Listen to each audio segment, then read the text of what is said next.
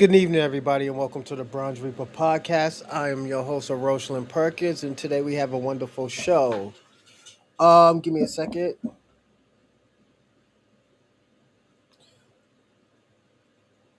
Why the Black Diaspora may resist the idea Black Americans want to help. Hold on. Don't want to help.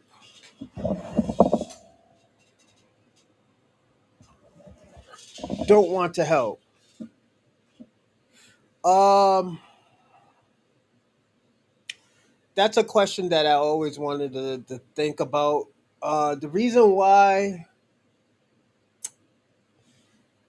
I feel that us helping so far right now it doesn't benefit us. So there's a beneficial thing. I'm starting to look at everything as a cash payment or a beneficial thing. Uh, a lot of these immigrants shouldn't be mad, or the diaspora should not be mad because they have brought this on themselves. What's going on, Convo Fresh Always? Shout out to y'all. Um, I personally never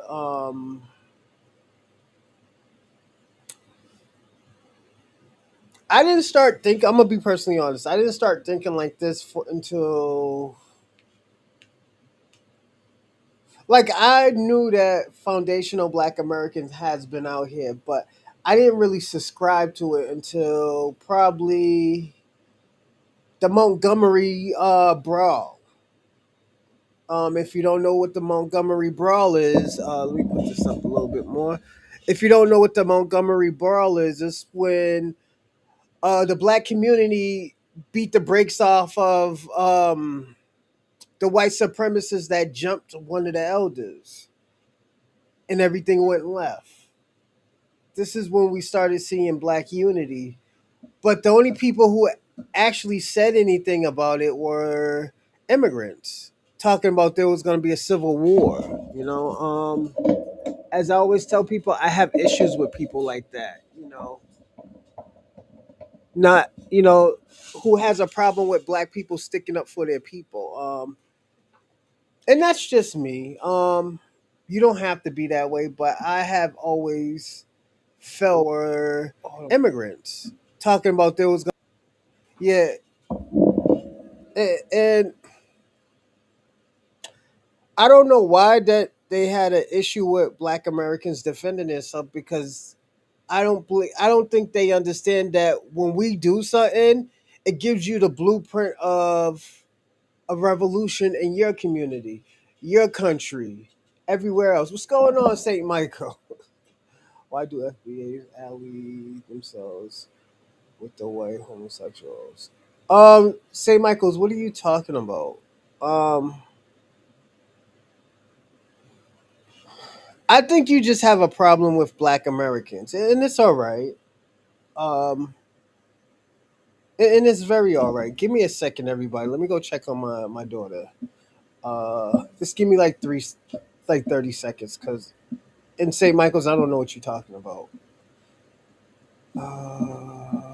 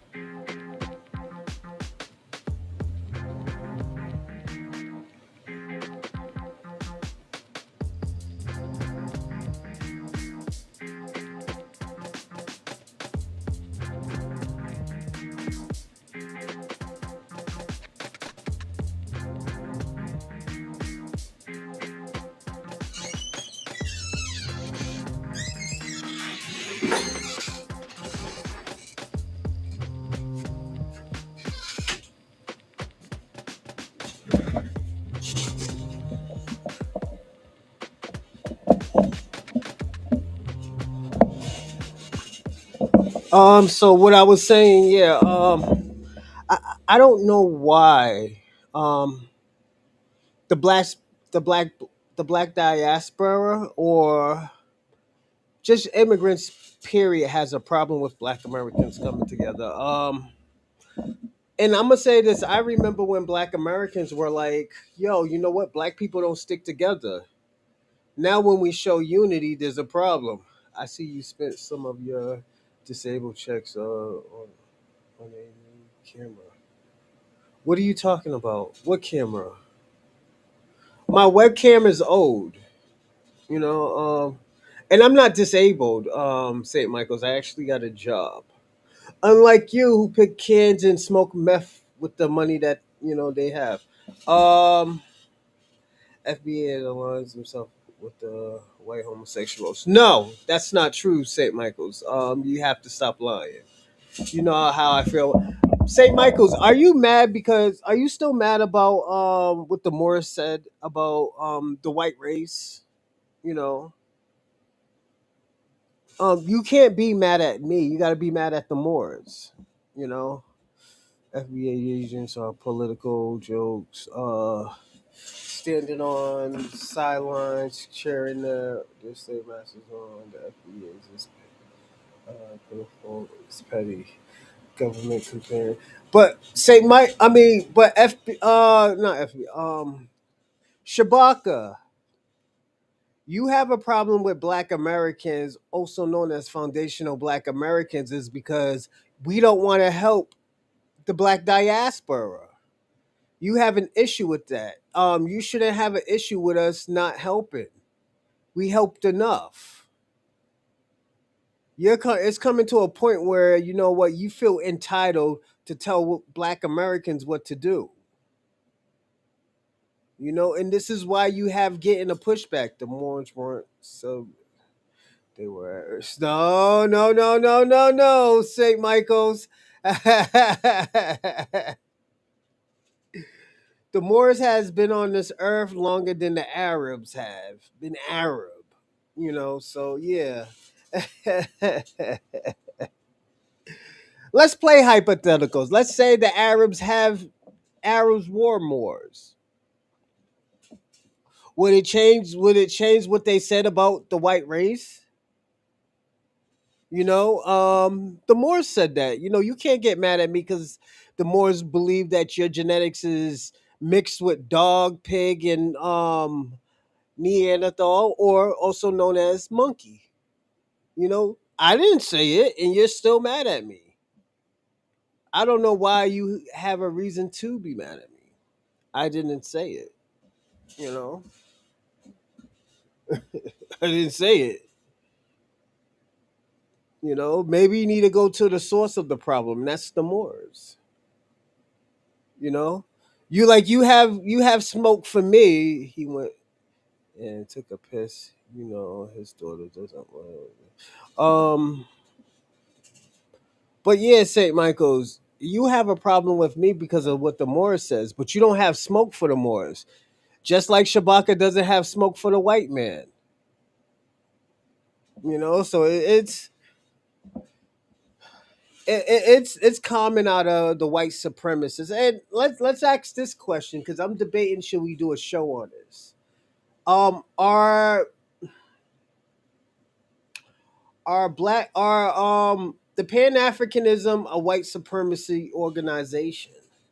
That's the next thing I'm gonna do. What's going on, Ray Ray? Shout out to you, player. All historical sources say the Moors were. What historical sources? You mean the Western sources, or do you mean the Moorish civil sources, historical sources? You know, you can't just say historical sources when you have no source. What is your source, Saint Michael's? You know, the ghost is monkey. Primarily found in. No, no, no, no, St. Michael's. You can't get mad at me. No, that's what the Moors said. They said your genetics is monkey, pig, and dog. That's what the Moors said. Those are your ancestors. You getting mad at me because you're mixed with fucking bottom feeders, So you can't get mad at me, St. Michael's. We seen the show. Don't make me make a clip out of it and you're gonna get mad. You can't get mad because what they said. They said that you don't have hair, you have fur. Why do your hair grows down and not up?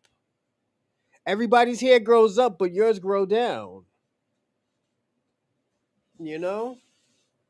They said that you will have fur. That's what they say, St. Michael's. Our hair grows up. Animals' hairs grow down. Like look at the ox. The ox's fur grows down. Even even when it's supposed to grow up, it grows down. So you can't get mad at me. I didn't say it, St. Michael's. You have no sources. We have seen my sources. FBA's talking points is still St. Michael's, you cannot get mad at me. I have more smoke for no, no, no, St. Mike Shabaka, you have no smoke for nobody.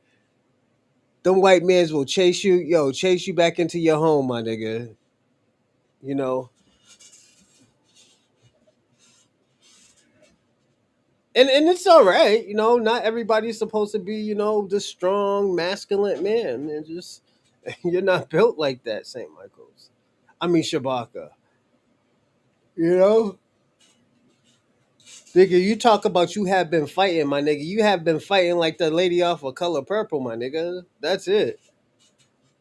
I have been fighting all my life. Shabaka, you crazy, man. I will say this, everybody. Don't forget to like and subscribe and comment in the live chat. Also, hit the share button. Share to 5 different platforms, and or five different people, or and three people, 3 platforms, or 3 platforms, 2 people. I mean 2 platforms, 3 people. Definitely do that, and I do appreciate that. He's literally gets all his talking words. No, those were Moore's, St. Michael's. Why are you mad at me that what the Moors said? The Moors said that. You don't have smoke for the Moors. The Moors said that that's in your genetics, you know? Oh my god. Excuse me. But yeah, you can't get mad at me, St. Michael's. Now you want to talk about the Oscar noses. Here we go. What's going on, Dorsey? Tariq Nasheed's black women's black first in the streets, but kosher in the sheets. But St. Michael's, your genetics, as the Moors said, are dog, pig, and monkey. You know? And you don't have hair, you have fur, as they said. I didn't say this. Again, you want to have smoke for me and Tariq Nasheed, but you don't have smoke for the Moors of what they said. Okay, so what if he was swirling?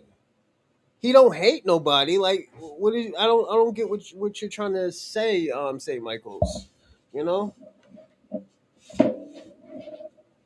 are you telling me that Tariq Nasheed hates black immigrants or something? I don't think he said that. He said, they're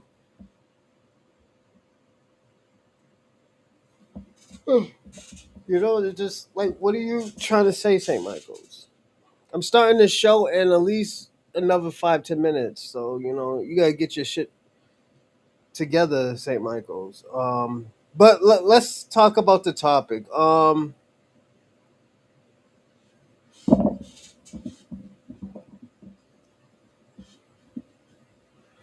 Why the Black Diaspora may resist the idea that Black Americans don't want to help? Why are they pushing back? I mean, why are they pushing back and try to make Black Americans help when they don't want to help? I always seen that as a problematic thing. If a person said, "Yeah, I don't want to help," you need to you need to accept that. You got to accept how they feel. Um, Give me a second, everybody.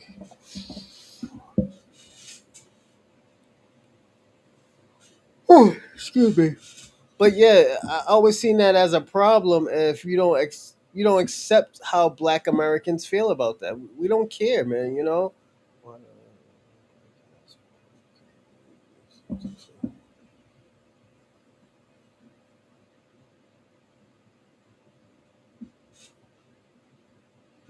Nah, after that. But yeah, I just want to know what the problem is. That's the question of today. What is the problem? Why are people mad that the Black Americans don't want to help? Even the white supremacists is mad because you got to understand Black Americans was living off that we're all American, and we built this country together, and now Black Americans is turning and said like, yo, y'all didn't build nothing, y'all. Black Americans believe white the white Americans hasn't built a lot in America. I mean, invented anything. They have helped built. Yes, I will agree to that. But create or anything, no, I think they created like 30%, and the rest went to like immigrants and other people who helped create things in America. So yeah. Um,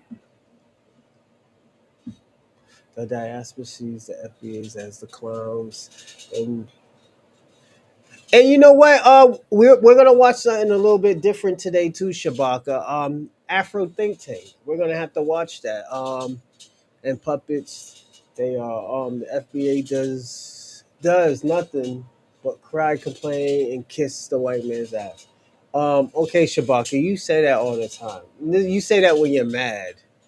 The Pink Panther, George Saint George, Saint Michael. What is it? Saint Michael may cause. I mean, cause he got pink bellied. Oh, did I say that right? Pink bellied.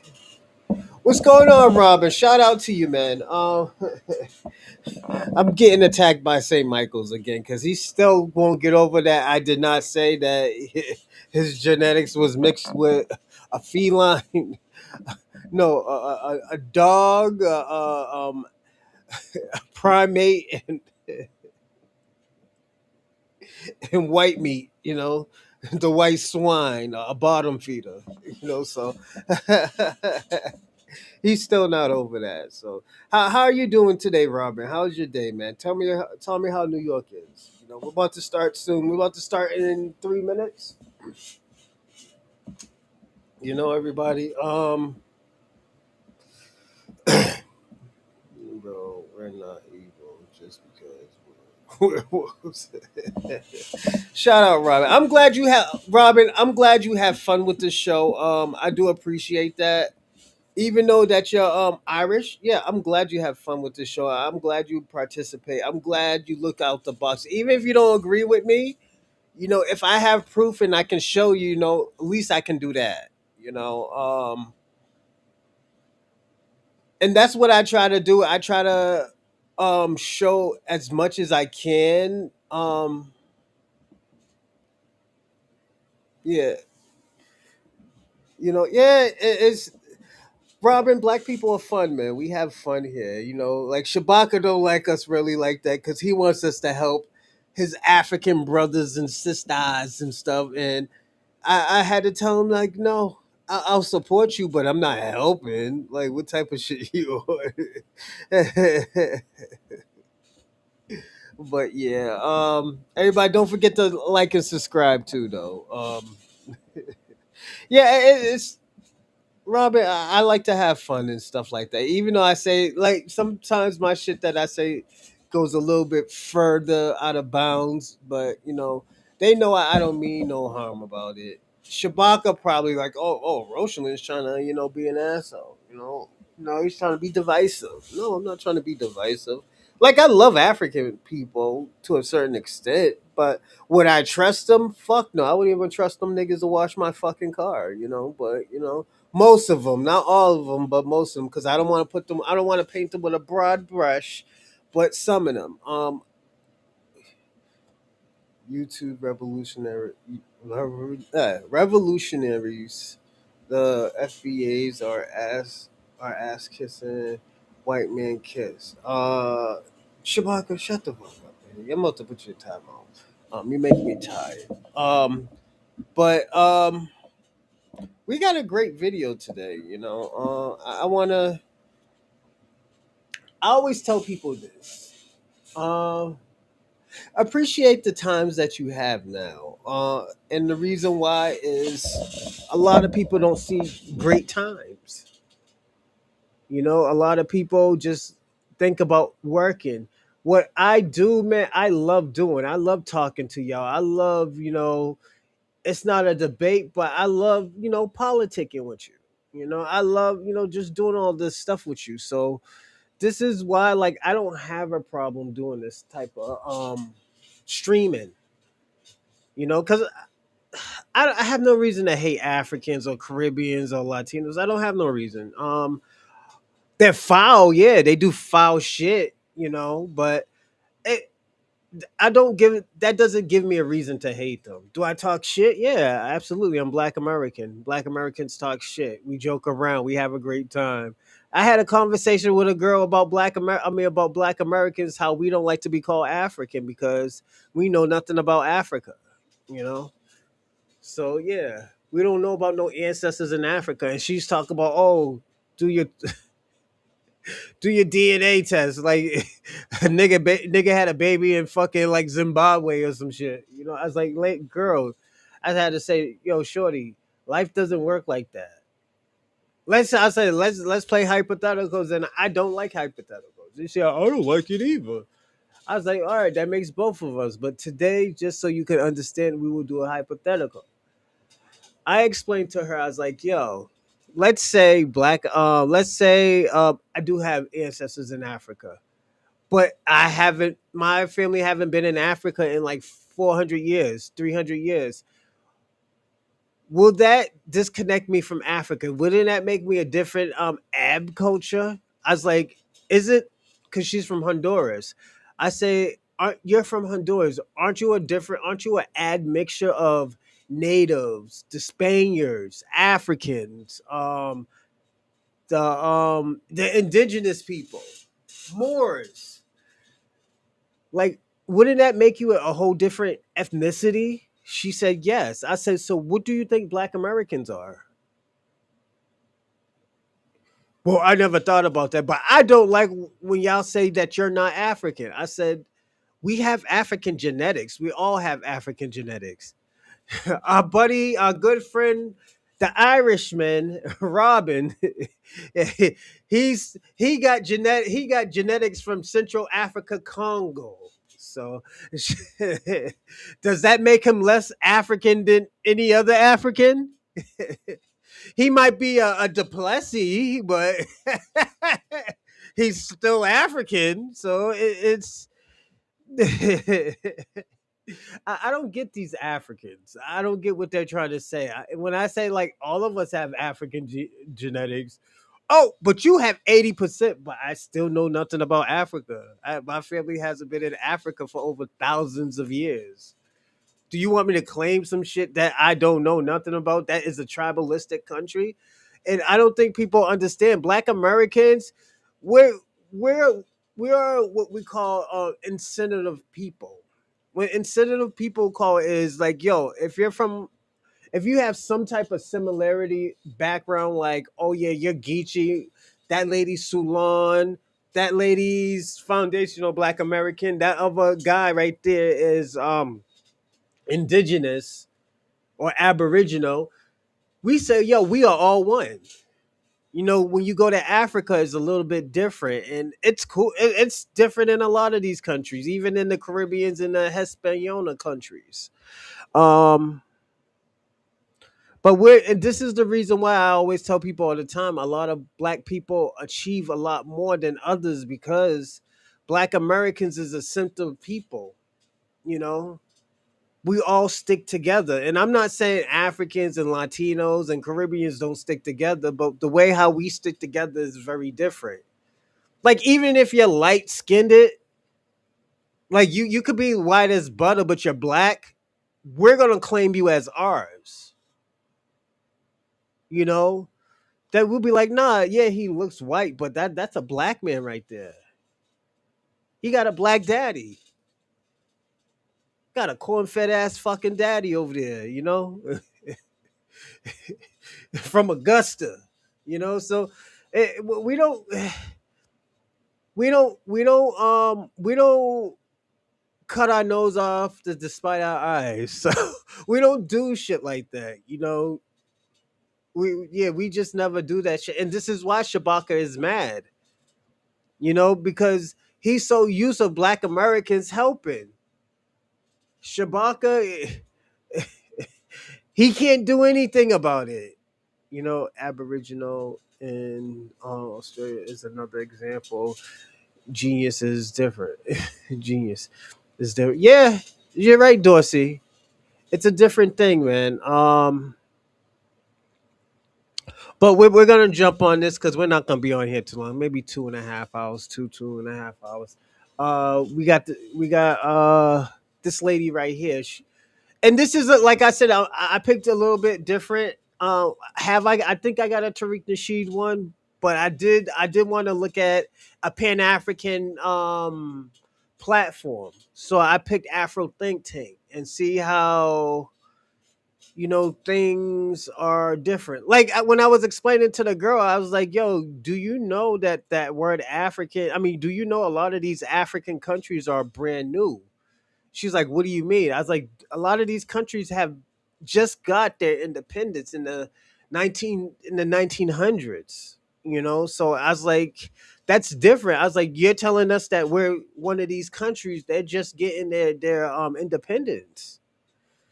Oh, I didn't know that. I was like, "Yo, and it's cool, like, but at the end of the day, a lot of black people can't say that they're from Nigeria because Nigeria was created in 1913, 1914 by a white woman named Flora Shaw, So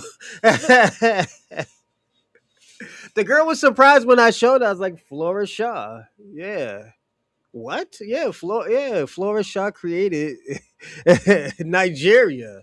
A white woman, and this, like I said, if Nigerians love it, I mean, like it, I love it. I like that. You have Nigerian pride, and Nigeria was created by a white woman. Malaikum salam, Ali Howard. Shout out to you, player. I'm good, man. How are you? You know, but yeah, I was in Maine yesterday. I mean, last week. So yeah, it was straight. I took some pictures and I put it on the post. So I hope y'all seen it. But yeah, it's a. If I had a choice to politically organize or group in the U.S. that most closely aligned with FBA's, it would be the DSA. Is that some like homosexual shit? Because you do say a lot of homosexual shit. St. Michael's. Just be careful what you say. I'll look it up, but I don't know what DSA is. You know,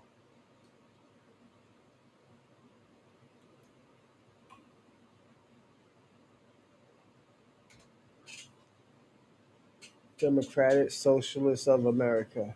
Um, I will say this, St. Michael's. Black Americans is a little bit more conservative than white people. You know, while y'all take y'all European culture, Black Americans take the American culture. We live and breathe American culture. You know, you don't, St. Michael's. Your people are technically treasonous. Um,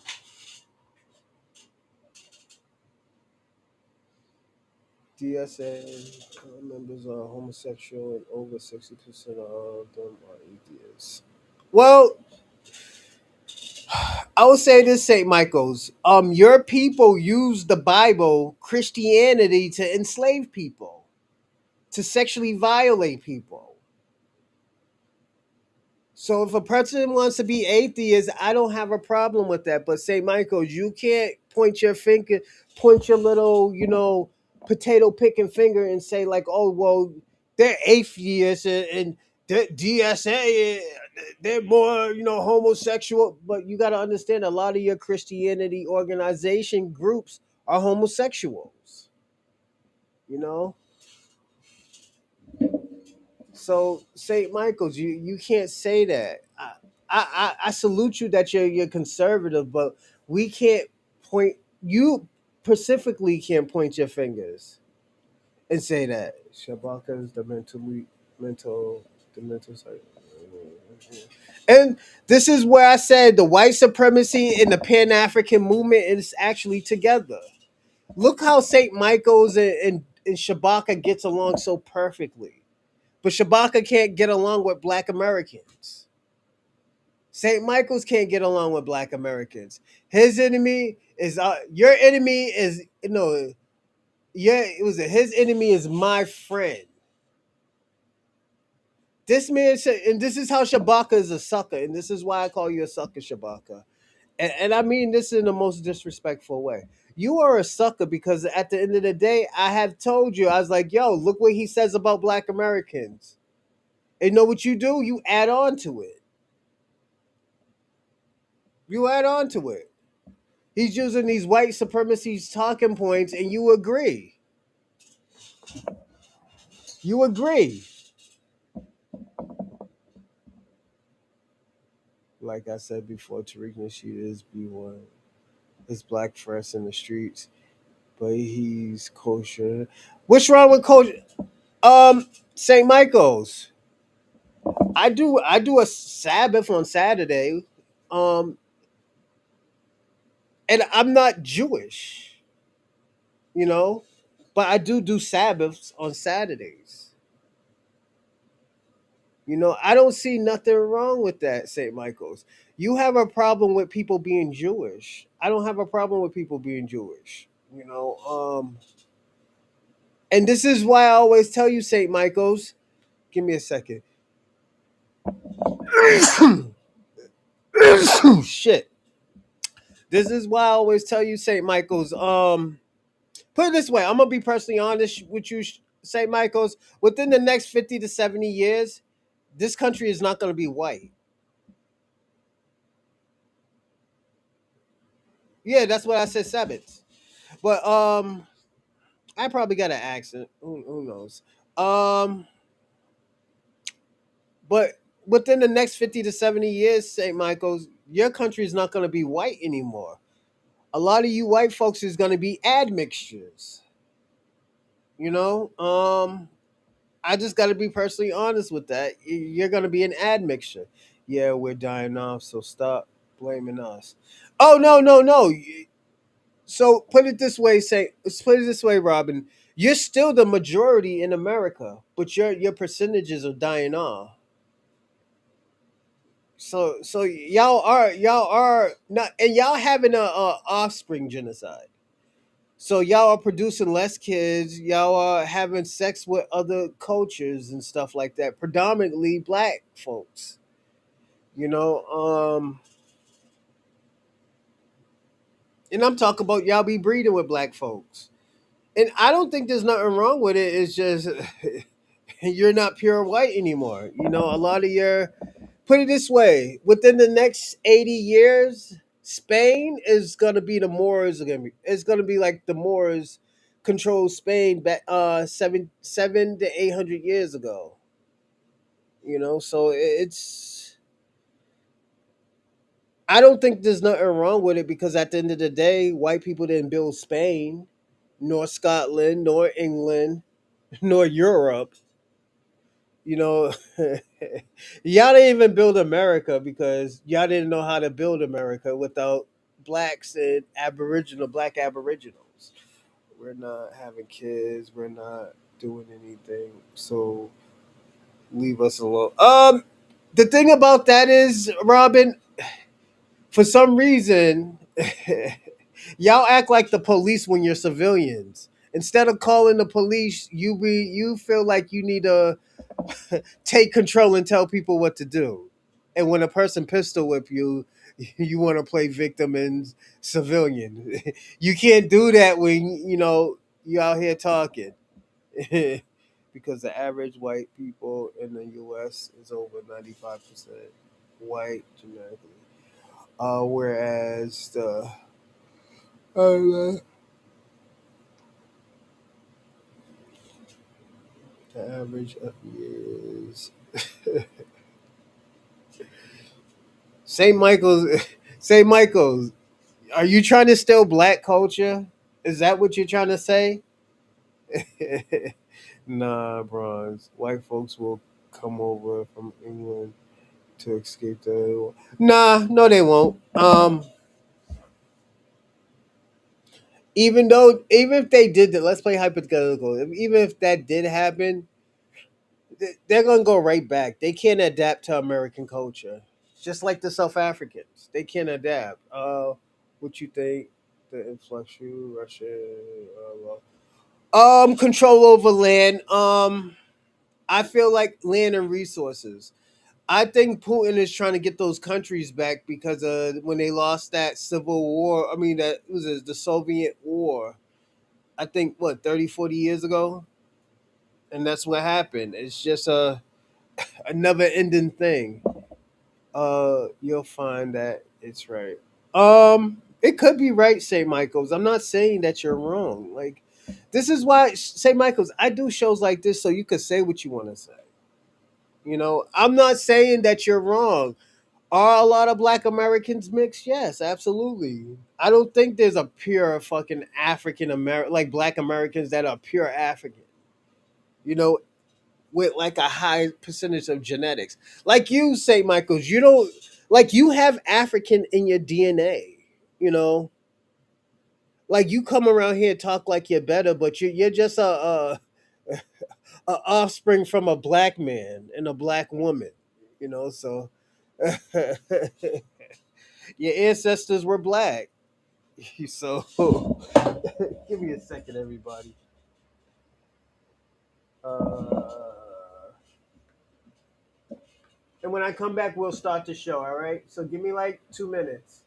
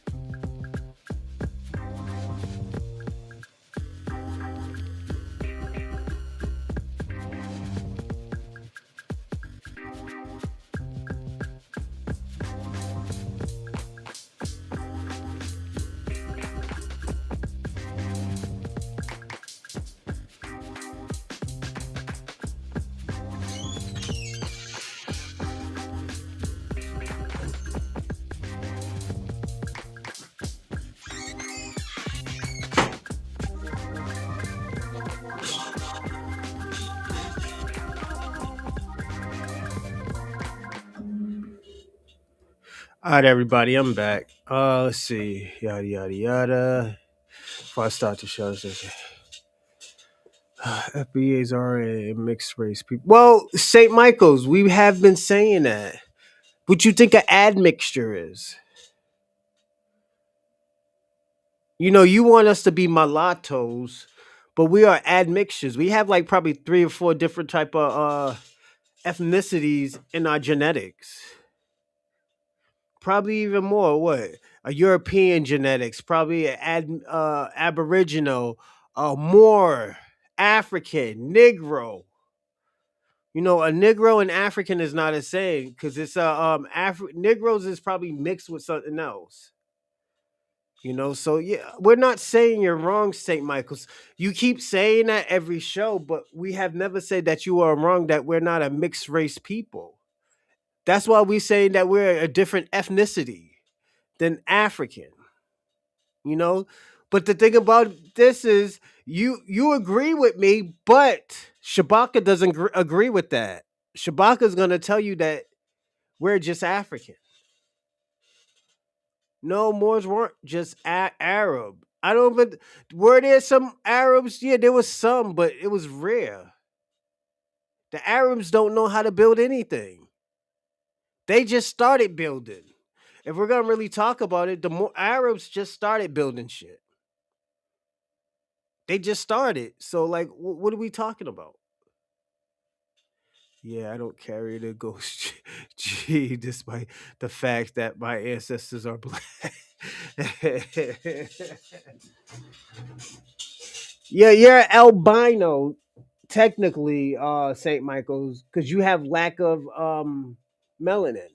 And well, St. Michael's, you make things sound so offensive and dehumanizing, you know, and it's not dehumanizing. I'm just telling you what people say about your genetics. What people looked up and say, like, oh yo, there's some piggly wigglies in this nigga's genetics. You know, this canine in this nigga's there's a fucking a Rockwell in this nigga's genetics. That's what it's saying. But I'm gonna start this show. I'll be listening, but I'll be right back though. I wanted to kind of elaborate a little bit more on a post that I saw of this gentleman basically addressing FBAs or Foundational Black Americans. Basically, he was saying that because the United Nations now acknowledge the requirement or the necessity for reparations, that FBAs or Foundational Black Americans should have nothing to do with it. Why? Because they've always wanted to separate themselves from other Black people. Listening to his post, I completely understand what he's trying to say. However, I do believe that he completely misunderstood or have no idea what FBA is, who are FBAs, why they want to separate themselves from a regular Black person. To explain it a little bit more, which I definitely could explain it to you. I've had a post about this before. To explain it a little bit more and to be a little bit more elaborate, I decided to use the help of ChatGPT to explain what FBA is. Why are they different than a typical Black person who lives here, either in America or the Americas? Why is it that they want to differentiate or not necessarily separate, differentiate themselves? Well, here goes. Explain what FBA is. Who are these people? Why do they want to separate themselves or differentiate themselves from other Black people, either here in America or in the Americas? Do you think that they have the right to do that? Why? Tie that in with the Civil War. Also tie that in with the transatlantic slave trade and slavery in the United States prior to the formation of the United States. Yeah, absolutely. Foundational Black Americans are those whose families were enslaved on U.S. soil, often tracing back generations before the nation even fully formed. They differentiate themselves because their history is deeply tied to the slave system, the Civil War, and the fight for emancipation. The Civil War was a turning point as it ultimately led to the abolition of slavery, but FBAs themselves distinct because that struggle is so foundational to their identity. Tying back to the transatlantic slave trade, their ancestors were part of the forced migration, and that legacy of bondage set the stage for so much of the systemic inequality to follow. So yes, they'll right to distinguish themselves because their historical experience in the U.S. is so specific and unique. Okay, thank you for that. You're very welcome. Okay, hopefully you heard that and you were able to understand. But I'm going to give you a really good example of how and why I found it's important that foundational Black Americans do distinguish themselves from typical Black people.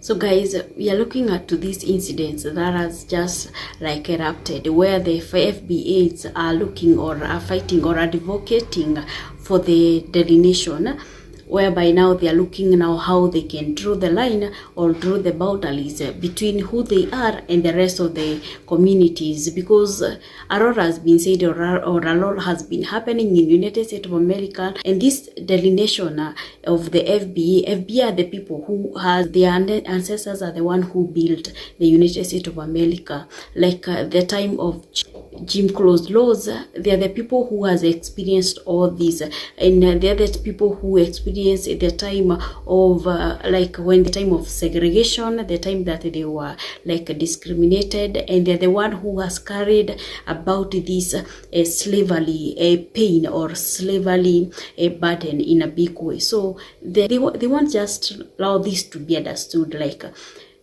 FBA is not about, it's not just a system whereby anyone can be like recruited. It's not just a place whereby like it can carries anyone because you are black. Now you expect now to feel or to relate and to be like them. No, FBA is a lineage whereby many cannot relate and many cannot understand how these people came to be and be in United States of America, and for them to be the FBA. So guys, we got the clips that you played in this channel, and we owe the credit to the owners of these videos. They are there just for us to run and to get more insight of what. And shout out to this African girl, because you know what? I know she's gonna get a lot of pushback. You know, yet I don't carry the. He's still talking about that. That Goshi. This African sugar. Shout out to you, sugar. But Shorty's gonna get a lot of pushback from her people. Talking about she's gonna be she's being divisive, xenophobic, and stuff like that. No, she supports a hate code. That's what she's gonna get. And I'm gonna say this. That's good that you're standing on your grounds because you understand. A lot of these people are not trying to understand. Shabaka's not trying to understand. St. Michael's is not trying to understand. All these people are trying to do is basically right now be right. People are just trying to be right instead of say like, okay, yo, this is what's going on.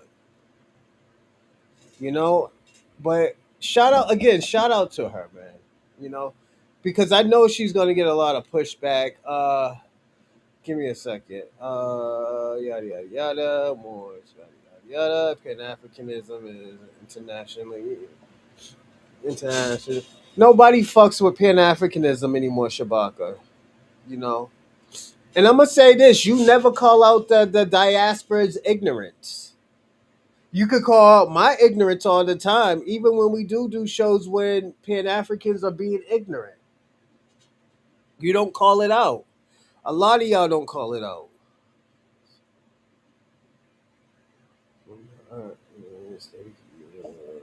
But yeah, why would they smarter while while at the same time why do you think the IQ gap exists between FBAs and whites? If you believe whites are inferior to FBA, I think Black Americans are superior because we we got great genetics. We solve problems. We're resilient. We don't back down. We don't forget. We go to the problem.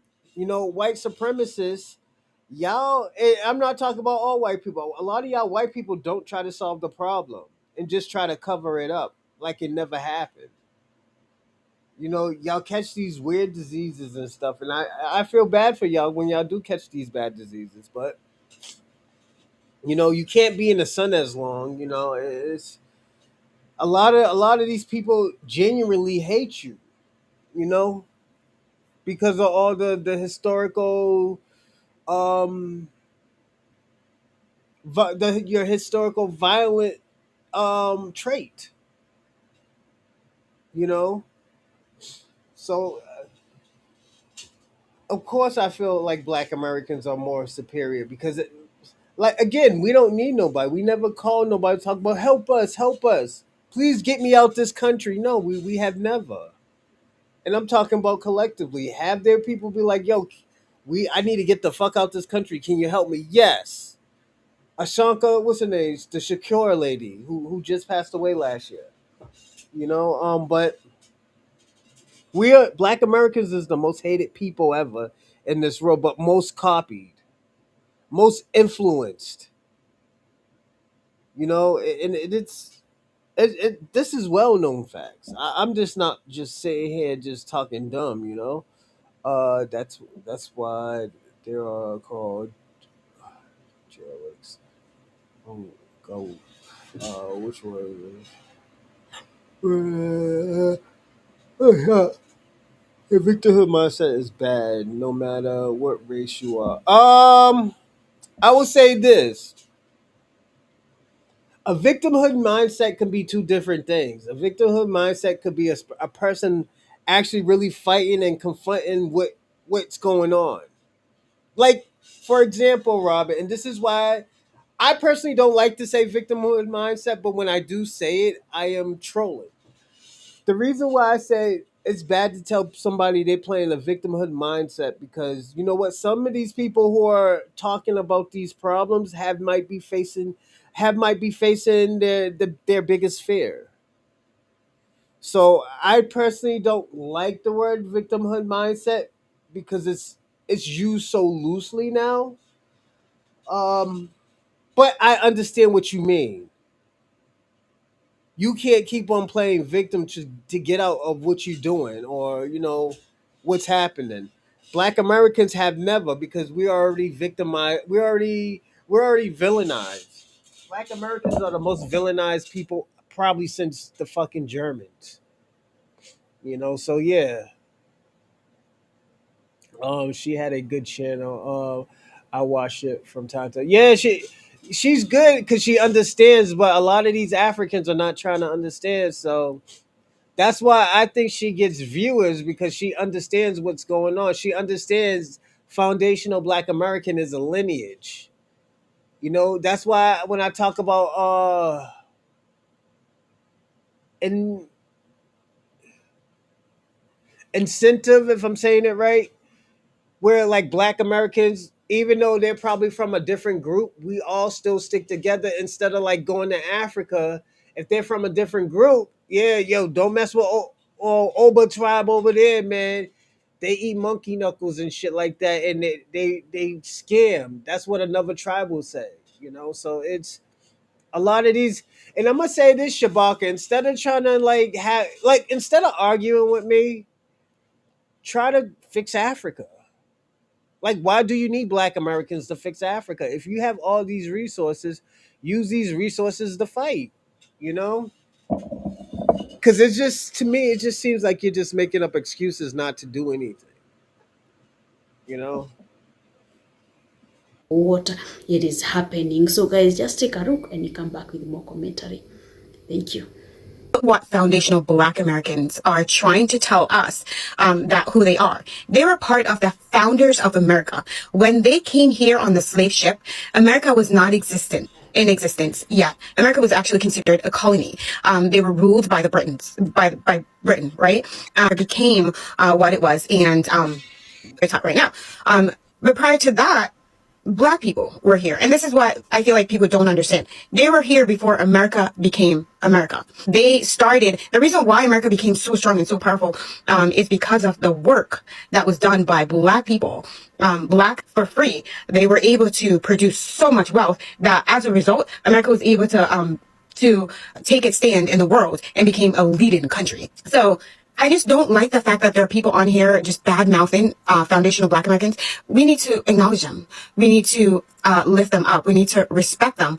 We need to understand where they're coming from and not put them down and, against Black people or just people of color. It's just not, it shouldn't happen. Not in today's day and age. Back in the days, yes, because that is exactly what the powers that be wanted us to do. They wanted us to infight. That's how they divided and conquered us. But now, 2026, we should not be doing that. We need to be more educated. Don't just come on here talking stuff when you don't know exactly what's going on. Educate yourself before you come on here and make posts. And if I offended anyone, I'm sorry, but I just need you guys to know the truth. You said something earlier in an answer where you said that you talk about native Blacks. And so that clearly sounds as if you are delineating native blacks versus someone that comes here from Bermuda or Jamaica or wherever they may they may come from that is black. That's right.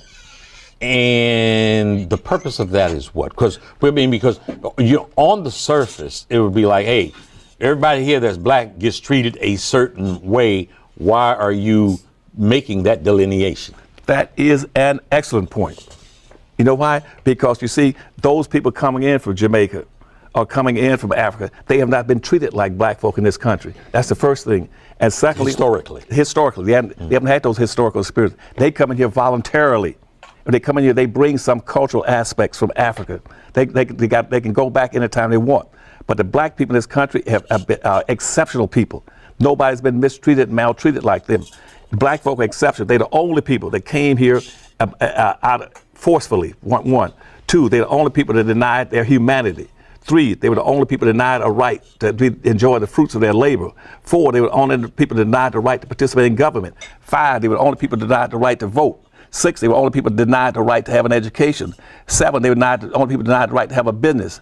Eight, they were the only people that participated in every war that this country has had since its founding, but whose mother country has never been against this country. All those immigrants come from countries where they fought America, and they came in. And the seven, that they are the oldest and most the only people denied the right to have an education. Not the Confederates in the South. They're not the most patriotic people waving the Confederate flag. The most patriotic people in this country are black people, native blacks. Because you see, 99% of all those blacks have been direct descendants of slaves. They've been here before 99% of all the other people ever arrived in this country. They are special people. And because they are special people, they need to be recognized, appreciated, and reparated for what they've done in this country and building this country. They're the ones that built the bridges, the roads, cut the timber, the trees, and cleared the land, raised the tobacco, cotton, indigo. They're the people that's fought to raise in every war to protect this country. The people coming from Africa or coming from Jamaica didn't. They came here voluntarily. And the most important point on this is if you lump them with black folk, then you give the dominant white society a justification to say we don't owe black folk anything. Mm-hmm. Because you see, the blackness black people's blackness is more than just color. It is their heritage, it's their history, it's their code of conduct, and more importantly, it is their badge of honor, and it symbolizes the indebtedness that this country has to them. This country does not have an indebtedness to people coming from Africa. Mm-hmm. They only have an indebtedness to people coming in from the Bahamas. Mm-hmm. If you lump black folk in there, you deprive black folk of the benefit, the debt that's owed them. Don't do that. Whew, you are spitting fire. Let me address this comment directly. And if you want to see the full context of why this person commented this, as a matter of fact, I'm going to show you just a second. But if you click on the comment, you can watch the whole video. But before I get started, this is only for historical and educational purposes only. Anything I state in this video is based on historical documents that you can research yourself. Do your own research and use your own discernment. All right, so what led up to that comment? Someone asked, can you explain why Ghana wants to seek reparations on behalf of Black Americans? So you said, y'all aren't doing anything. Y'all always getting stepped on. Y'all talk too much, and someone had to do it. And that right there tells me you don't know our history, you don't know what we've been through, and you don't know what we've been fighting for centuries. Black Americans, FBA, Solon, American Indians, whichever title, because I know. But anyway, have been fighting for reparations since 1865. We filed petitions, we organized marches, we sued corporations, institutions, governments. We bled for this. Because this is our land. But every time we got close, they shut us down. Jim Crow, redlining, mass incarcerations, the destruction of Black Wall Street, the assassination of our leaders, the destruction of our towns, literally burned our entire towns. The erasure of our indigenous history, they built new laws to try to keep us down, blocked every path, till this day, to make sure we couldn't get what was owed to us. So before you get up here and say Black Americans aren't doing anything, we've been putting in the work for centuries. We've been fighting for centuries. The problem is, though, they made sure that we couldn't win.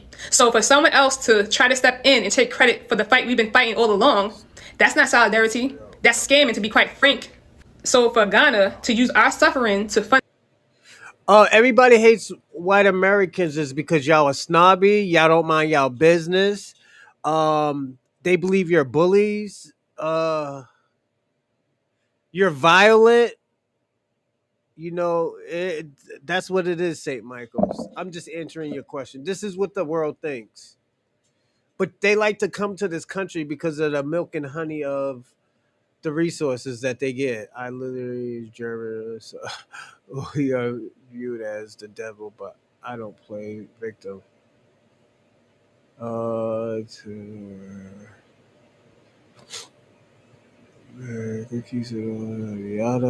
yada yada. What the hell you talking about? How can you brag while not owning a did? Who don't own anything, Shabaka? You can't get mad at Black Americans because we own shit. We're the most successful people out of the diaspora.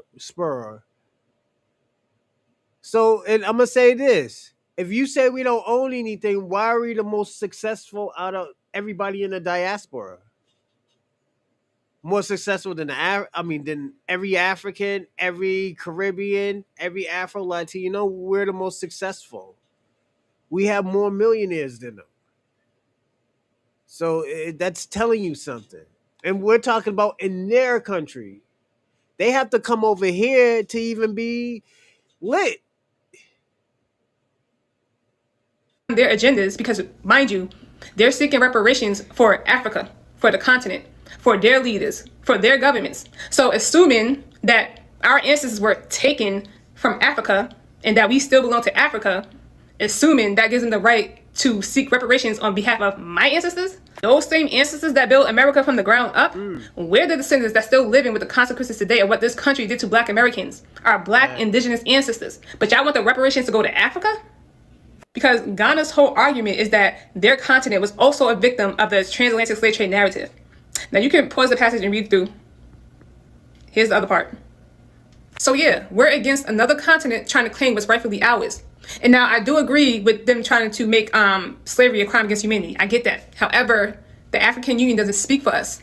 Because if that was the case, if all Black Americans so-called was taken from Africa, why y'all didn't come looking for us? Where was the wars for us?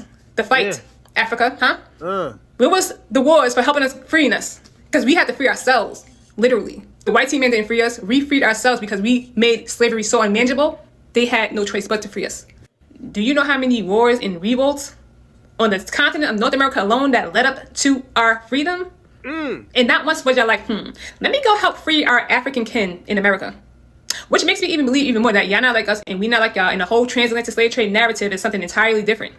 So many wars and revolts and rebellions on this continent, but no wars and rebellions or revolts in the continent of Africa leading up to the transatlantic slave trade, right? But let's get back to the topic at hand. What Ghana and the African Union needs to be worrying about is why they still have slavery in their countries. Leave us alone. And lastly, I just want to address the other comments because there's a lot of comments saying that, oh, so are y'all indigenous or are y'all FBA? Let me just address this really quickly because it'll take a whole nother video if I go into detail. And y'all already know how I feel about those titles. We are the same people that represent different time periods in America. And a lot of my FBAs, y'all still believe in the transatlantic slave trade narrative. I get it. But at the end of the day, slavery still happened here in America. Whether it be from us being prisoners of war, whether it be from some of my people still thinking we was enslaved in Africa and brought over here, either which way you look at it, our ancestors still endured the atrocities of slavery here in America. Jim Crow, the systematic enslavement of our people that we are still living with today. So why is the African Union trying to seek reparations on the suffering of my ancestors that suffered here in America? Can you answer that? I'm not Black, I'm African. Is that not Black? No. Oh, It's a big difference. You know what I'm saying? I came in a plane, they came in chains. Yeah, I'm passenger in their cargo. If you know that you're not a South African citizen, may you please stand up and leave our hospital. Now let me say something, Shabaka. You heard what that African said about Black people. Where is your outrage? Or are you going to still keep on talking about foundational Black Americans?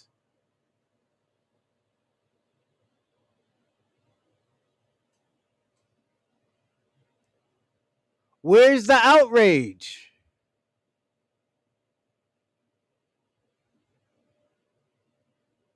Yes. Thank you. Robin, you see how Shabaka didn't say shit, right? But he wanted to talk about, oh yeah, FBA agent. FBA be begging the white man for money. FBA don't got nothing. Look at him. Look at that. See that? See that bullshit that he just put? You see that shit that he just put? He ain't worth shit. This is why I always tell him, Shabaka is a punk. He ain't worth shit. This is what he could. I'm gonna say this. I bet y'all $100 he was never a black liberation army, never been in no black liberation army. He has never. He just bitch and moan and watch niggas get busy out there. He didn't do shit. You could just tell he's scared. This nigga scared of Africans, scared of white people, scared of fucking Latinos. You scared of your own fucking shadow, Shabaka. This is why people don't believe that you're black, because you don't confront the problem. You're not honest about the problem. You have never. Nigga just see that punk pussy shit you just did, then you're gonna get mad at me for calling you out that you's a sucker. This is why I called you a sucker. Oh, they're just trying to exploit Africans. Nigga, get the fuck out of here, you punk motherfucker. I could smell you a pussy from fucking Boston, nigga. And you in Virginia. I could smell that you a pussy, nigga. Come on. Let's personally be honest. Yeah, of course you don't have no outrage, you punk motherfucker. You scared. You always scared.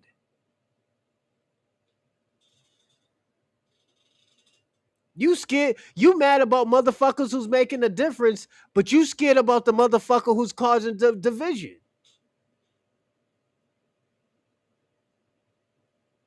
When SP was saying all that foul shit about black people, calling black people niggas and shit like that, all this bullet bag shit, a Mexican was it? You didn't say shit, and you seen it.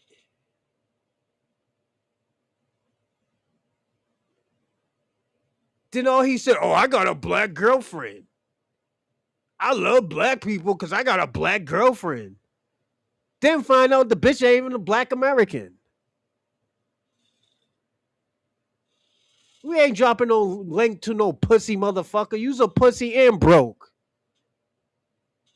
How the fuck you think I'm gonna drop the mic to you? You're broke. You don't support the show. You don't do shit. I'm not dropping a link to no broke nigga. I've been told you give a donation. I'll drop the mic for you. You're not trying to do that. I'm not dropping the mic for these broke niggas. You're part of the broke game. You're a part of the loser life niggas. Use a loser life. Now you're trying to make me drop the mic for a broke nigga. Are you fucking serious? Do what St. Michael's do. Go pick up some cans. Then donate that shit to me. Then we can talk. Other than that, you gonna wait until Friday, you pussy nigga. The fuck? I don't give a fuck how old you are. A pussy is a pussy, and you've been a pussy since the 40s, nigga. Talking about, I'm trying to liberate the black diaspora. Nigga, you's a pussy. How you gonna liberate somebody or unite some us, and you're a pussy? You scared. You always talking that scary shit.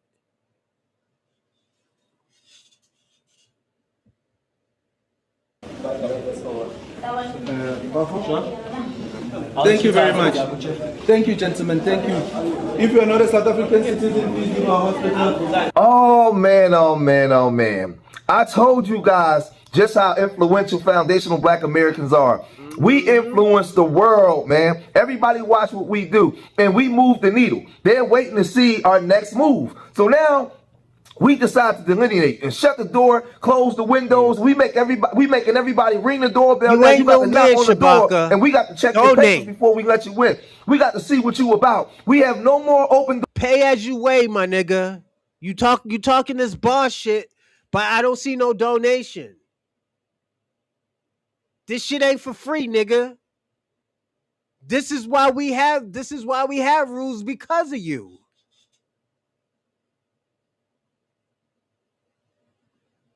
We have rules because Bronze title. Thanks, Black Snow Bunny King. I appreciate that. I'll fix it. But come on, Shabaka. The reason why niggas can't jump on the line no more is because of you. It's because of you. Now niggas got to give donations. Like, why aren't you blaming yourself? Policy where anybody could just come in, Thanks, put Nobody on King. our I robe, appreciate eat our that, steak, player. and put their feet up on the table, bang all women, just do anything you want to do, right?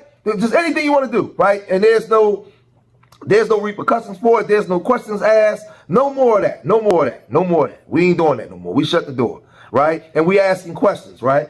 But what I've noticed is overseas in London, they're doing the same thing. I'm seeing Jamaicans go after Nigerians, saying that the Africans, the Ghanaians are coming in there trying to take their culture that they created. They're talking about they had an ethnogenesis. But in Africa itself, Ghanaians want Nigerians out of the country. They're accusing them of selling drugs. They're accusing them of being wild. They want them, they keep coming here not being citizens, and they don't want them around. In South Africa, South Africans don't want foreigners in their country. They running up in hospitals, checking papers, getting you up out of there, right? I mean, in Kenya got Indian people there charging Kenyans to even drive down the road. Thanks, but again, yet thank you. They come here and try to talk down on us and try to talk like you outdoing us and say very disparaging things about Black Americans, and all they ever want to bring up is African booty scratching, but they never talk about their country.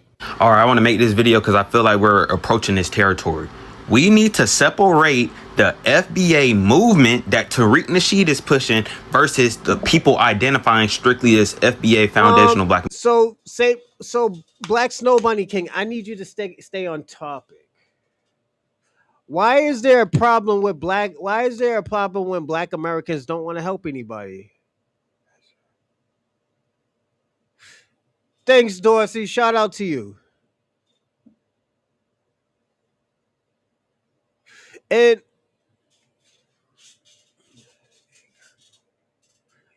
I got no balls, you ain't got no money, my nigga. You broke. I ain't talking to no broke nigga. I'm not even gonna, nigga, I'd rather eat a glass sandwich than to talk to a broke nigga. I'm not talking to you, Shabaka. Get some money, my nigga. Get your money up. Niggas on here got money. Even the Pan-African Black Snow Bunny King, he's cheap. But we think he got money. He's scared. We think he got money, but he's not asking to come up here. That's the thing. You asking to come up here for free, my nigga. I'm not giving out no motherfucking handouts, nigga. Like, come on. What was we doing? What is you, stupid, nigga? The fuck?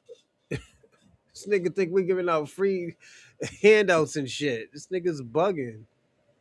You know? And I'm gonna drop the link down there. Once you give the donation, Shabaka, you can come up here for 10 minutes and talk your shit. But other than that, you ain't talking your shit for free, my nigga. You don't get no discount here. There's no discounts here, nigga. I gotta be personally honest. You trying to get a free discount and shit? Nah, we don't do that here. And I gotta let you know, we don't do it. You gotta get your money up before you start talking all that Pan-African shit. And I know because of Tariq Nasheed start y'all money, the gravy train on y'all niggas, but my nigga, you got get a job, Shabaka. Get a job, my nigga. Like Asa Gray's immigrants are not concerned about.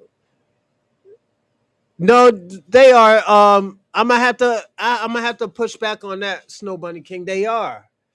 I have seen an interview with this guy talking about FBA. And you know what they do? They do what you do. They blame Tariq Nasheed. They blame Tariq Nasheed for, oh, he's the one being divisive, yada yada. Nigga, he's the one telling the fucking truth. You can't get mad at a nigga who's telling the truth. What have y'all niggas done for us?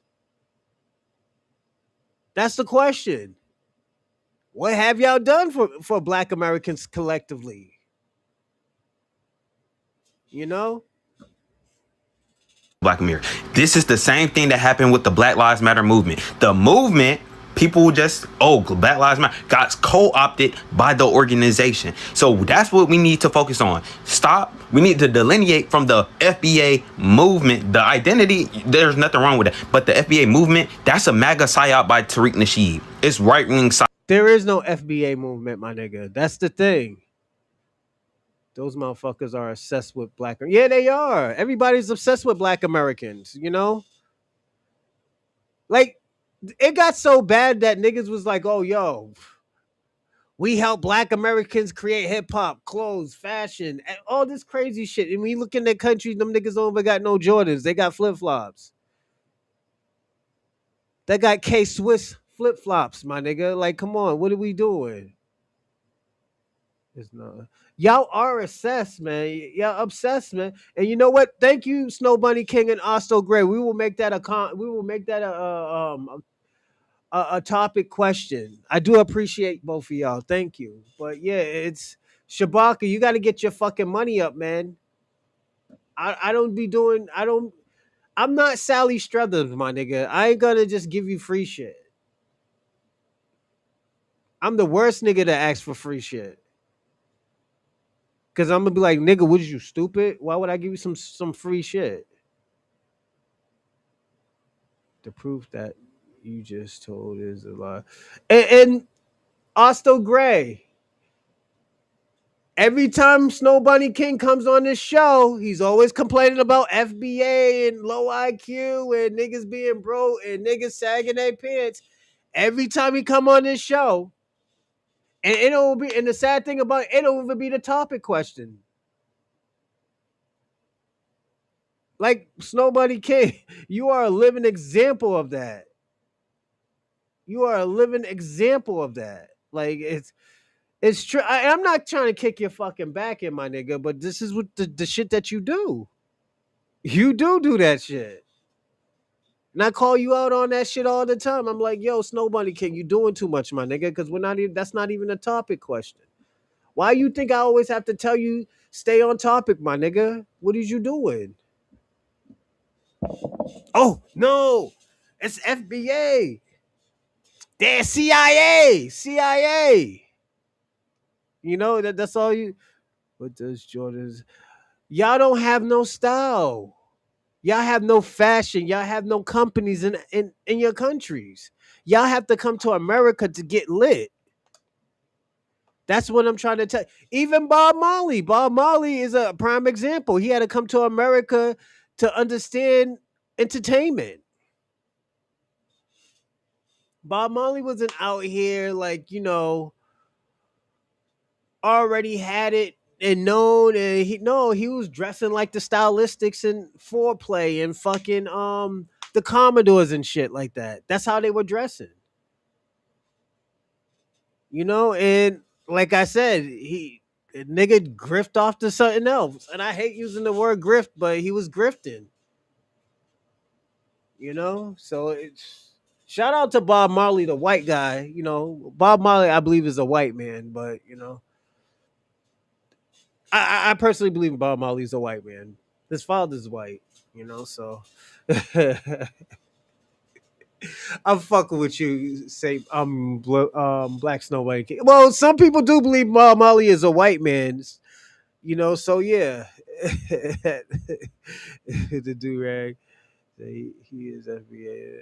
But the thing about it, Snow Bunny and King, he's agreeing with you. He's calling FBA a movement. Say he's FBA in the same. Say FBA is a cult. Yeah, that's what he said. Yeah. Say the FBA is a cult, is a psyop. Hello. Yeah, that's what he said. But at the end of the day, that's just his opinion. I'm not gonna say, "Oh, nigga, you wrong." That's his opinion. But this is where I'm showing you that people are obsessed with foundational Black Americans and Tariq Nasheed.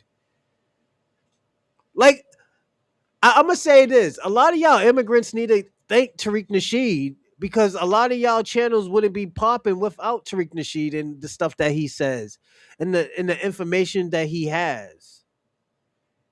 Shit is lit because of Tariq Nasheed. So yeah, shout out to Tariq Nasheed getting niggas paid out here.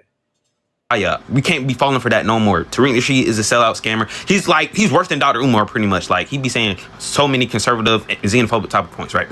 So FBA as a movement that Tariq Nasheed spearheaded, that's separate from people identifying as FBA. We got to separate those two things, because the same thing that happened with BLM, where the organization where the leaders did corrupt stuff, was buying mansions and stuff, that looked bad on the movement of BLM, even though the movement of BLM did not have really much to do with the organization. The organization just co-opted the momentum for their means and all that. So I feel like we have to start forcing that distinction in here, while black people are for their. I personally don't think he's fully Black American. So I always tell people all the time, yeah, a person might have a foundational Black American parent, but you got to see where this dude's philosophy is.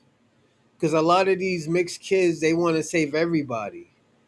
You can't save everybody. They got this savior complex. Like a lot of these immigrants, like half, like mixed kids, they have this savior complex where, like, oh, I have to save them because they probably don't understand and yada yada yada. Like there's a lot of people. I'm not saying it's wrong, but it's a savior complex, and it's cool, if they believe it. But just know that you're gonna get a lot of pushback because you don't know what the fuck you're talking about. Because you call me be you're gonna have to pick a side sooner or later.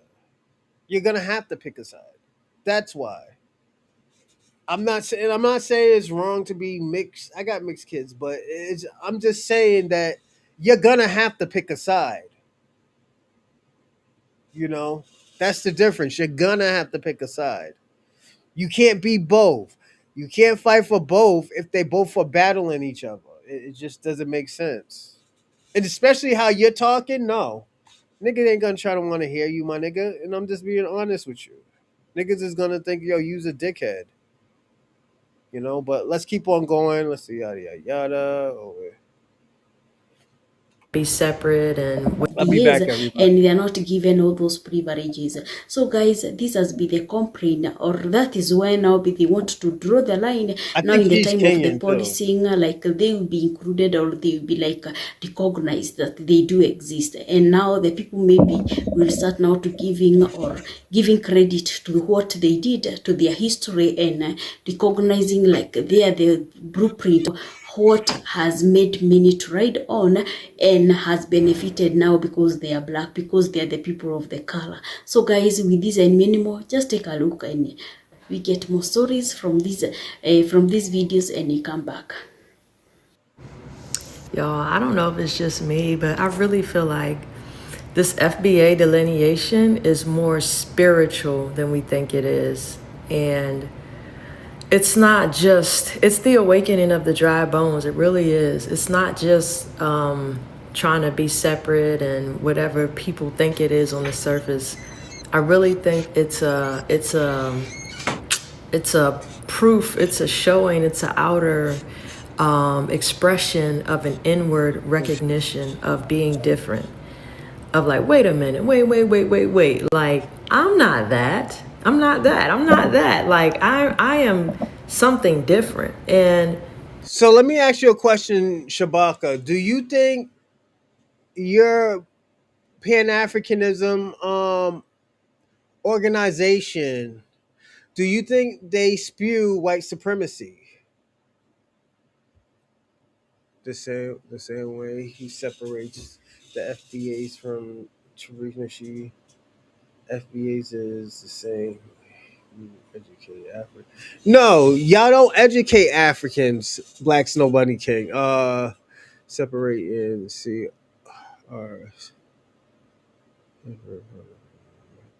Nah. You that I'm gonna say this. Say, Snow Bunny King. You can't compare what's going on in Africa to what's going on in America, Black Americans. No.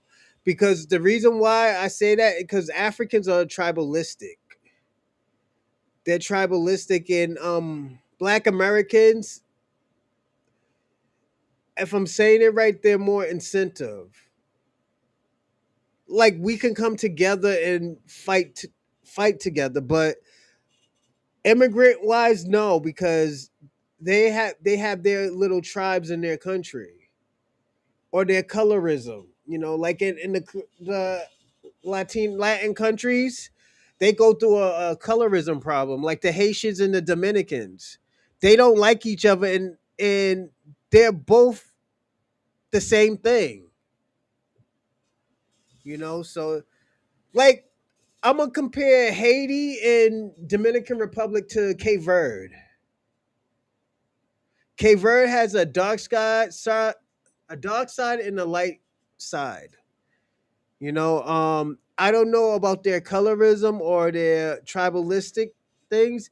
They're more like they're on a same boat with Black Americans because they stick together no matter what color they are, because they have the culture. They have African culture. They know they have African culture.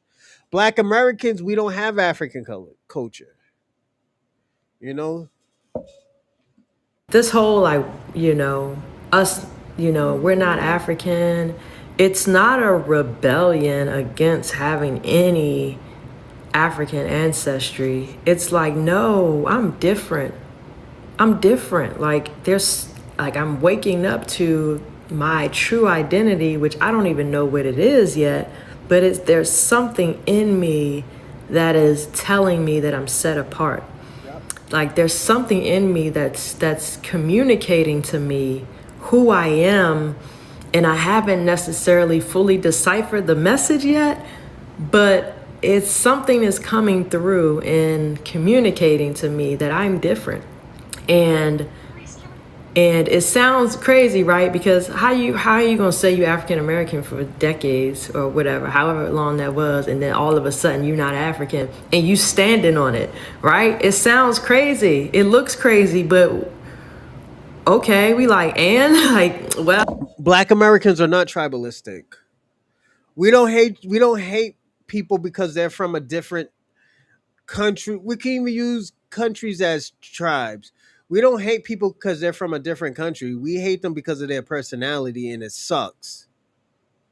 Their personality fucking sucks, man. And the thing with you, Snow Bunny King, and I get it because you can relate to a lot of these Africans.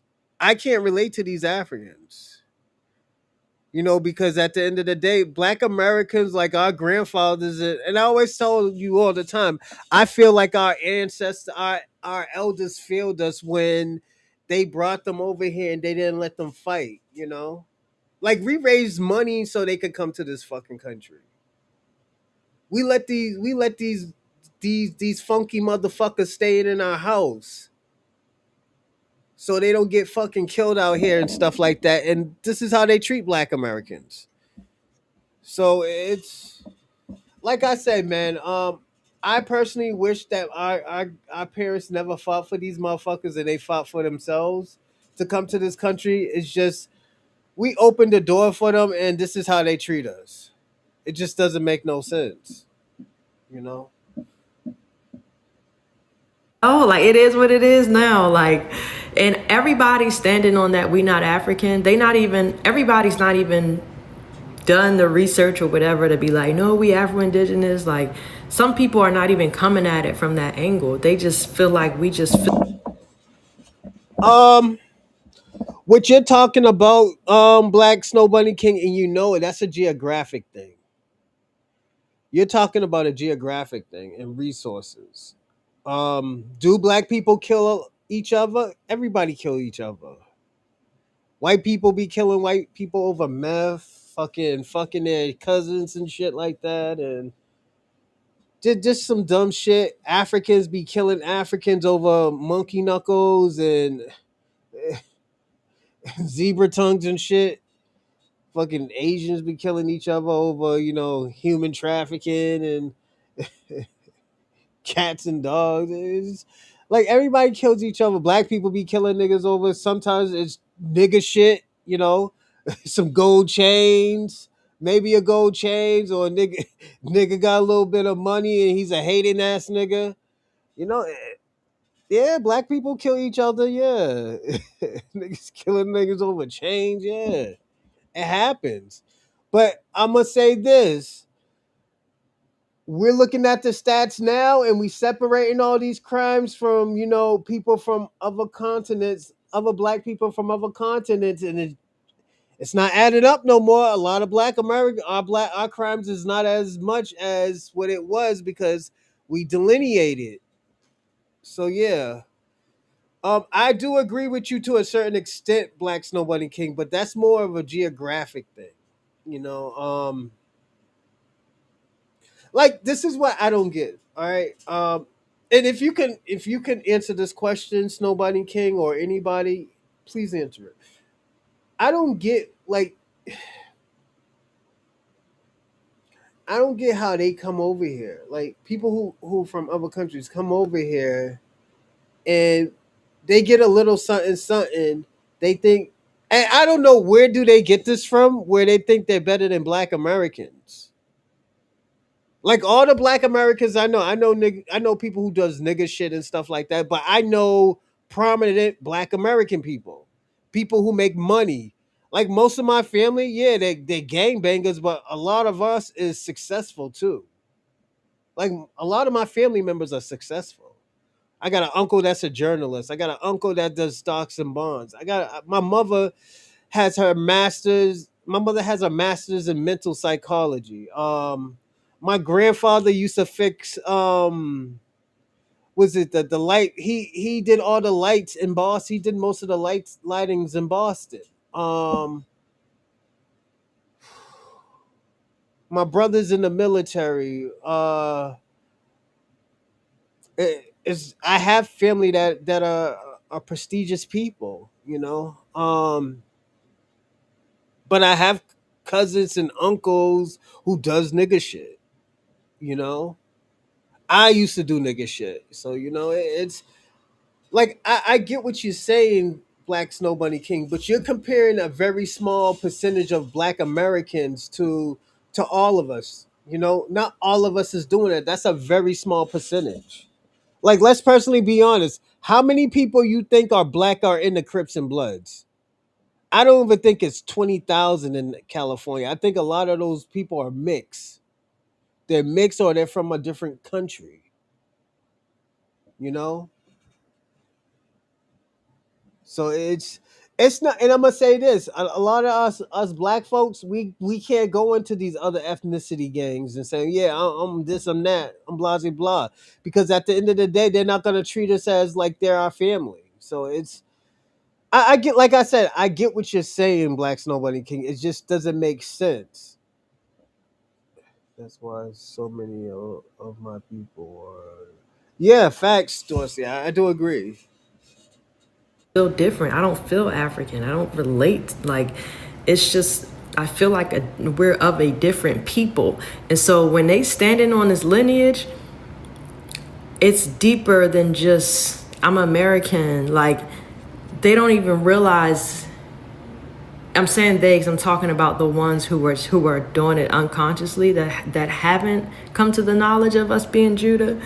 They don't even realize that they She's stand an on lineage that's Israelite. way deeper than they think it is. Like, She's an Israelite. Shout out this to her. standing on lineage business, like you standing on King David, the first righteous king of Israel, after God's own heart. I would say this, Snow Bunny King. A lot of these immigrants do hide under blackness, flat blackness, and this is why we had that show. And I told you, my disdain for flat blackness it harms Black Americans because a lot of the shit that y'all do, it's under. What's going on, Breeze Omega? Yo, you still want that connect for them dirt cookies? Shout out to you, Breeze Omega. But yeah, we can't get mad at, like, Snow Bunny.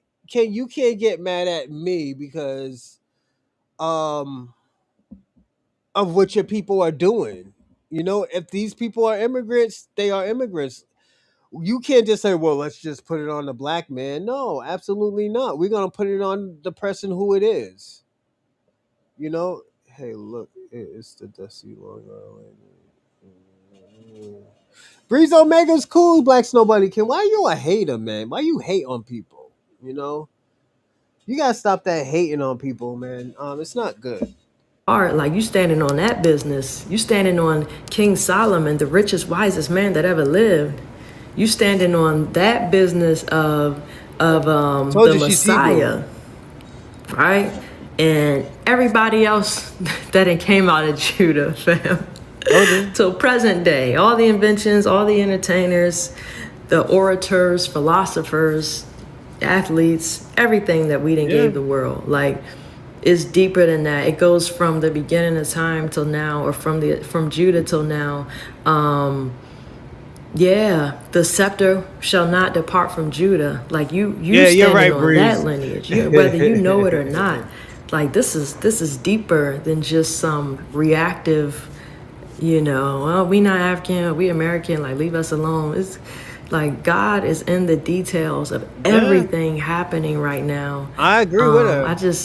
I'm gonna do a deeper video on this, but it's so much deeper than just some surface level delineation. And then you have Tucker Carlson arguing or challenging the guy about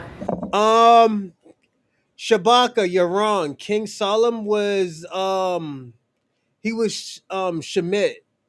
He wasn't Hamite. He was Semitic. He was a Hamite. What we consider Africans, those were Hammonites. King Solomon was an Israelite. Israelite and Hammonites are different. They might look similar, but they are different. You know, yeah. I'm just letting you know. And I'm not trying to say, see, I got you, you're wrong. I'm just telling you what it is. He wasn't an African. What people consider Africans were Hammonite. Thank you, Shem. He was Shem. Thank you. I do appreciate that. Tanika, right? Tanika Mitchell. All right. Shout out to you, dear. Yeah, he was Shem. Um, and his own demise was he had a whole bunch of women, So shout out to King Solomon, also known as Jebediah, you know. Oh shit. the DNA test for the Rep3s.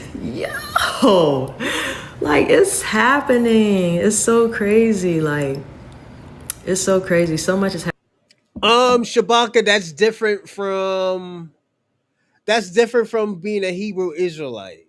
Jamaicans wouldn't be considered Judah. They would be considered Benjamin. They would be considered a tribe of Benjamin. I'm just letting you know, Shabaka, you can't just go out here just saying just dumb shit. But yeah, the Jamaicans would be the tribe of Benjamin. Foreigners chicks, yeah. Happening, but y'all have a blessed one. I'm gonna do a video on this for sure. All right, y'all. Peace. Gotta work out, y'all. Gotta work out. So listen, family.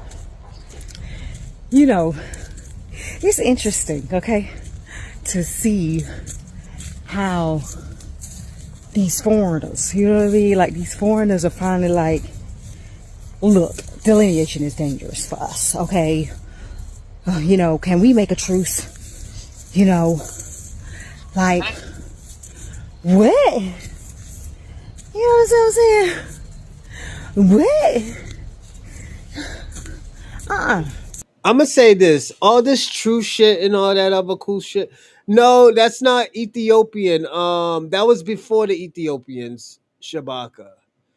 Ethiopians have probably the longest ethnicity. Yes, I do agree with that. One of the longest. But that tribe of Judah and all that other stuff, that's Hebrew Israelites. That's an Israelite. A lot of these Ethiopians, I don't believe is Israelites. Exactly, Shabaka. This nigga Bronze is talking about Jamaica being the tribe. They are the tribe of Benjamin. As if Jamaicans don't know that. So Black Snow Bunny King. I want to say 8 months ago we did show this video, and Jamaicans are delineating. They said that they are an ethnicity. They are mixed with Africans, Europeans, such as Irish and English, and also the natives. So they're saying that they're an admixture culture. So you need to talk to your own people about that, Snow Bunny King. Don't come to me. This is what they said. They said that they are, and in the Israelite world, they are the tribe of Benjamin. They don't consider themselves African. So you can't get mad at me, Snow Bunny King. If you have an issue, you could go to One West and talk to Cap. I know you ain't trying to do that because he'll eat your food, nigga. I'm gonna let that be known. That nigga's gonna eat your fucking food, nigga. So you try to debate Cap on that type of shit. So he gonna learn the hard way. You know what I mean? No.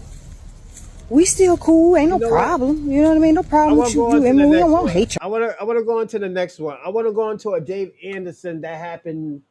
I want to say, yesterday or 2 days ago. Yeah, I want to go into this one quick, fast, because I think it's important. Tiny little island, not even bigger than Philadelphia, can sit up here and can't make it happen because of something that happened when you were in your daddy's nutsack.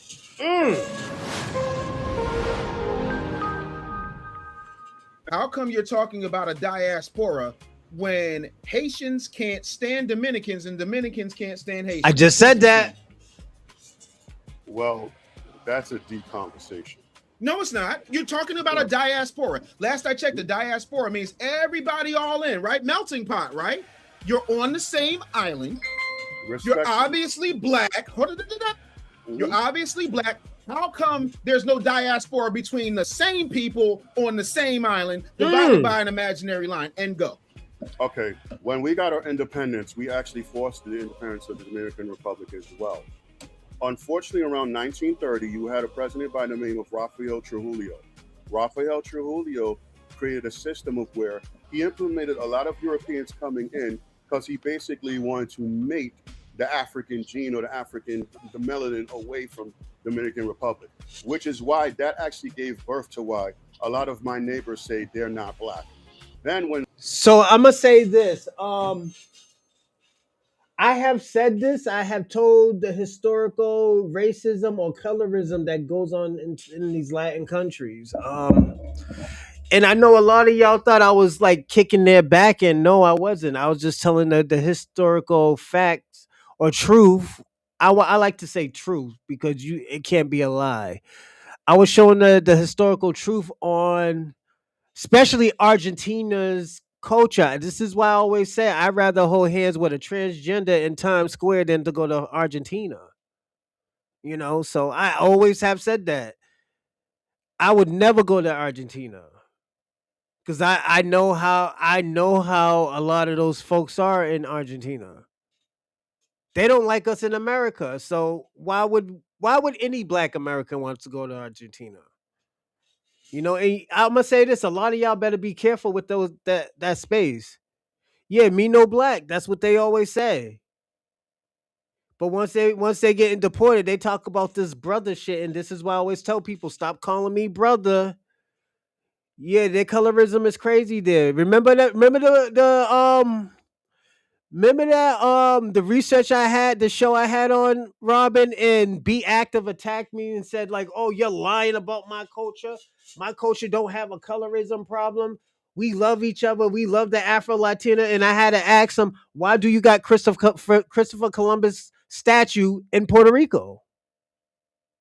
What are you talking about? We don't have no statue." And I had to put it up. I was like, "Where is this at?" "Oh, that statue."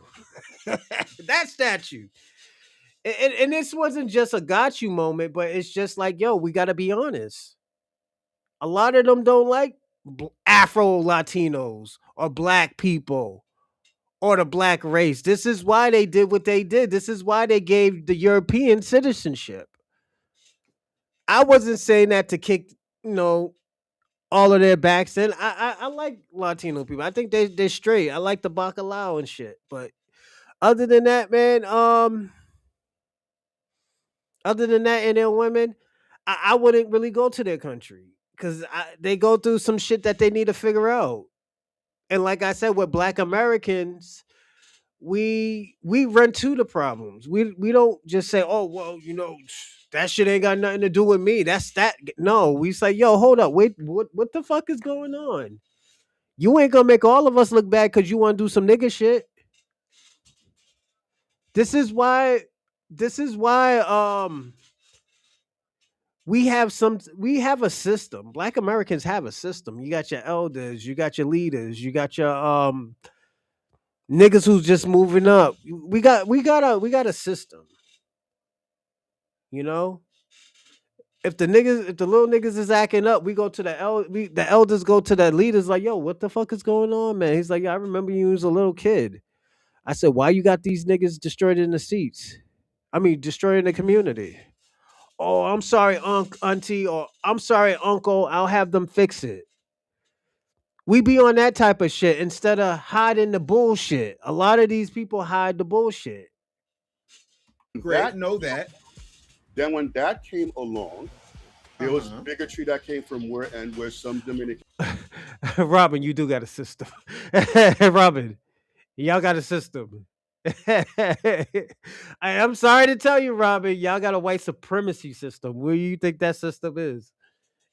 You know, this is why you have the Aryan Brotherhood and the skinheads and the Peckerwoods and all this other stuff. And it's probably because y'all niggas is broke out there and these niggas was out here taking your money, but y'all made an enemy. You know, y'all created an enemy so y'all can make money. So it's yeah, but I don't join. Oh, I know you don't. I know you don't, Robin. But I'm just saying, you have a system, but part of your system is, and it's not your system. Y'all probably have multiple systems, but your most known system is the white supremacy system. And that's why I say when I say white supremacy, I don't mean people, I mean a system. You know, that's why I always say white supremacy is a system. I never say because I can be a part of the white supremacy because all I have to do is follow the system. That's it. Decided that they don't want Haitians to go over on their end. Now this is where that went. So there's a lot of mental travesties and tribulations between us. So that's the whole conversation. Oh, so there's a lot. So what you're saying is, let me get y'all through some don't of get this along, stuff. and there's no diaspora even on the same island, but you want a diaspora over here with us. Oh, that's sweet. Do you see how ridiculous that sounds? No. You see now, that's okay, brother. No, I'm just asking, how does that work if you can't even do it on your home island? And we can always talk about root causes in the past. You're intelligent. It's clear. You're 50 years old. You mean to tell me that after all this time, after well over half a century, y'all can't understand that y'all the same? We all in the same melting pot? Where the melting pot at in Haiti? Where's the melting pot between Port-au-Prince and the rest of the Dominican Republic? I'm trying to... I have been to Latin countries. I have been to Puerto Rico, Dominican Republic, Antigua, Dominica. I have been to Brazil. I have been to where else I have been? That's all I can think of right now. I've been to England. I have been to Norway. I have been to Mexico. I have been to these places, but Shabaka. I personally right now would never go to those places because what I know. You know, what I know is that they don't like black Americans. So why would I go somewhere where they don't like black people? That just doesn't make sense. And I'm not trying to say, oh yeah, you're wrong, you're a fucking idiot. It is some fucking idiot shit, but I'm just saying I'm not gonna call you an idiot because you just asked the question. Or was that a statement? I don't know. I gotta read over. I gotta read that over. Why would you take his money? Shabaka won't give no money. Shabaka's broke, and Shabaka's always asking for a fucking handout. And this is where I always tell people all the time: this is the Pan African ideology. They don't want to pay for anything. They don't want to. They don't want to pay as they way, but they would like to take the old people's money. They will take the poor's money, but they won't give back to the community. When have you ever heard any Pan Africanism given back to a fucking community collectively? I always hear about them taking money. I'm just being personally honest. I always hear them taking money. Understand how that works. If it can't work on your own, wait. If it can't work on this tiny little island, and it can't work in the 54 countries in Africa who are warring, and you got well over 100,000 tribes, why is it you want it over here? So, because you haven't proven the concept anywhere in the world where other black people are. Where has it worked? And is that healthy? Even No. Don't move the goalpost. Stay right there. Where has Pan-Africanism and the so-called diaspora worked in practice? Overall. Outside of group chats, memes, and TikTok daggone panels. Where has it worked? Overall, can we agree that I agree with you that overall, melanated people are tribal? And it's no. Where has it worked? Because melanated people, for the most part, are tribal. They're tribal. Thank you. So then why are you asking for something you haven't even done on your home island? But that's not, wait. Why are you asking of us who have been, hold on, wait. How are you asking of us? But that wasn't. Who have freedom? No. How can you ask of us when you had freedom 61 years before we did? And we, even though we were oppressed and every damn thing else, created a path for you to come over here.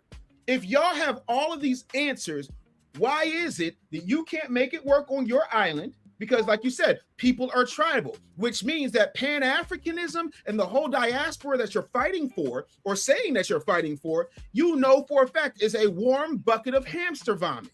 Because you can't show me anywhere where it's worked. Because if you could, you would have said, you know what? It works over here with Ghana and Nigeria, but we know that's a lie because they fight over Jollof. We know it doesn't work with Nigeria and South Africa because they're kicking their asses out. We know it doesn't work with Haiti and Jamaica because the Jamaicans are like, we'd rather die than have Haiti over here. So you can't put on us what the rest of the so-called diaspora has not been able to accomplish without us, because like you said, everybody's tribal. So do you have any idea how audacious and how utterly ridiculous and how tiny little island, not even bigger than Philadelphia? Sorry, everybody. Wait. What shocked you? Everybody's tribal. So do you have any idea how audacious and how utterly ridiculous and how disrespectful and intellectually disingenuous it is to tell somebody we're a diaspora when you on a tiny little island, not even bigger than Philadelphia, can sit up here and can't make it happen because of something that happened when you were in your daddy's nutsack? I will stop right there. Wait. What shocked you? But when I saw you saying stuff about FBAs, I was shocked because I What know did I that say? you have West Indians that follow you. I believe so. I believe you've had conversations because we do. A lot of us speak on you like, yo, because like I said, you were like really one of the first that was talking about how to make money podcasting, if I remember right. Correct. Personal issue with you right now. One, I asked you one question. What did I say that you have issue with? Not what Afro Elite said, not what Black Alpha said. So I didn't say we were under attack. I said we were disrespected constantly and consistently to accomplish without us. Because like you said, bucket of hamster vomit are tribal, which means that Pan-Africanism and the whole diaspora that you're fighting. Shabaka. That's a lie. That's a lie, Shabaka. This right here, what you just said, that's a lie. And I'll put color on it so everybody can see it. But Shabaka, you're lying. Pan-Africanism made 3 liberated African countries. The Black Americans in Africa, owns nothing. Shabaka, you're not talking. We're talking about European Africanism. What have y'all achieved? Y'all didn't achieve anything. What liberated African countries that y'all achieved that? Where? And I'm talking without Black Americans. He's talking about without Black Americans. Y'all have never achieved. So this is what he's saying. For or saying that you're fighting for, you know for a fact is a warm bucket of hamster vomit. Because you can't show me anywhere where it's worked. Because if you could, you would have said, you know what? It works over here with Ghana and Nigeria, but we know that. And Shabaka, name the countries.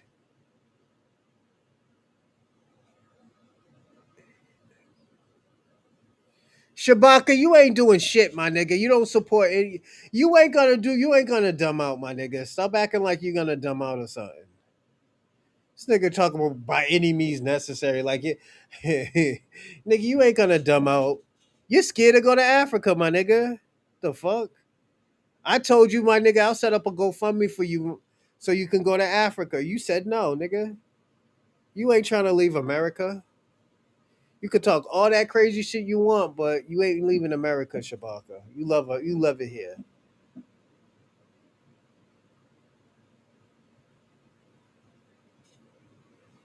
that nigga ain't going. That nigga ain't leaving Africa. I mean, that nigga ain't leaving Virginia.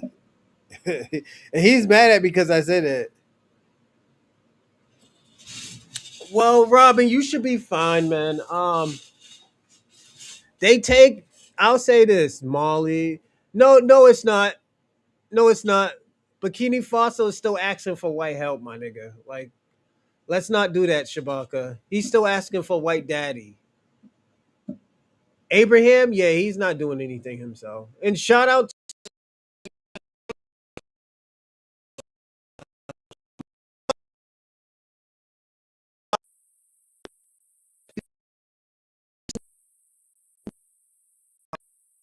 like and shout out to Benin. I like their cuisines. Their cuisines is lit, but my nigga, we ain't gonna lie and act like Benin is a big ass country.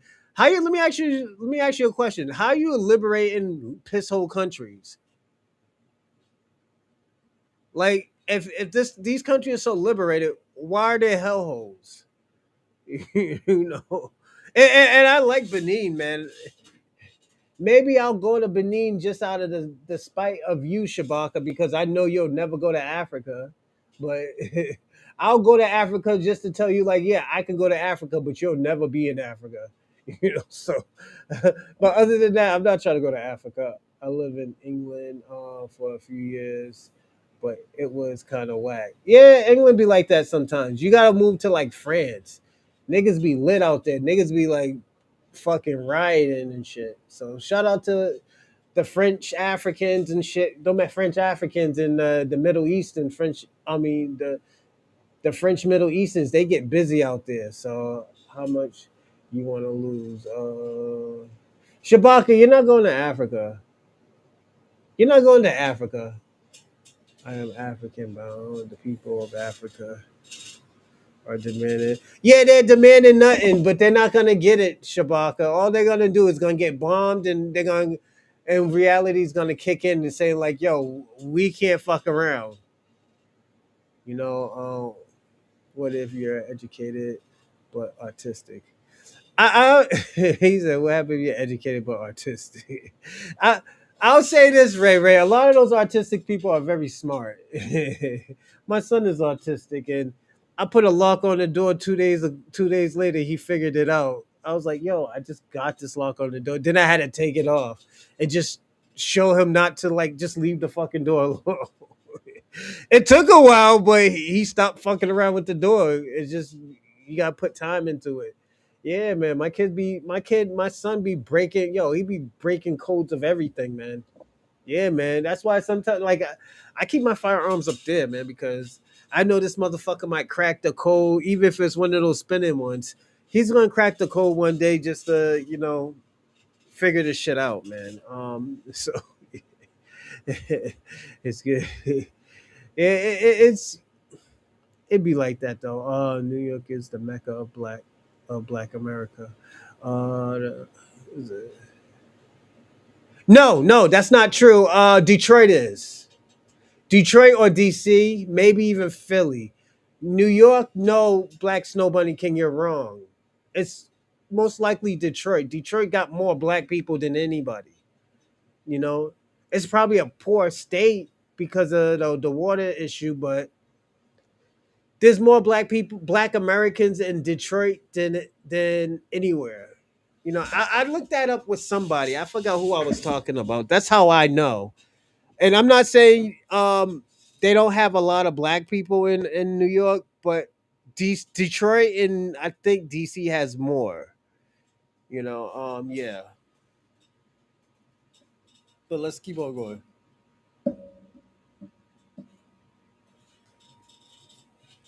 Oh, that's a lie because they fight over Jollof. We know it doesn't work with Nigeria. Everybody's tribal. So do you have any idea how audacious and how utterly ridiculous and how disrespectful and intellectually disingenuous it is to tell somebody we're a diaspora when you Probably fashion. I think yeah, the mecca of fashion or a mecca of the world. Because of fashion, certain cultures and stuff like that. Yeah, I do agree with that, but not mecca of black people. Who told you that shit, Black Snow Bunny King? You be lying, my nigga. And you always talk about some uneducated shit, and you be saying the most uneducated shit of all time, my nigga. You gotta stop that. on a tiny little island, not even bigger than Philadelphia, can sit up here and can't make it happen because of something that happened when you were in your daddy's nutsack. I will stop right there. Wait. What shocked you? But when I saw you saying stuff about FBAs, I was shocked because I What did know I that say? you know you have West Indians that follow you. I course I believe do. so.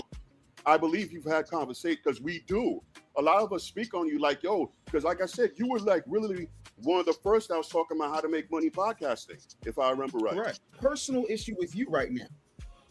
One, I asked you one question. What did I? Yeah, he did. Yeah, he is. He came out of my nutsack, Shabaka. That's why that guy. That's why I go by "You are what your father is." I go by the Hebrew Israelite way. But I do believe even if your mother's FBA, you're FBA, and it's more of a cultural thing. My son's culturally and genetically FBA. Does he have other stuff? Yes, because of his mama, but I don't see nothing wrong with that. Because if we go by your logic, Bob Marley is a white man. So all that reggae, the best reggae artist is a white man. You know, bullshit. Nigeria has the most Africans. We're not talk. We're not talking about Africa, Shabaka. We're talking about in America. What the fuck is wrong with Shabaka? Is Shabaka like fucking stupid or something? This nigga is like, and they're not leaderships of anything. Nigeria doesn't lead in anything. Scamming, you know, and I fucks with them with the scamming, but they don't do any well for Black Americans. Say that you have issue with. Not what Afro Elite said, not what Black Alpha said. So I didn't say we were under attack. I said we were disrespected constantly and consistently. And Yes. I can tell you yes, that's what it was. I'm sorry. If you know me, you know. Right. I don't have issues with Haitians as a people. I have an issue with too many of you having a ridiculous Give me amount a second, of I'm gonna get through a lot of this. so-called righteous indignation when it. My baby mother's family was a part of the Khmer Rouge. Yeah. Yeah, she was a part of the Khmer Rouge. And she was born in a concentration camp. Yeah. Your woman is an immigrant. Well, legal immigrant, you know. I always joke about like I always joke about her where always joke about it where her saying, "Yeah, I'm a passport bro." I'm not. I met her in America, so I'm not a passport bro. But yeah, it's just bronze people. You niggas literally made a white man. Shabbat. Comes to my Blacks, people and what nobody my can. people You're should something be doing. else. The other part of that is, I love this country. This is my country. You, being someone who is of immigrant descent, are a citizen, but you are not a foundational Black American. That is what you call a delineation. You would never go to Chinatown and say, you know what? You Vietnamese people are tripping. Would it be disrespectful to call Chinese people Vietnamese? That's a yes Chinese or no. People, Vietnamese. Would you call Chinese people Vietnamese? If you went to Chinatown, would you call them Vietnamese? I would not. Why not? Because they're Vietnamese and if they act visited. But okay. So okay, but aren't no. But are Chinese people and Vietnamese both Asians? Yes, they are. But there's a distinction, not only culturally, but from genetics. By and large, exceptions not disproving the rule. I'll be back, everybody. I gotta put my clothes in the dryer. This and this, correct? Of course. Okay, then. So, no matter where you were born, you are not of my lineage. I am not responsible to take up for Haitians, nor am I responsible to take up for Guineans, nor am I responsible to take up for Nigerians, nor am I responsible to take up for Jamaicans. I, as a foundational Black American, am putting my people first. Do you know who Byron Donalds is? Yeah, he's a traitor. No. Do you know who he is? Yes, Byron Donalds. He's a politician in Florida. What is his lineage? He's Jamaican. Okay, cool. He's Jamaican. So that's a Caribbean who is going on record as saying that he is against reparations and foundational Black. Let me ask you a question, Shabaka. Why are you mad at me for not wanting to help Africans? That's what you're mad at me for, not wanting to help Africans. They're not my people, my nigga. If they're your people, Shabaka, you're a Pan-African. Why won't you go to Africa and help them? You got 2 billion people backing you to fuck up, but you care about what the fuck I do, where I stick my dick in. This is why niggas be thinking you're gay, Shabaka, because you worried about where I stick my dick at, man. Like, come on, my nigga. You act like I'm donkey dicking your wife or something, my nigga. Like, what's going on? Please explain to me, Shabaka, what the fuck is going on? You act like I'm donkey dicking your wife, my nigga. Come on. Like, what's the real problem, Shabaka? It's not, and I know it can't be just Tariq Nasheed. Tariq Nasheed hasn't said anything crazy. Tariq Nasheed has just said that, like, yo, we should worry about ourselves. We need to stop worrying about Africans. Then Africans had started attacking Black Americans. The Caribbean started attacking Black Americans because they felt like they're entitled to tell us what to do. So what is your real problem, Shabaka? I'll be back. I got to put my clothes in the dryer, but go on. I'll be back. Americans don't need it. He has also said that life was better when we were under Jim Crow. Do you not see how that's a little bit undermining? Now that you're saying that from that aspect, yes. Just like there are Americans who literally has said, if you're saying it from that aspect, there are FBAs and there are Americans that has said bad things about stereotypically about Haitians as well. Again, you're comparing bad things to people. No. You're comparing bad things to people who write policy. You're talking about bad things. You're talking about names, which for me personally, respectfully, as a 50-year-old man, I will tell you it might be time to look into therapy. I don't care if it's talk space. I don't care if it's the couch. I don't care if your primary care physician recommends somebody. If you're comparing being teased and being called names to somebody writing policy and laws that are keeping you from things. Do you know who Sheila Sheriffis McCormick is? Now that you go from there. No. It's a yes or no. Do you know who she is or not? Where do you, okay. Where do you know who she is? I do not know her. I do know Byron. Okay, wait. Let me ask you something else. Do you know who Mia Love is? I do know these people, yes. Okay. But you know what they all have in common? What do you know about them? What do you know about them? As far as I know, they're politicians, but they all have and what else? Caribbean descent. And what else are they? Hmm? And what else are they? You mean like Malcolm X? No, not like Malcolm X. What else are they? From what I guess going by what you're saying, they're Caribbean. No. Not. No. Okay, they're Haitian. I don't know. They're Haitian. Okay. Writing policies and speaking out against foundational Black Americans. You can't find, hell, you Haitians, respectfully, and I'm speaking from a historical context, you Haitians are so elitist that when Wyclef Jean, who last I checked was an American-born Haitian man, came back to his mother country or the country of his descent and tried to run for president. Do you know what your countrymen and your lineage did to him? By all means, I do know. What did they do? Tell everybody who doesn't know. He was actually. What did? He was trying to run for president. He was trying to run for president. And what did Haitians do? They basically did not, because he was not born at the time. He was not there born, but that's the excuse that they What used. gave it away? I have no problem having that conversation. So you do understand that there is no American, whether they are of Haitian descent like you and Wyclef, who can go over to Haiti, run for office, get elected, and then start making policy decisions about a group of people that they have no genetic ties to. You do understand that, correct? Educate the audience as to what tether means.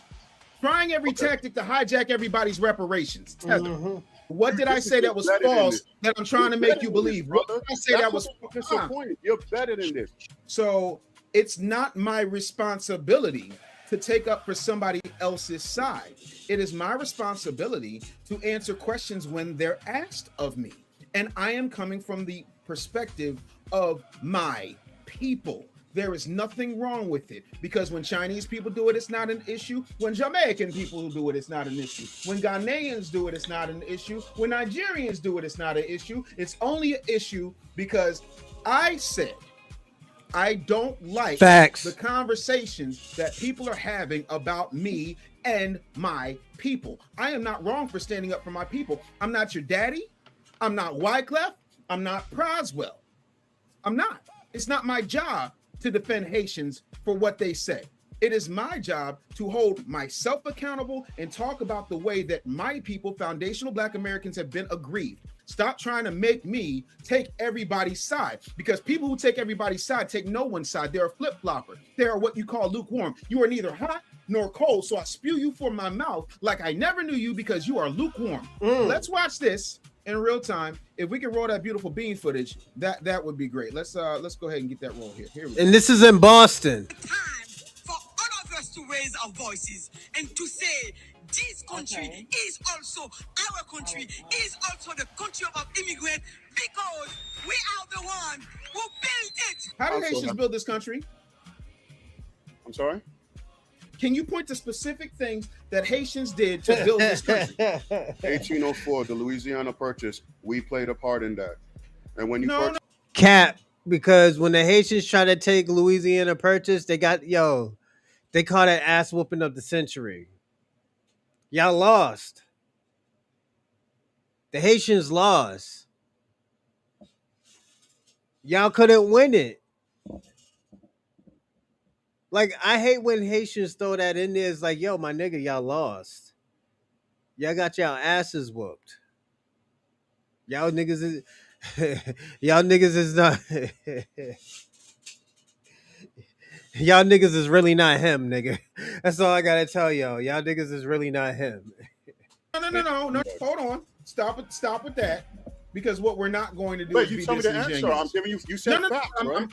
No, hold on. No, because what you just did was act as if, because y'all whooped Napoleon's ass, that somehow made it better for us. Because last I checked, there was still another 61 years of slavery after the Louisiana Purchase, was it not? May I answer that?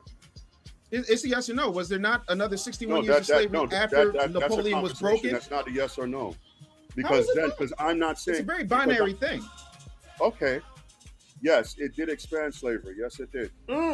Okay. And who did black people at that time benefit from the Louisiana Purchase, or did white people benefit? Did the United States government, which was all white, benefit from the Louisiana Purchase? Did one white man offload? Did one white man offload to the American government his territory to the white government? No, he did not. So Napoleon did not offload his states. I'm sorry. Yes, to the United States. Yes, he did. And again, how is that building the country? Is that not somebody just having a fire sale to help other white people? Or help himself? Yes. Well, okay, so that has nothing to do with building the country. That has everything to do with y'all bankrupted him. That wasn't your intent going in. Bro, no. I love Haitian history when it comes to the Revolution of 1804. That was not the intent. Y'all were fighting for your own freedom against the French. As a result, Napoleon was so broke and broken. Congratulations to Saint Louverture and everybody who went and started slicing necks and cashing checks on him to a point where he had no choice but to offload that. That's like saying, are you familiar with penicillin? Yes, I am. Do you know how penicillin was invented? Moldy bread. Moldy bread because? Put me on. I know it's moldy bread. See, no, it's moldy bread. Let me drop this down so that everybody can see it. See, the reason penicillin was invented because somebody left a cheese sandwich next to a particular set of chemicals, and as a result, penicillin was invented. Saying that because you guys bankrupted Napoleon, and Napoleon had no choice but to sell what became the Louisiana Purchase, is the equivalent to you. I hope everybody's paying attention to this, because you know what? We're seeing why they don't want to let go. Shabaka do not want to let go of Black American culture. And the reason why he don't want to let go of Black American culture, because that's what his bread and butter is. Shabaka can go anywhere all around the world and say he's Black American, and they'll treat him like a god. Not because, he's African. No, nigga, they treat you like a god because you have that culture that everybody wants. Leaving the cheese sandwich next to the Bunsen burner. Yes, it's there, but it didn't build the country, and it did not benefit us. It only made our oppression expand. But I agree. Tell me about Project 25. How much of it have you read? I have not read the whole thing. Then what are you talking about? Did you read Agenda 47? Are you pro? No. 25? I am not. That's not the point. Okay. Have you read Agenda 47? Yes or no? Have you read Agenda 47? Educate me. I have not. No, you haven't. Have you read? Wait, because we're gonna get to all of this. Have you read the contract with Black America? From whom? Exactly. So you're talking about things that. Okay. No, are you saying from Trump? There's only one contract. No. Trump did not write the contract for Black America. Okay. Ice Cube and Dr. Claude Anderson did. You have not read it. You have not read Project 2025. You do not. Whoa. You do not know what Project 2025 includes, other than what somebody told you, like Roland Martin. Actually, telling people, I know about Claude. I know about Claude Anderson. I didn't say anything about whether or not you knew about Claude Anderson, did I? That's not what I said. What I said was you did not read, to your own admission. You didn't read Agenda 47. You didn't read the contract with Black America. I am going to educate you, but what you're saying is, our voting rights got revoked. If our voting rights got revoked, then why are so many Democrats telling Black people to go vote? That doesn't make any sense. Stop listening to people who go, because they're not leading you down a road that makes any sense. Because of redistricting. Anybody, wait. Before Trump ran for it, Memphis, brother. What happened to Memphis? You got redistricted. So now where you have basically no. Because stop. If you have 20,000 people. No, you listen with your mouth open. I don't understand. You told me to educate you. When I start educating, you start talking over me. So, redistricting has happened. What you're talking about is gerrymandering. Gerrymandering has happened with Republicans and Democrats. The same people who sit up here and say Black people are not a monolith are the same people who want Black people to vote monolithically, because traditionally, Democrats benefit from benign neglect. Redistricting means that you're drawing a district from one point of Louisiana all the way down and up to the other point of Louisiana to make up a 300-mile stretch where the majority of black people live in the state. People in Brooklyn do not have the same problem as people in North Philly. People in North Philly don't have the same problem as the people in West Philly, and the people in West Philly don't have the same problem as the people in King of Prussia. So, by the way, every time I turn around, every densely populated black city, for the most part, is run by either a black Democrat or an African American, including your city right now. So, Project 2025 has been around 9 years before the president ever ran for office. Y'all could have been read it and you didn't, but you like listening to Taraji on a BET Awards talk about something that does not affect the fact that our schools are lackluster, being shut down, boarded, undereducated, but the money keeps going up for the amount of taxes they collect in order for our young people to learn, but most of them can't even read on grade level. Project 2025 does not talk about the fact that there's this, you said be educated. I'm educating you. I get that. Wonderful. So am I. We got that in common. Right. It doesn't, Project 25 does not make up for the fact that teachers unions are teachers. Literally screwing teachers while pretending to go to bat for them. And the only time they want to go to bat for them is when the union bosses who are in bed with the state government and the U.S. Department of Education are getting over on the most grossly overworked and underpaid group of people I have ever known. Because my mama, my daddy, my uncle, and my grandmother, hell, my oldest daughter is a teacher. I'm a college professor. I already know because I lived it. None of that is in Project 2025. You know what is, though? Them making a way to make sure that they have positions for people who are conservative, who see a certain path, but they want to create systems so that they can make sure that they get access to jobs and all of these things. But when somebody like Ice Cube puts up an agenda that you didn't read called a contract with Black America, and Biden and Kamala said, you know what, we'll deal with this after the election, and they didn't. When Tariq Nasheed puts out an agenda for black people, you didn't read it. When I put out the Real Black Agenda, have you read this? Do you have my book?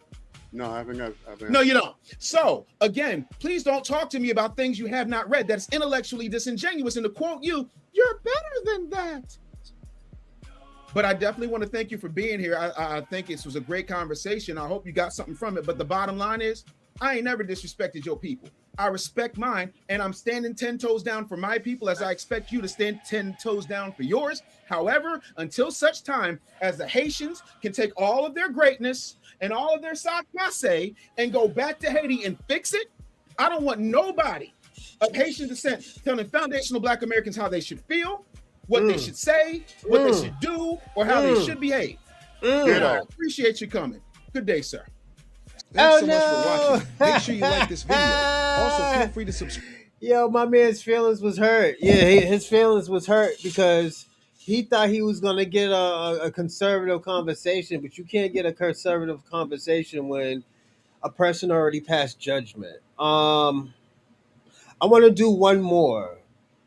Dorsey, do you want to call now or you want to do it after this? Because we'll watch half of this. Just call when you're ready.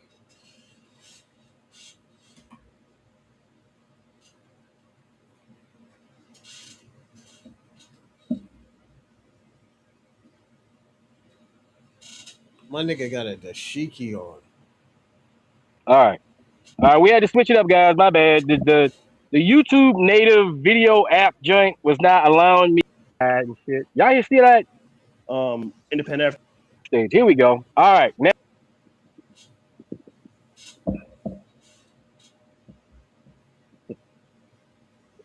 Saturday.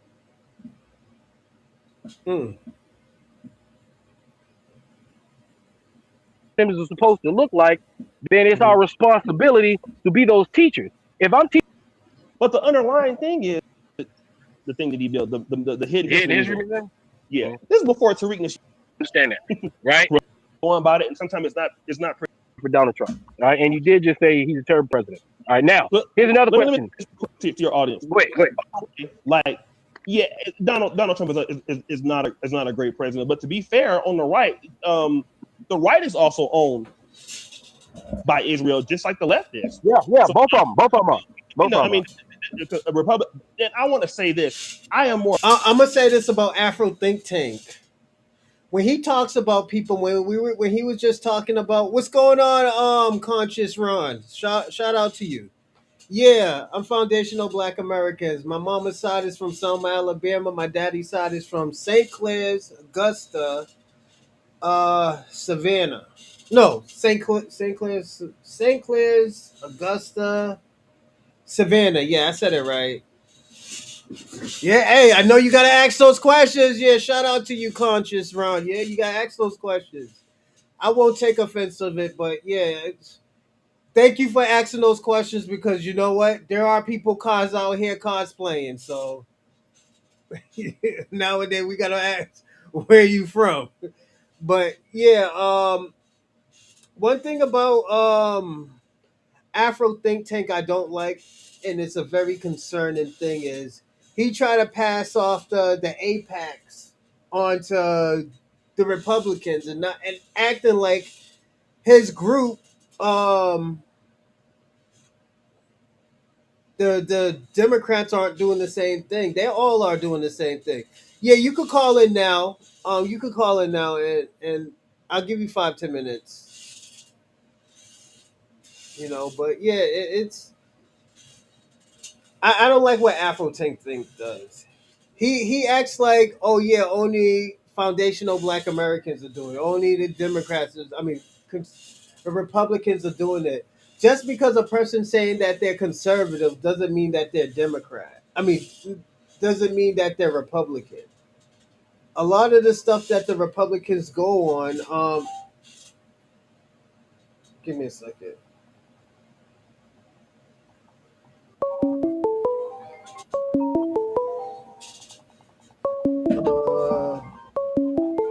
Give me a second, everybody.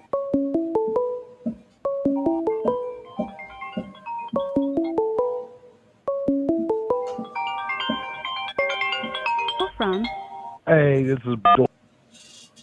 What's going on, Dorsey? Hey, what's up? Top of the morning to you, Bronze. Oh yeah, yeah. How you been doing? I'm good. I'm good. I was in Maine on Saturday, man. Oh, for real? What's happening in Maine? Fucking oceans. That's it. Piece of. Oh man, I know this sounds crazy, but I met a broad from Maine. When I was living in Florida. She used to be on a fishing boat and shit. She was 6'1". Her name was Tammy. That sounds like some shit, yeah. That sounds like some hickish shit. They're Hicks. Yeah, she was a big ass hillbilly, yeah. So, yeah, they're more Hicks. They're like country white people of the East Coast, Yeah, exactly. Yeah. But they be on fishing boats. They like the boat more. Yeah, she was cool though. She was real cool. Oh yeah. Oh man, she went crazy over me. She wanted me to move in with her and shit. Help her pay her rent. I was like, hell no. Let me ask man. Let me ask you a question. Why you think? Hold on, let me see what the question is because we've been talking about like damn near everything today. Jesus Christ. Why do you think the Black Diaspora has a problem with Black Americans not helping? Why they have a problem with us? Yeah, not helping them with their situations. Because we was generous in the beginning, in the 60s, thanks to Martin Luther King. Then Muhammad Ali went over there and established a little something with them, a rapport with them. And then, we start winning a little. Raise that money for them to come over here. We had them stay over here in our houses and stuff. The Kenyans, yeah. Yeah, but see, you have to understand when the African nations got established in the 1960s, right? Mm-hmm. Beforehand, the natives, the ones who ran the government, were educated by the British, the French, the Portuguese, and the Spanish, right? Mm-hmm. So when they gained their independence, them government workers said, fuck that, we out. Yeah. Because they knew they was going to get motherfucking punished for being sellouts, for helping the motherfucking colonizers, right? Yep. So they ran off with them, right? So then the African nations said, well, shit, what we going to do? That's when Martin Luther King extended his hand out to them and told them, hey, come to the HBCUs here in America, and we'll educate your people. And think about it. All them Africans went to Howard. All them Africans went to motherfucker Dillard, Morehouse. You see where I'm coming from? Yeah. Us trying to educate them so that then they could establish a government to replace the colonial governments, right? But when they got over here, they saw all the opportunities and the grants and the money that they could raise from not only the African American, yeah, I guess you could call them African American at the time because that's the title we have, but we was actually FBAs. But they saw all the money that they were able to obtain through our churches. Black churches, remember, they was raising money for the African evangelists, whatever, remember First African AME and all that bullshit, right? Remember them churches all over the United States? Yeah. So they were reinforcing to us our African connection, right? So when they came over, like I said, they were going to our colleges and our universities. And they was getting that money. They was grifting us. Oh, my village needs water. Can you help us raise money to build a well? Okay, Can you but help us money to raise a hospital? I want to say this though, and this is very concerning. Is I understand that they need help, but it's not my problem. As I always say, it's not my problem that a person needs help. When Black Americans need help, we don't see Africans putting their little coins and their things together to help us. Every time we have situations, we don't hit, and we don't even beg them to help us. So when we say no, why is it a problem when we say no? And it's because you know what? They feel like they're entitled to tell us what to do. They feel But you got to better than us. understand. They really feel like Yeah, but you got to understand, Bron. When they came, then the CIA started hitting them, going on the college campuses and start recruiting them. The Lumambas and all them people. yeah, but So then the also CIA was too, like, yeah, huh? the elders didn't do anything about it. So now we're in 2026 and we fixing it. We're fixing it in 2026 right Oh, now. which elders? FBA elders? Yeah, the civil rights elders, all of them. Okay. Oh, okay. So check this out, Bron. My grandmother, who was a school teacher, all that. When they first came over, man, my grandmother was helping them out, giving them clothes, clothing drives, giving them hand me downs and shit. Some people didn't have shit when they came here. Remember, they didn't start wearing clothes. They was running around asshole naked for thousands of years. Then the British or whatever showed up, and on the coastline they was wearing clothes, but in the interior, and they was still running around butt naked and shit. Shabaka, your Pan Africanism infiltrated Black liberation. I'm gonna be personally honest, and I hear you talk about Black liberation all the time. The Black Panther was infiltrated by the Pan Africanism. That's why when the Pan African, Exactly. this is why when the Pan African, I mean the Black Panthers were going through their shit and niggas was on drugs, what just happenly just popped up. It wasn't no fucking coincidence. It was the Pan African movement. Niggas Hey, run check around this here out, with Bron. incense and kufis and dashikis, my nigga. Niggas is like, yo, what the fuck is going on? Where's all the military? Niggas is bringing out fucking flowers. This is why it was so easy for the feminisms should go with Pan Africanism. Go on. Hey, Bron, can they hear me? Can they hear me? Yeah, they can hear you. They can hear me, right? Yeah. Okay, so bronze. So bronze.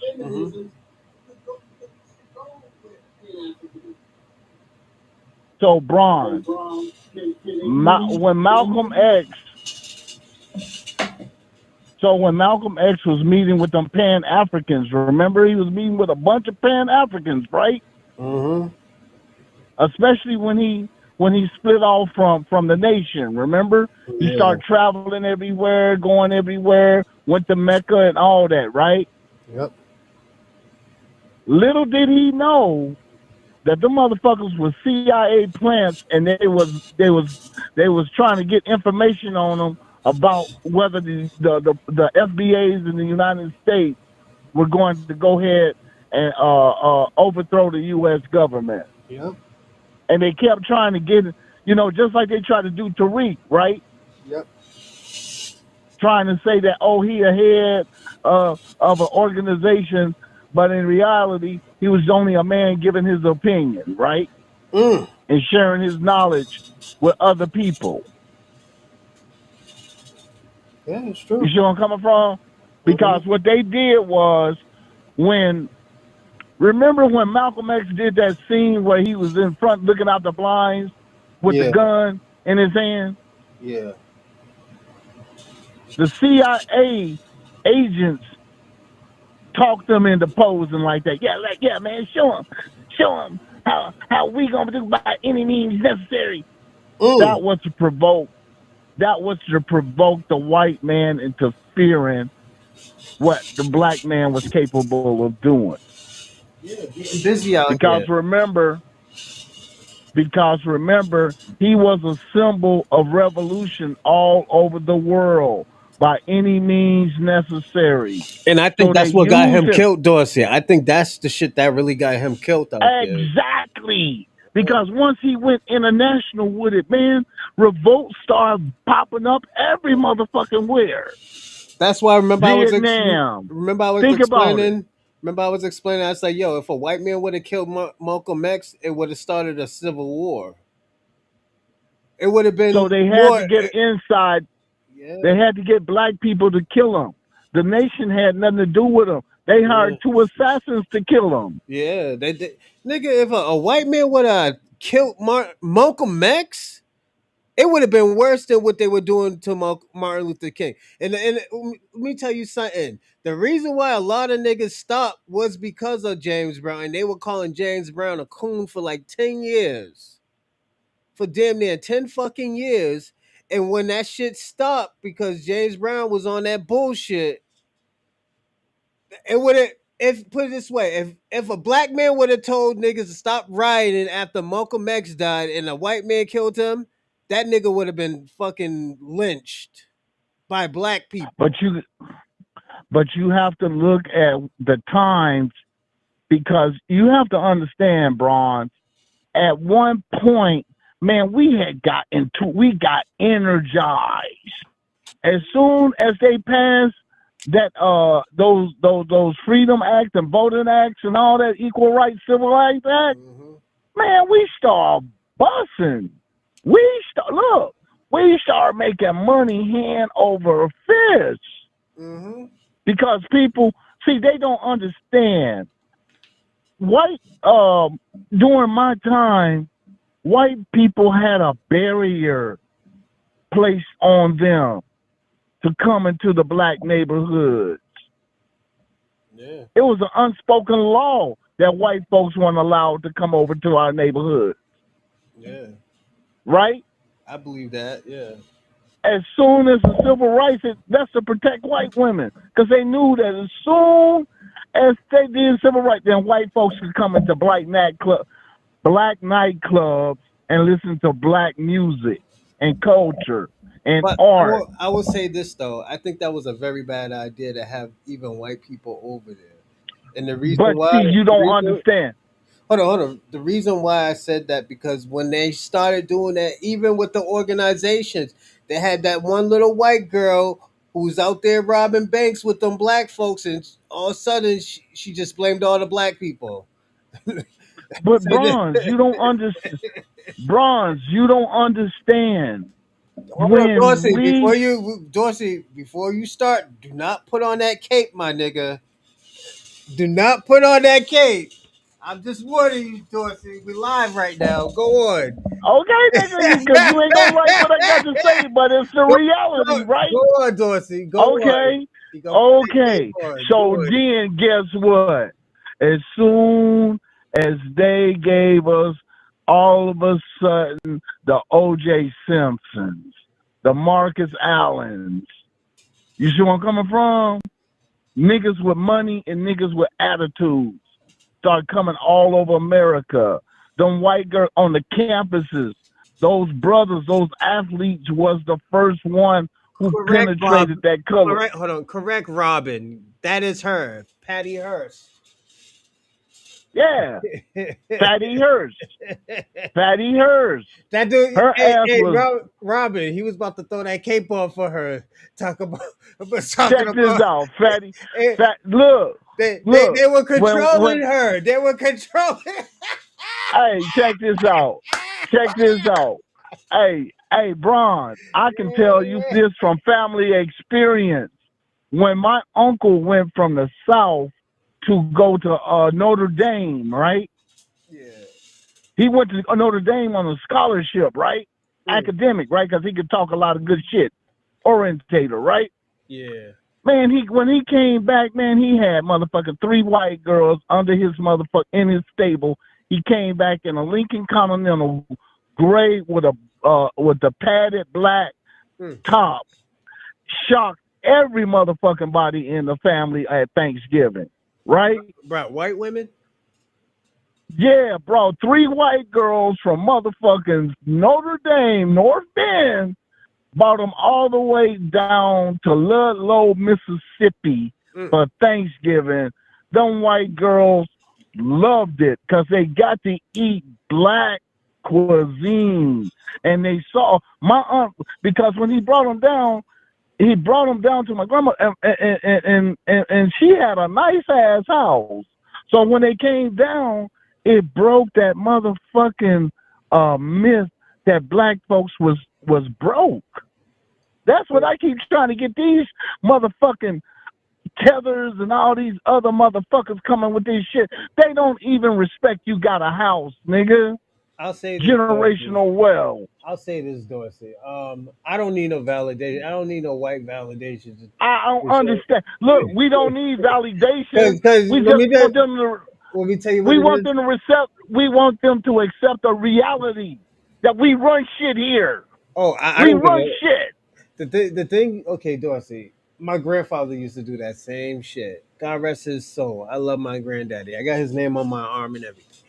But one thing about my granddaddy, he always felt like, and he does what you do is, oh, yo, I'm just showing them that we have. Nigga, we don't gotta show them nothing. Oh, we don't gotta show them nothing. I always used to tell my granddad, I don't gotta show these white people nothing. Oh, Man, why? did you? Hold on. Let me ask you this. Did you receive the damn email I sent you? Yeah. I seen that. With the pictures? Yeah, yeah. With the dry cleaners, the family house, Nah, I my didn't get that. brother's big ass mini mansion. Nah, you didn't send me You that. didn't get to. Okay, so understand this, nigga. 2 more minutes. Man, fuck these. Because man, understand that, nigga. You ain't gotta respect me, nigga. And this is to all you motherfuckers. But you goddamn sure gonna respect my money, motherfucker. That's what you gonna do. And I ain't the only one, and my family ain't the only. There are thousands, millions of us FBA families that got accumulative generational wealth. We got acres, motherfucker. You living in an apartment. Dorsey. Don't come talking to us. You living in the ghetto. You ran your ass into our ghettos first to make your step up. You niggas was on GR. Most black Americans are black Americans is the most successful people out the black diaspora. There's no one else. I know this. And I'm talking about like 100 times. Like we got people who are successful in America by thousands.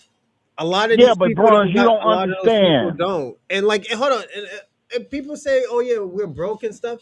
Just show them the facts. We don't got to show them our shit because then after that, they're just gonna plot on you. but you don't understand. They be brainwashed before they get here because you got to understand, man. They send over shit like Good Times, 227, shit like that to them to show, to make us seem like we broke because Good Time is in the motherfucking projects. 227 is about motherfucking how brainwashed we are by religion. Yeah, See, but that's the kind of I still, Dorsey would not be bringing them 2 white girls to the house, Dorsey. Y'all niggas is wild. man. My uncle was a motherfucking gangster, nigga. Yeah, he's a Bill gangster. Benford. You can Google that nigga, Yeah, Bill Benford. that's cool and everything. Top salesman. He came back and sold luxury cars to crackers. Yeah, I still won't bring In Mississippi. Hey, he did that shit. We nigga. just heard about Patty Hearst, so you still want to bring white women to the house? And don't forget, Hey, these man, niggas. check this Hold on, out. Dorsey. These niggas was robbing banks. These niggas was robbing banks. I know with some that, white Bronze. girl. That's what I'm trying to get y'all to And you understand. want to bring some white girl to the house over for some Thanksgiving? This nigga crazy. Hey, check this out, Bronze. I'm telling you, look, man, when them niggas went up north and discovered cocaine, you couldn't tell them shit. Oh my god, yeah, it's true. That boogie. Yeah, remember now, Bronze, remember these motherfuckers was going to college, and you gotta remember in the middle 70s, just before disco, met them goddamn white girls, was able to go in them clubs, and was introduced to cocaine and pimping. Dorsey, don't So forget when they first Dorsey, don't forget these Pan Africans was out here trusting these white women. They still do. check this out. But that's why these white women know how to pimp these motherfucking jungle niggas. That's the only thing. See, That's they why- outsmarting them. Only person who's standing 10 toes down that's a Pan African is Dr. Umar about these white women. Check this out. And I have to Check say this that. out. I have to say that. That's the only one who stands 10 toes down. Shabaka got a white nurse. He ain't pro-black. No. The one I want to talk about, the one who always think he got shit going on. You white snow bunny. You nigga, you the nigga I'm talking about. What do you own? Not what your white girl owns. What do you own? He You see where I'm coming from? But originally, man, I really called about them Argentinian motherfuckers. Oh. And they Nazi ass history. Because you had already educated us. Well, we can't talk about that yet because that's not the topic. Oh, okay. So I'll make that a topic for you. Cause I gotta give you your flowers, cause you was the one who told us what was going on with them, and how they use those black people for cannon fodder. And what the be active say? I was lying. Yeah, he said I was lying. Yeah, and now he had to wait in 2026 to see how they really feel about black people. Like, come on, I don't need to lie about. Did you see? Hey, check this out. Did you see when they got into it with the black cops in Atlanta? Nah, what happened? They got stomped out, nigga. Oh shit! See? They're fucking around with the wrong black people. You got the thing about it. They're so used to messing around with Africans and Caribbeans and them not doing anything because they're scared of white people. Man, check this out. Tariq showed it. Tariq showed it on his show this morning. Oh, I gotta watch it then. Yeah, we gotta talk about Argentina. Oh man. Wednesday we're talking about Argentina. Wednesday and Thursday. Right, and then while the brother look, when I saw that, man, you know what it reminded me of? This shit happened in Mississippi when they stripped the nigga naked. It reminded me of The Lion King, and it reminded me of Wakanda, right? He said Lion King. Explain. Right? Explain. Okay, listen to what I'm going to say. All right, 30 seconds, remind me. Okay, so when he giving the Argentinian dude the business, giving them the beat down, his fellow officers was black females. Like in Wakanda, the Ashikadani, they was keeping the rest of the Argentinian motherfuckers off at bay so they couldn't sneak the brother from the side. When you see the film, then you'll understand everything I'm saying. Man, he had 3 sisters protecting his back, and they was officers of the law. So, you know, them Argentinians really didn't want that, right? Mm-hmm. But they was seeing their boy getting stomped out, man. Bro put them hands on him, man. And bro wasn't looking like one of them niggas who played football at Georgia Tech. You know, he didn't make it to the draft. Damn. 10 more seconds. 10 more seconds. Hey, that nigga was on swole, nigga. I'm telling you, man. I'd rather talk about old boy from Argentina getting that ass whooping. Oh, we're gonna be talking I'm about gonna it. land my plane. Hey, shout out to the ATL. Y'all handled that business. They brought their ass on the World Cup, thinking that they was gonna come to Atlanta and run motherfuckers as soccer hooligans. Them niggas said no. Them black cops put them goddamn boots and billy plugs to their ass. Remember I was telling you about that shit in the South, man? Yo, niggas act the fuck out, niggas get packed out. Yeah, Dorsey, that shit is serious now. So that's why a lot of those Exactly. niggas. They should. Hey, I'm not. Hey, Bronze. I salute y'all. I give y'all flowers. Y'all ain't with that bullshit. Here on the West Coast, we respect y'all niggas because y'all put in that work. I can't motherfucking say because you gonna be like, motherfucker, this America, motherfucker. This ain't Argentina. Yeah. This ain't motherfucking Argentina. This America, motherfucker. See, a lot of y'all niggas be doing that. Don't forget, y'all niggas in the 60s and 70s was doing that. But don't forget, Doing y'all what? running down on fucking police officers. Yes, in the 50s, 60s in California. Yes, y'all was doing that shit. Yeah, but I see, don't that I was. don't But know. I see, don't know what happened. I don't know what niggas got happened. shot. What the fuck? Niggas wasn't bulletproof, bro. Goddamn. Nigga, y'all got choppers in y'all niggas got choppers in fucking California, man. Nigga, choppers ain't body armor, nigga. Ain't no fun when the squirrels got a gun, nigga. What's wrong with you? Y'all better pack. Niggas do shoot back, bro. Nigga, did you see what Okay, happened with the? okay. Did you see what happened with the black guy who pulled out a fucking rifle in Cambridge and started shooting at the police officer in Massachusetts? That shit was like 2 months ago. Yeah. Niggas get busy. But the whole thing, Bronze, look. You know, you can say that, but I can say like this. Look, man, the Oklahoma massacre, all them brothers that just got back from World War I, all trained with motherfucking guns. Yeah. But at the same time, they didn't have no air support. They didn't have no dynamite. Nah, So the whole thing is, yeah, man, we run out there on suicide missions because that's what the fuck that is. Yeah, man. You know, some of them was lucky to escape back to Cuba to get sanctuary. Yeah. But shit, once the FBI or the local police caught your ass, yeah, it was that's like the Symbolize Liberation Army with Patty Hearst.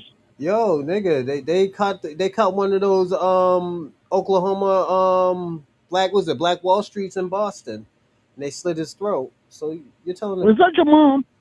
Oh no, that's all good. Hey, what's up, bro? Yeah, they slit his throat. But hey, Dorsey, we gotta get back to the show, man. Yeah, I gotta go, but I'm finna land my plane. I'm getting off the plane. I got my little luggage. I got my little backpack. I hope they don't look in my backpack because I got a pound of weed in there. I'm going through. Oh, here my girl. She pulled up here to the carousel. I'm gone. I got my bag. West Coast forever, nigga. And once again, shout out to the brothers in Atlanta for putting in that work. Don't let these motherfuckers come over here with that disrespect. Fuck that. All right, bye. Yes. Shout out to Dorsey. Yeah, they do that down south, man. They pack niggas out, man. And I always tell people all the time, those ain't hood niggas, those is country niggas. Them country niggas will pack you the fuck out. So and shout out for it, Argentina for trying. A for effort, my nigga. But let's get back more into black the show. centered first than politics, which is why I'm here tonight. Because you know, I'm here to try to not like I think that everybody wants the same thing, right? And that's what I believe. So even though we have different ways of going about it, and sometimes it's not pretty, that's why I'm here. And I want to say that I am a black person, and for the black struggle first over politics. Okay. So, whether you believe it or not, that's what I am. Okay. I actually I agree with I believe it, but this is the issue that we have now. Okay. Why do you now? You know what Tariq Nasheed. You know who Tariq Nasheed is. Yes. You know what he does, and you know his history, right? Yes. Now you call yourself a Pan-African, right? Yes. You say you're in the Pan-African space. You're pro-black and this and that. And I understand Pan-Africanism doesn't mean kumbaya, Care Bears. We all wear the same dashikis and move to the same country. I understand that, right? But Right. Tariq Nasheed is a well-known grifter, and he sows division for monetary gain. Why do you support Tariq Nasheed? Okay, so I was actually one of Tariq Nasheed's critics. Oh, for about a year and a half, right? It was never personal, but ideological. One of the things that, and one of the guys that really fundamentally developed me, like in the pro-black stances, is a brother by the name of Street Media TV, George Macon. So he's played a big role in my life. Oh, Joe, yeah, I mean the guy from Guyana. Half. So he's been really inspirational with me. In trying to establish where I am. When Tariq Nasheed was about to build the center, what was it called? The thing that he built, the Hidden History Museum. Yeah, this is before Tariq Nasheed responded to me. He said, "Brother, please stop calling out Tariq Nasheed because he's the closest person right now that has the reparations talk on the table. I believe right now it's kind of equal between Yvette Cornell, but he was kind of gaining momentum. So then I stopped. I stood down because what George said. Now, does Tariq Nasheed have issues in the past? Of course. But here's the situation. And Apple, I think thinking you've been to Nigeria, you live in Uganda. A lot of the things that Tariq Nasheed has been saying or Pharaoh said that I experience those things every day. I've went through those challenges every day. As you saw with Agaba and a lot of the things that I go through, I don't talk about it personally on my channel. But the Agaba situation was so bad, and again, there is division that is out there. I see a lot of what the people in the FBA online community do and on the right. And sometimes it's, like I said, it's too far to the right with some of the trolling, the name calling and stuff like that. But I think fundamentally what the premise is that a lot of Black Americans have experienced what he's talking about. I experienced it. So that is why I decided to it just started hitting home, just like you talked about it in Nigeria. And the division is going to be, the division has been there since the 60s with the African community. It was there when my mother was at UC Davis. Now, I know you live on the East Coast corridor, so it's a little bit different. But if you look at where Africans have went in the 80s and 90s, it was there with the Caribbeans. It was there in Toronto in the 80s and 90s. It's there in South Africa right now. And again, we play a role into it as Black Americans. It's not like we're not guilty. But the underlying thing is a lot of people can't participate in Pan-Africanism because we don't have, the countries are not developing the diaspora and its own citizens to even be in Pan-Africanism, to even make it worthwhile. So what we get is a lot of people covering ground on the continent. And so when they encounter each other, they encounter us, then we don't really have a value exchange. So I can stand. So what he's saying, this is what I believe O'Shea is saying, and I think O'Shea is right. We can't help Africa if Africa's not united and helping each other. We shouldn't be watching niggas get kicked out of countries. We can't be watching niggas be shitting in the streets and stuff like that, and they're not trying to fix shit. So then you're gonna have to call Black Americans, and we gotta pick up the shit that you can't do. It's just like, then you're gonna fuck our shit up. Shout out to you, Convo. Salute, salute, salute. Now, Tariq Nasheed does some things I don't disagree. I disagree with all the time. But as far as me publicly coming out and saying anything, can you name something that Tariq Nasheed does that you disagree with? I mean, I think it's a little bit too far with some of this, like the jokes, the thumbnails with the sandals. Some of the stuff is the hairline stuff. It can be a little bit. It is too much. And then some of the commentary from the brothers is too much. But ideologically, when we deal with the people in the African continent or the Caribbeans, it's like we lose a lot of leverage when we have to deal with them because we always have to make the first move. It's us that has to always come to Africa. We have to find out that Africans really love us and all that. And the Black Americans have a higher expectations of Pan-Africanism than the other people do. Just like the South Africans have a higher expectation than Malawians do. So now that becomes a problem right now in the black world, because if we're always the ones that's always supposed to be given, well, nobody gives more than black Americans. Like, I know what you do in Nigeria. When you're there, you give a lot of what you have, you know? And I give a lot of what I have too. And then so why are we're always so inclusive, and then everybody else is always insular? For example, Yeah, I just said that. Somalia. Remember, I was talking about Black Americans are the most inclusive out of the Black diaspora because we don't have tribal wars. We're not elitists. You know, we're inclusive with our people. We don't care if you're Geechee or Sulan or Aboriginal or whatnot. We are inclusive when it comes to our people. We are all still Black Americans. We are still all foundational Black Americans. That's the difference. And Shabaka would never admit that.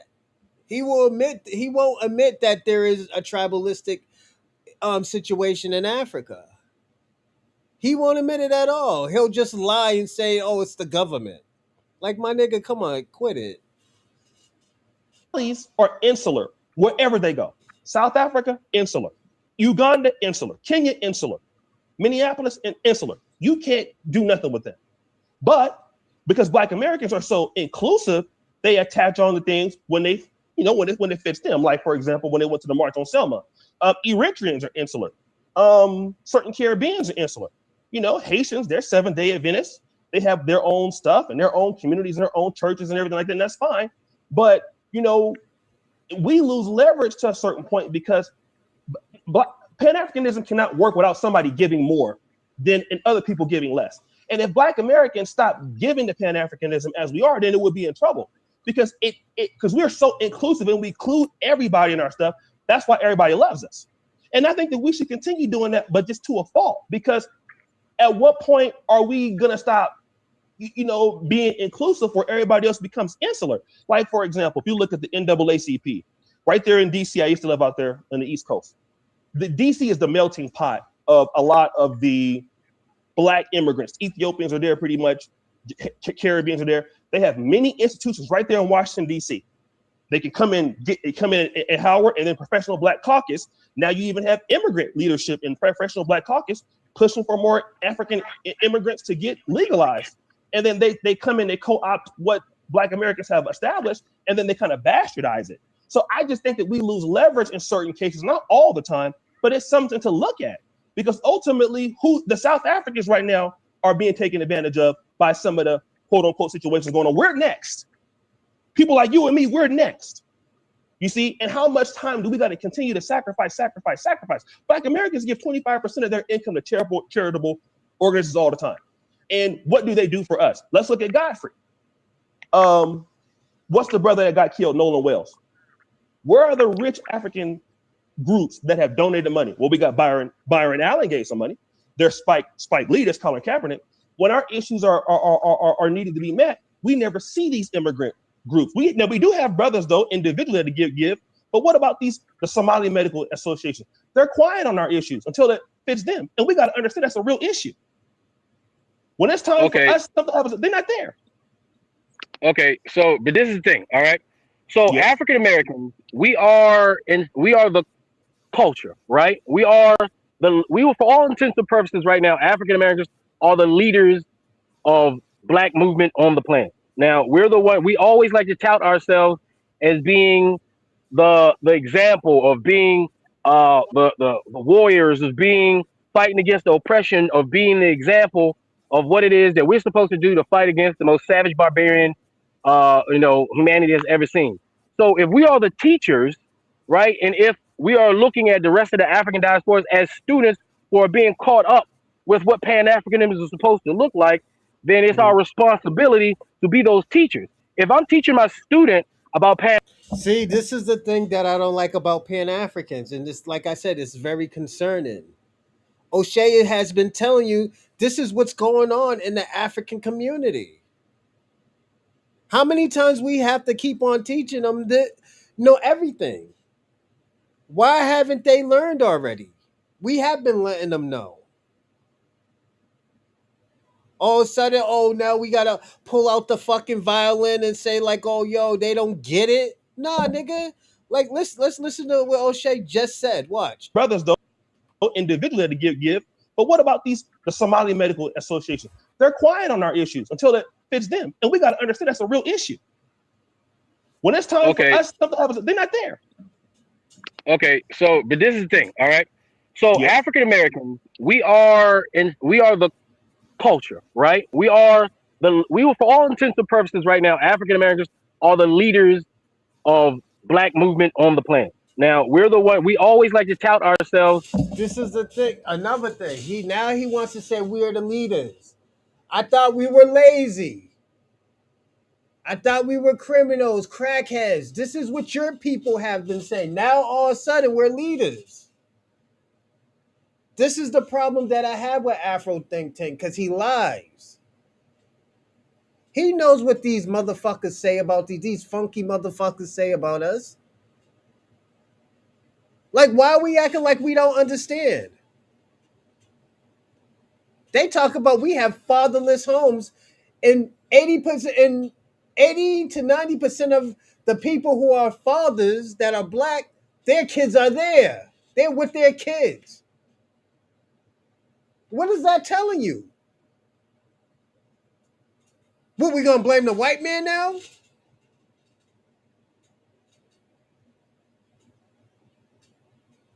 See, look at there we go. But the thing about it, Shabaka, we'll be gangbanging, but guess what? You're the ones always asking for fucking help from the gangbangers. You're the one that's always asking for help in those countries. You're the ones that's not even in their country. You're in fucking Virginia right now.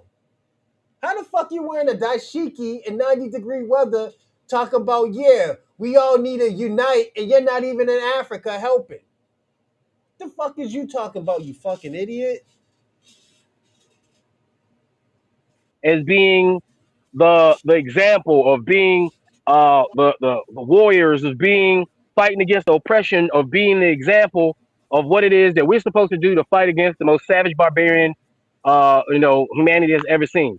So if we are the teachers, right, and if we are looking at the rest of the African diasporas as students who are being caught up with what Pan-Africanism is supposed to look like, then it's our responsibility to be those teachers. If I'm teaching my student about Pan-Africanism and I'm giving them, and we're in lab and I'm teaching them how to be Pan-African, right? I can't get mad at my student for not knowing their curriculum, right? And I understand what you're saying. There are African people who are using the vehicle of African Americans, right, to attach them to bounce off and do their own thing, right?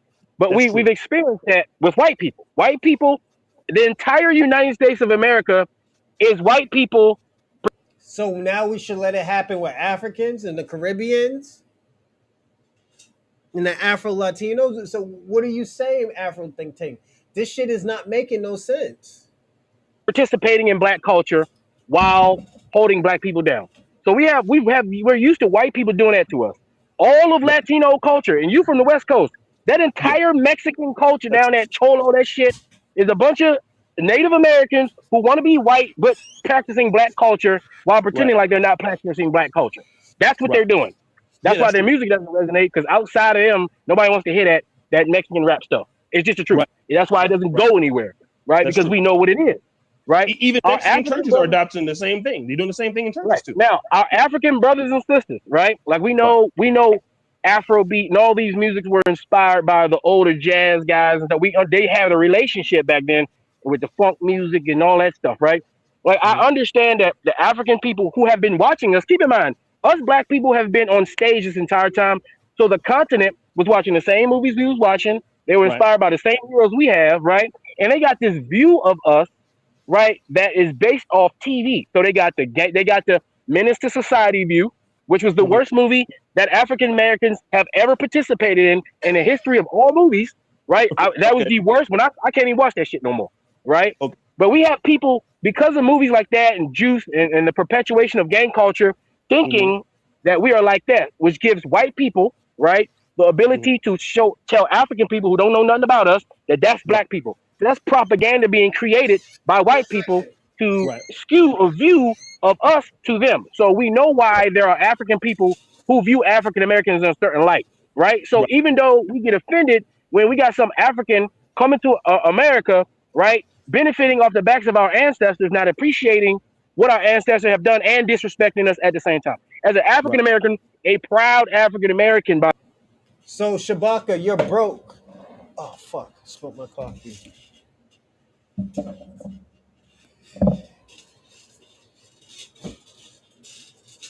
You're broke, Shabaka. You don't get on here just because you want to talk. No, my nigga. There's phone lines for that. There's hotlines for that, my nigga. You know, this is you gotta pay, Shabaka. Stop being fucking broke, nigga.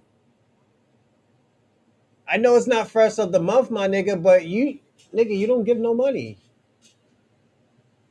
You don't give no money, Shabaka. All I say, just donate, my nigga, and you're good. You don't want to donate. The fuck? Think this shit's fun. Here, this is what I'm gonna do, Shabaka. Since you want to talk, donate, nigga. I dropped the cash link down there. Donate. Other than that, we don't have nothing to talk about. the way, who is very. But let me answer what Afro Think Tank is doing. He's giving a cop out for Africans to disrespect black people. Like, let's personally be honest. We are watching Afro Think Tank help Africans disrespect black people. They're not holding them accountable of what they're doing. Why? If he's in Ghana, why is he not telling them like, yo, why are y'all doing this to black Americans and they're the ones that help you?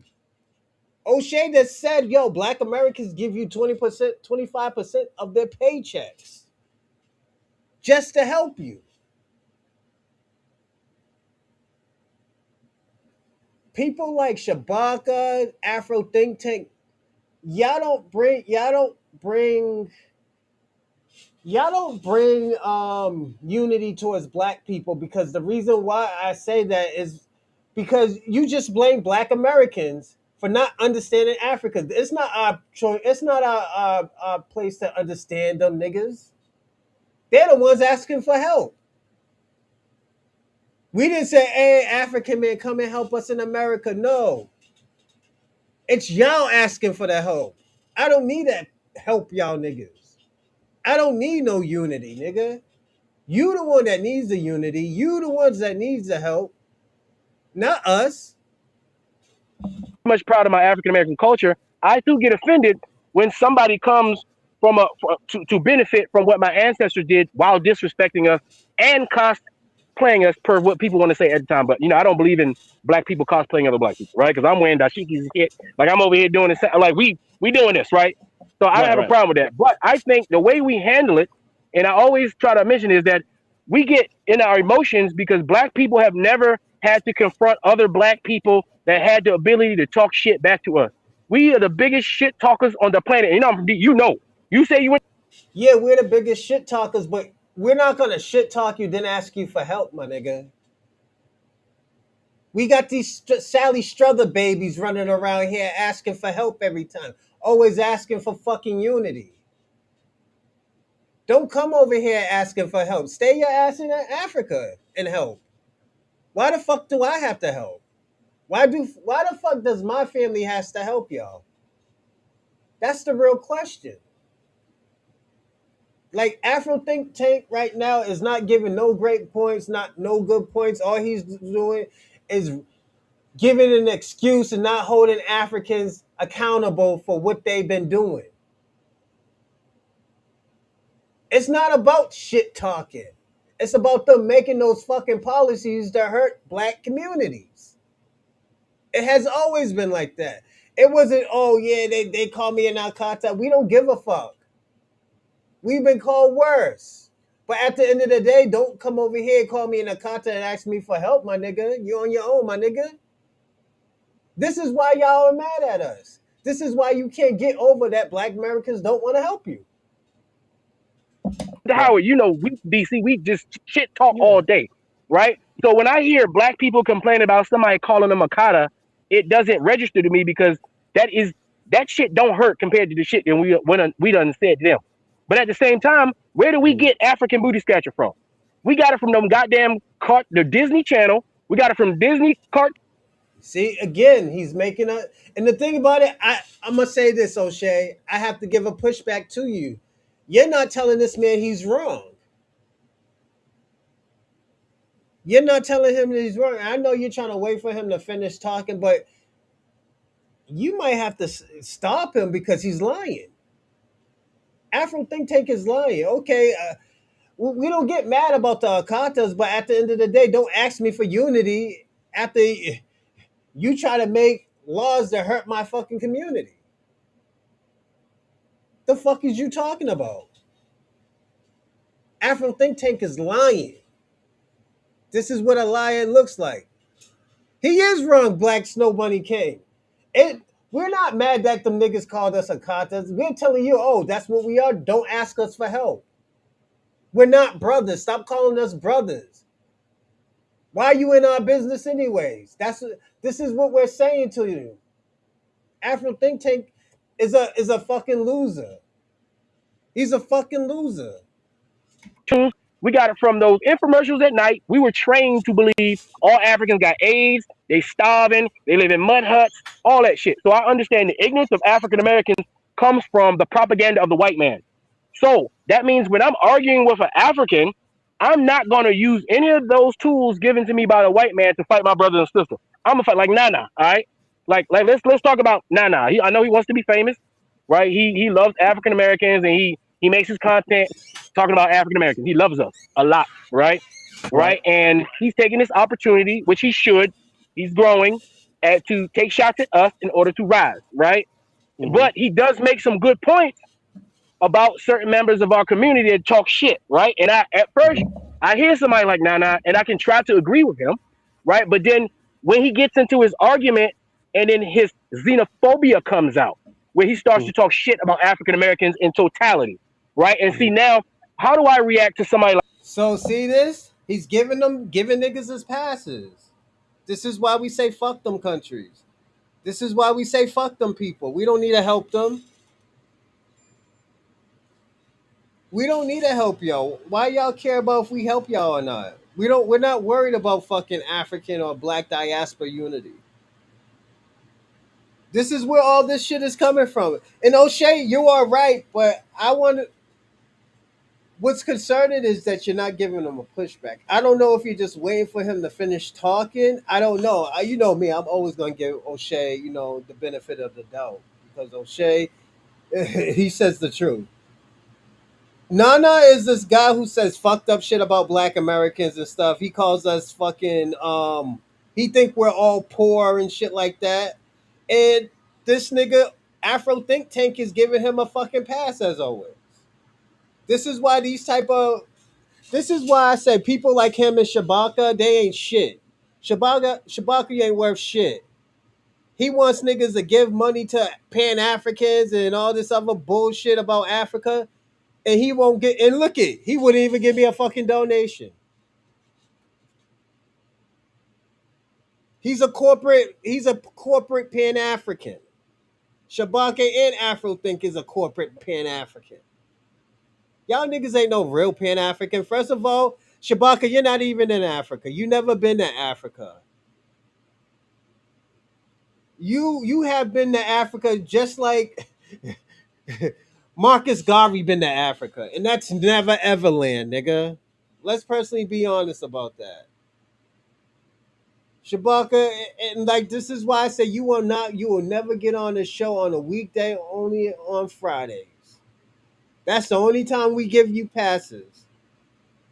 But you weak ass, funky ass Pan Africans, y'all niggas suck. Y'all hurt the Black community. You destroyed the Black community. This is why it's in a very bad situation right now. What used to be Harlem with Black people, now it's fucking all Senegalese people because of Pan Africanism. We got dirty, funky niggas running around Harlem, dirty nigga, scamming. That's what's going on in New York. Them niggas is scamming. And say I'm lying, Shabaka. I wish a nigga would. Like, nah. Do I say, okay, you big headed fucking meatball head, ugly old fuck Ghanaian looking motherfucker? Do I start to go at him and start attacking Ghana Let's see him put on the cape and give him a pass, everybody. because of him? No. Do I make thumbnails to make him look extra ethno stereotypical African in order to attack him based off the things that he say? No, right? I don't do that. I will go at Nana for what he says. I won't make fun of him, even though today he showed his xenophobia because he's a level 2 thinker. He's a level 2 thinker because he can't help but to be xenophobic when he gets in his feelings. He called me a yellow fake African. Right now, and that's supposed to hurt my feelings. Now I'm supposed to go back at him and call him something, right? I'm supposed to go grab me something out the. This is why I say, Shabaka, you and this motherfucker ain't worth shit. I'm glad black people don't follow y'all punk asses. I'm glad y'all are losing money. This is why this nigga walking around with a pink and blue fucking dashiki on. Because he's going through struggle times right now. He's in Struggleville right now. You're mad. You're still talking about delineation. That's how butthurt you are. You mad because nobody don't want to fuck with y'all niggas. But you scared to go to Africa. Niggas was about to give you the chips to go to Africa. You didn't even want to go to Africa. You so scared to go to Africa, nigga. White man toolbox and attack him, but I won't do that like that. I'll attack him a different way, Put right? the cape on. And so Put the Tariq cape on. Nasheed, what he does is he creates people like Nana. Because Tariq comes on every day. Because first of all, Tariq doesn't really make content. He just talks shit like in the barbershop, right? And he monetizes it.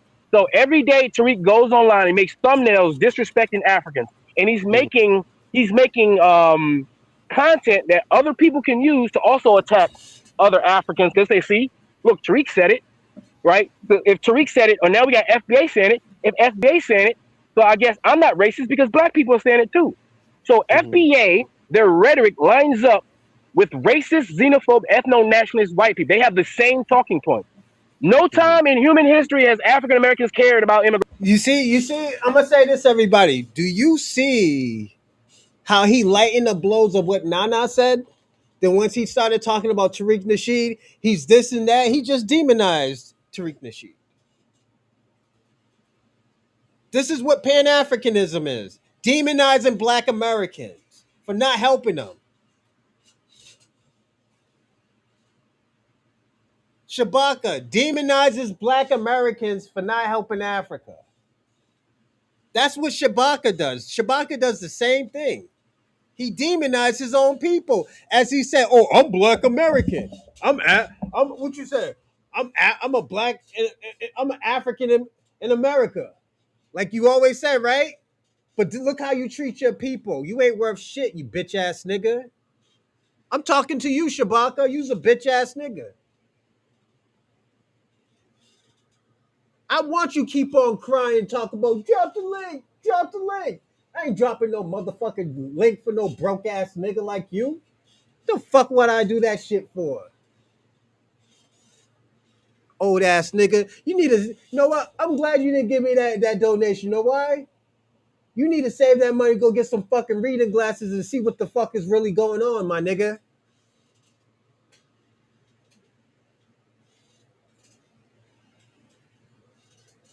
Yeah, and your bitch sucks too, nigga. You mad because I'm not dropping the link. I ain't dropping no link for no broke ass nigga like you. You ain't got no money. What the fuck you talking for? You ain't got no money. How the fuck you talk about you from Harlem and you broke? I never met a broke Harlem nigga. That shit is crazy. You're a broke Harlem nigga. That's crazy, Shabaka. How you broke out here? Harlem don't even claim you, man. Harlem don't claim you, Shabaka, because you're broke. We know Africa don't claim you. Like, nigga, what's going on? Then you go down to Virginia when the economy is lower and you're still broke. Yeah, I want you to get mad. I want you to get mad. How the fuck you broken you a Harlem nigga?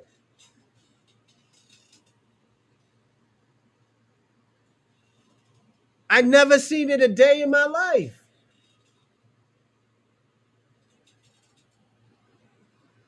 You can't even buy yourself a pack of chips and juice, nigga. Broke out here, nigga. How you broke out here?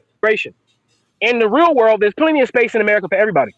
America is underpopulated. We actually need more people. The result of having less people is we have less tax revenue for the states, and the states can't operate. And that means states that can't operate has to get more subsidies from those states that can operate.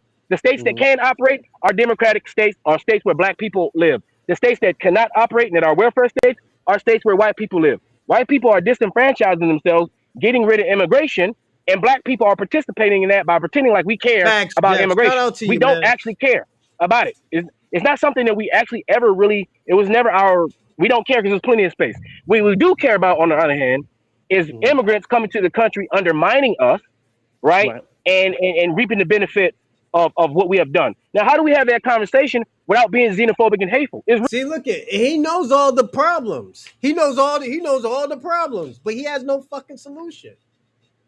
He has no solution. How the fuck you know all these problems and stuff, but you want us to handle it a different way? You know black Americans don't handle it that way. We're not gonna hold hands and say we should overcome. We're not that type of nigga. We get busy out here. Like my nigga, we really get busy out here. Like y'all can keep on using Tariq Nasheed as a scapegoat, but at the end of the day, it doesn't matter because y'all started this bullshit. Afro Think Tank said that shit, but made an excuse for them to do it again. Oh, they don't know. They don't know. It's from Walt Disney. This nigga blame Walt Disney. We just heard this nigga blame Walt Disney. Is this a weak motherfucker or what? Pussy ass nigga ain't dropping no link for no broke ass nigga like you. You fucking crazy? You broke, Shabaka. Go collect pennies or something, nigga. Real hard, right? Because when our feelings get involved, we're gonna throw some shots because black folks, we like to do that. And Africans do it too, and they act like they don't because we know the Igbos do the same shit. And they got a tradition of talking shit to each other, right? To It's greet even each worse other as than cousins and even worse family, than right? it's way Right. worse. But when they come to America, because they not when they first get here, they're not used to how we do it and they don't know how to participate. But as soon as one of them damn Nigerians Putting another cape on. This is all he's been doing, putting the cape on for them to disrespect us. The fuck you mean? This is why a lot of people don't really fuck with Afro Think Tank, because he does shit like this. Why are you giving these niggas the benefit of the doubt to disrespect black people? And you just say, yo, I'm black myself. I'm African American. This is why I say, yo, fuck these Pan-African niggas. I don't like none of y'all niggas. Shabaka, I don't like you. I don't like you, Shabaka. Fuck you in that beanie that you had on your head. You ain't worth shit, nigga. You can keep on saying, drop the link, drop the link. Eat a dick, nigga. You ain't getting no, I'm not dropping nothing, nigga. figure out how to do it. Now all of a sudden you mad and you want to go back and forth and act like it's a big deal when we just talking shit the way we do.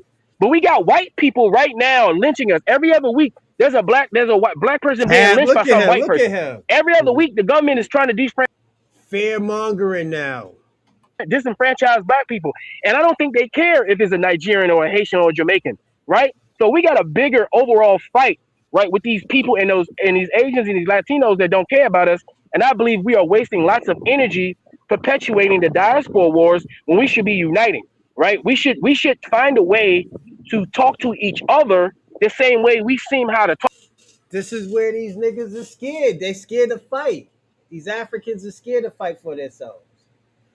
These Caribbeans are scared to fight. They still bring it up 1804, my nigga. That's how scared they are. We did it in 1804. Then you ran out the country and ran to America. That's what you did.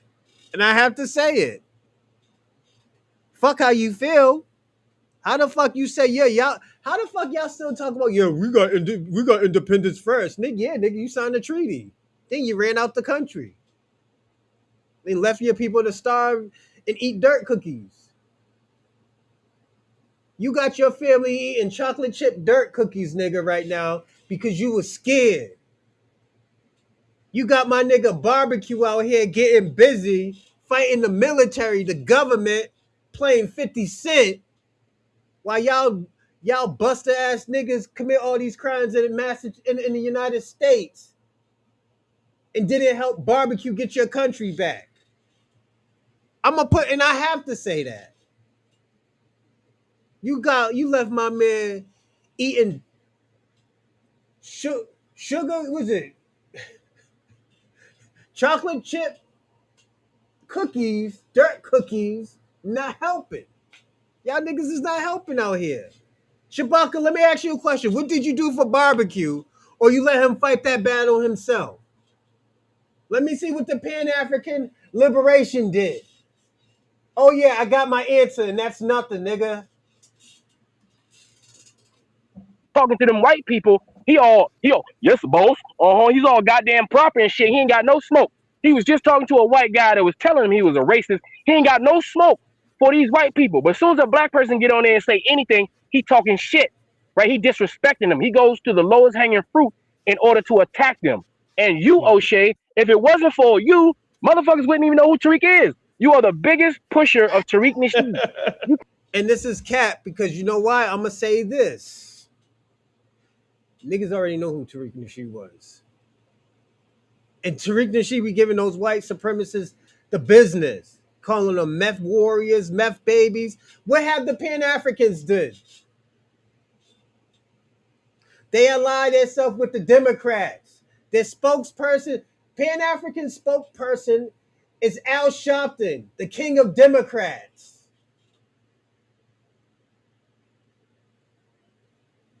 That's his group. His spokesperson is Al Sharpton, the one who went into an Italian meeting, a mob boss's meeting with a big ass hat with a camera inside of it. A CIA. Who worked for the CIA? Al Sharpton. Now let me ask y'all a question. Is this Pan-African movement, did they infiltrate a lot of these organizations with the FBI, the Pan-African movement? I'm saying yes. You cannot call yourself a Pan-African and push FBA rhetoric. And FBA, let me tell you in your face, FBA does not represent African Americans. FBA is a xenophobic hate group fan club of Tariq Nasheed. You cannot blanket all African Americans with FBA. We have not agreed on that. Now the sentiment of us not taking disrespect from certain disrespectful ass Africans, I agree. And y'all know I bang on their asses too. Like, you're not gonna disrespect my African Americans, but at the same time, I'm not gonna have these low level FBA people coming in my comment section, right? Having a dishonest conversation when I'm trying to have an honest conversation. Because they muddy the waters. Because if you associate me with FBA, and FBA is calling people tethers, which is like tether is a terrible word because it's another way to call you a nigga without saying nigga. That's what it is. It's how can me as a black person call you a nigga, without saying nigga because it don't hit the same. So I got to come up with my own word. And it's almost like we looking at white person. Look, look, master, I got a word for those other black people because we special black people, right? But he was just talking about the word akata. How you lighten up the blow for the word akata, but when niggas said tether, and that's an action, oh, that's like saying calling an African a nigga. No, nigga, let's not do that, Afro Tank. Think Tank. Use a sucker. Just say, yo, I'm a sucker, and all I want to do, I want to go to Africa. Nigga, stay in Africa. Go help them Africans in Africa. Why none of y'all niggas is helping anybody in Africa? And then you, O'Shea, you perpetuated by saying shit like flat black. What the hell is a flat black? There is no such thing. Flat blackness, not flat black. When I talk about Okay, flat flat black, blackness. Now you yeah, know damn well ain't no such thing as that. No damn flat black. flat Ain't blackness. nothing flat about none. Nigga, another black nigga. So sociologists talk about that. Black academics talk about flat blackness. That's something that people teach in Black history, African American studies all the time. Oh, who'd you just say? You said who? Academic? Like flat blackness is the idea that all of us. It's a Pan African actual academic concept. Flat, not flat What? black Flat hair. blackness? Yes, that's what I talk about. Flat blackness, painting everybody's issues the same. Oh, okay. Oh, see. I didn't know. You never articulated that way. I didn't know. See. You got to do a better job of articulating yourself. Because when you do stuff like that, you know what it sound like? It sound like It sound like you saying African Americans are special Negroes and everybody else is just plain Negroes. See that? You gotta No. understand. No. So this is Pan Africanism, not understanding what niggas is saying. He didn't even know what flat blackness is. He didn't even know what flat blackness is. But y'all Pan African fans are listening to him. This is who he's listening. This is who he's listening to. He's listening to people. Oh, I didn't know what flat blackness is, but you already. And this is nigga shit that he's doing. He's just talking and don't know what the fuck he's talking about. And this is why I say, yo, O'Shea. This is why I believe I was like, yo. In my head, I was like, damn, O'Shea needs to stop him and just like, okay, right here, this is what you're saying, and this is wrong. You know, like this is why I like Captain Tazaria, because he don't just let you babble. He'll stop you. Hold on, let me answer your first question here. You know, and O'Shea's In the word special do Issues the same. Academics talk about flat. no I say such thing. Flat blackness, not flat black. Black look, master, I got a word for those other black people because we special black people, right? And in you, O'Shea, you perpetuated by saying shit like flat black. What the hell is a flat black? There is no such thing. Flat blackness, not flat black. When I talk about flat blackness. Now we got him, everybody. This is this dumb nigga right here. This is Pan African 101 right here. And they always talk about educate yourself. Read a book, right, Shabaka? You need to educate yourself. But this nigga don't know what flat blackness is. This is your people's. This is your people's, Shabaka. You know damn well ain't no such thing as that. No damn flat black. Flat blackness. Ain't nothing flat about none. Nigga, another black nigga. So sociologists talk about that. Black academics talk about flat blackness. That's something that people teach in Black history, African American studies all the time. Oh, who'd you just say? You said who? Academic? Like flat blackness is the idea that all of us. It's a Pan African actual academic concept. Flat, not flat black. Flat blackness? Yes, that's what I talk about. Flat blackness. Stupid. Painting everybody's issues the same. A dumb nigga right here. This is y'all Pan Africanness.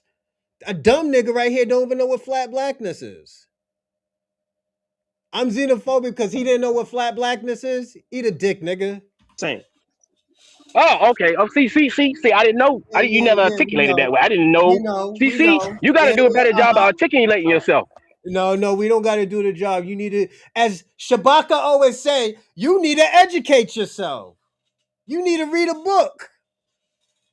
Right, Shabaka? He needs to read a book. Or you going to put the cape and give him a pass, nigga?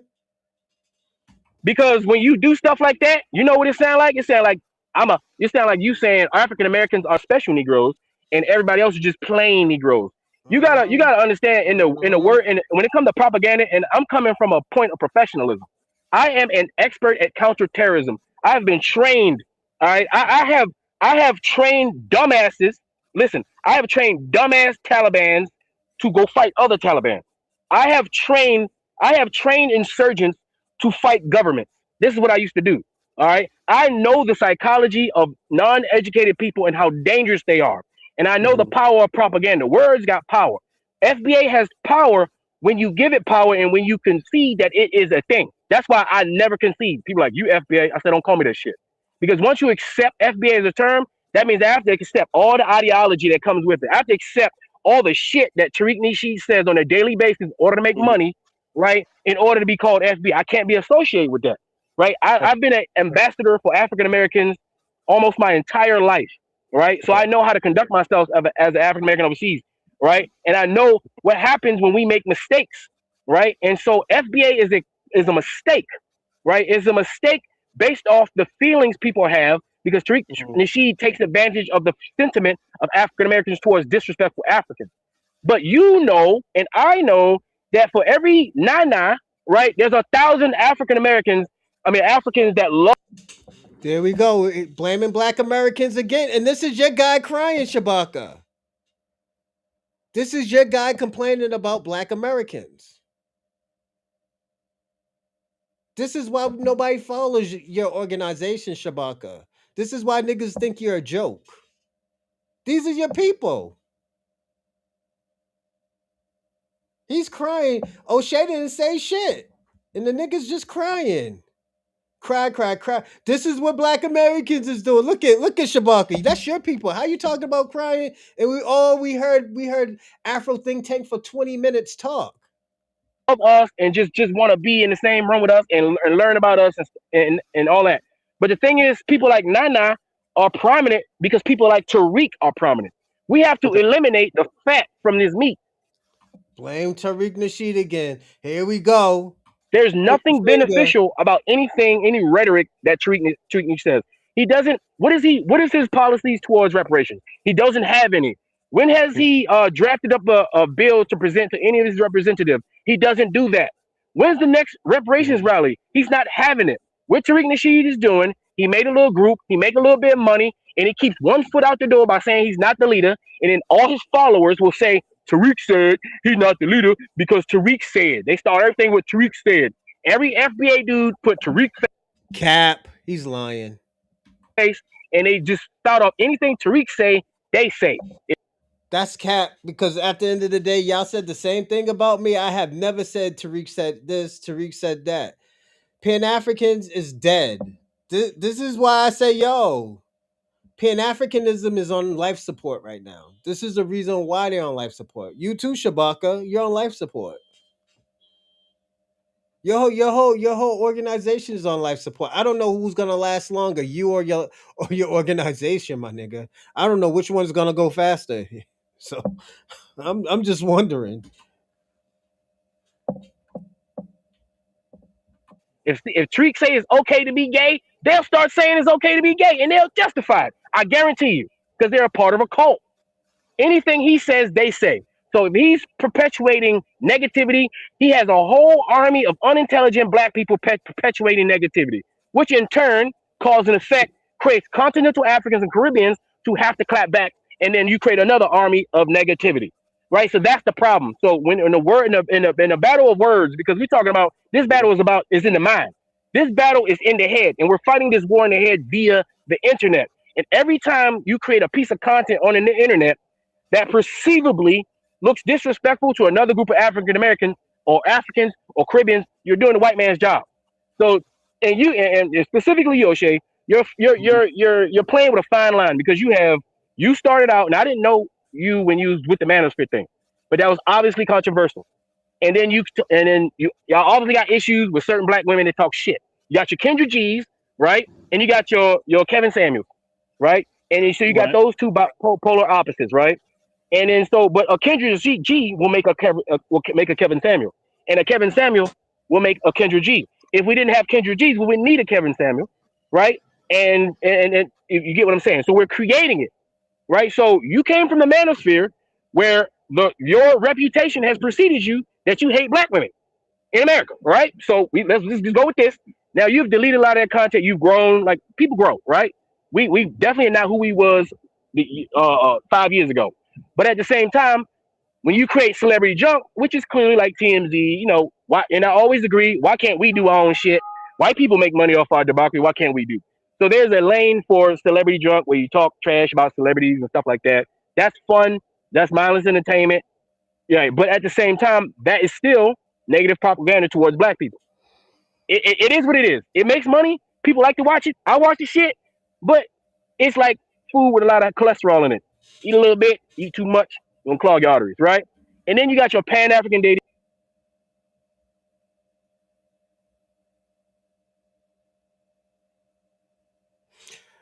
Um I'll say this, Robin. They are in African affairs. America is, yes. Gaddafi. Gaddafi. That's all I got to tell you. Remember what happened to Gaddafi? Blame Hillary for that one. This is what Pan Africanism is turning into. Just these niggas is bitching and moaning about us, man. And it's sad because Pan Africanism don't have nothing to offer. We didn't hear one thing that Pan Africans offer at all. You know, and this is this is why I say it's on life support. Like if I'm lying, they say, "Oh, yo, Rosalind, you're bugging out," or Bronze, you're bugging out.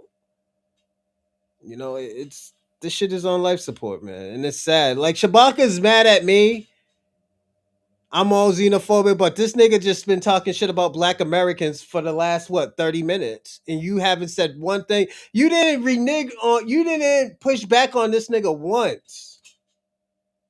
Show and your King Ghana, right? As much work as you put into King Ghana and Pan African, your reputation is still preceding you.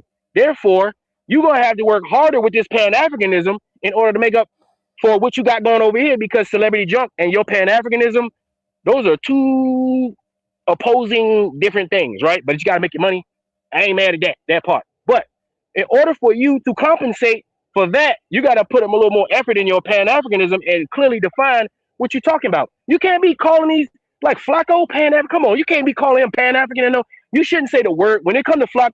Don't even say Pan African. Just stop saying Pan African when it comes to these people, because the people who don't know what Pan Africanism is, they're thinking that's Pan Africanism. So now you got a bunch of people going against Pan Africanism. How is it possible that black people cannot like Pan Africanism?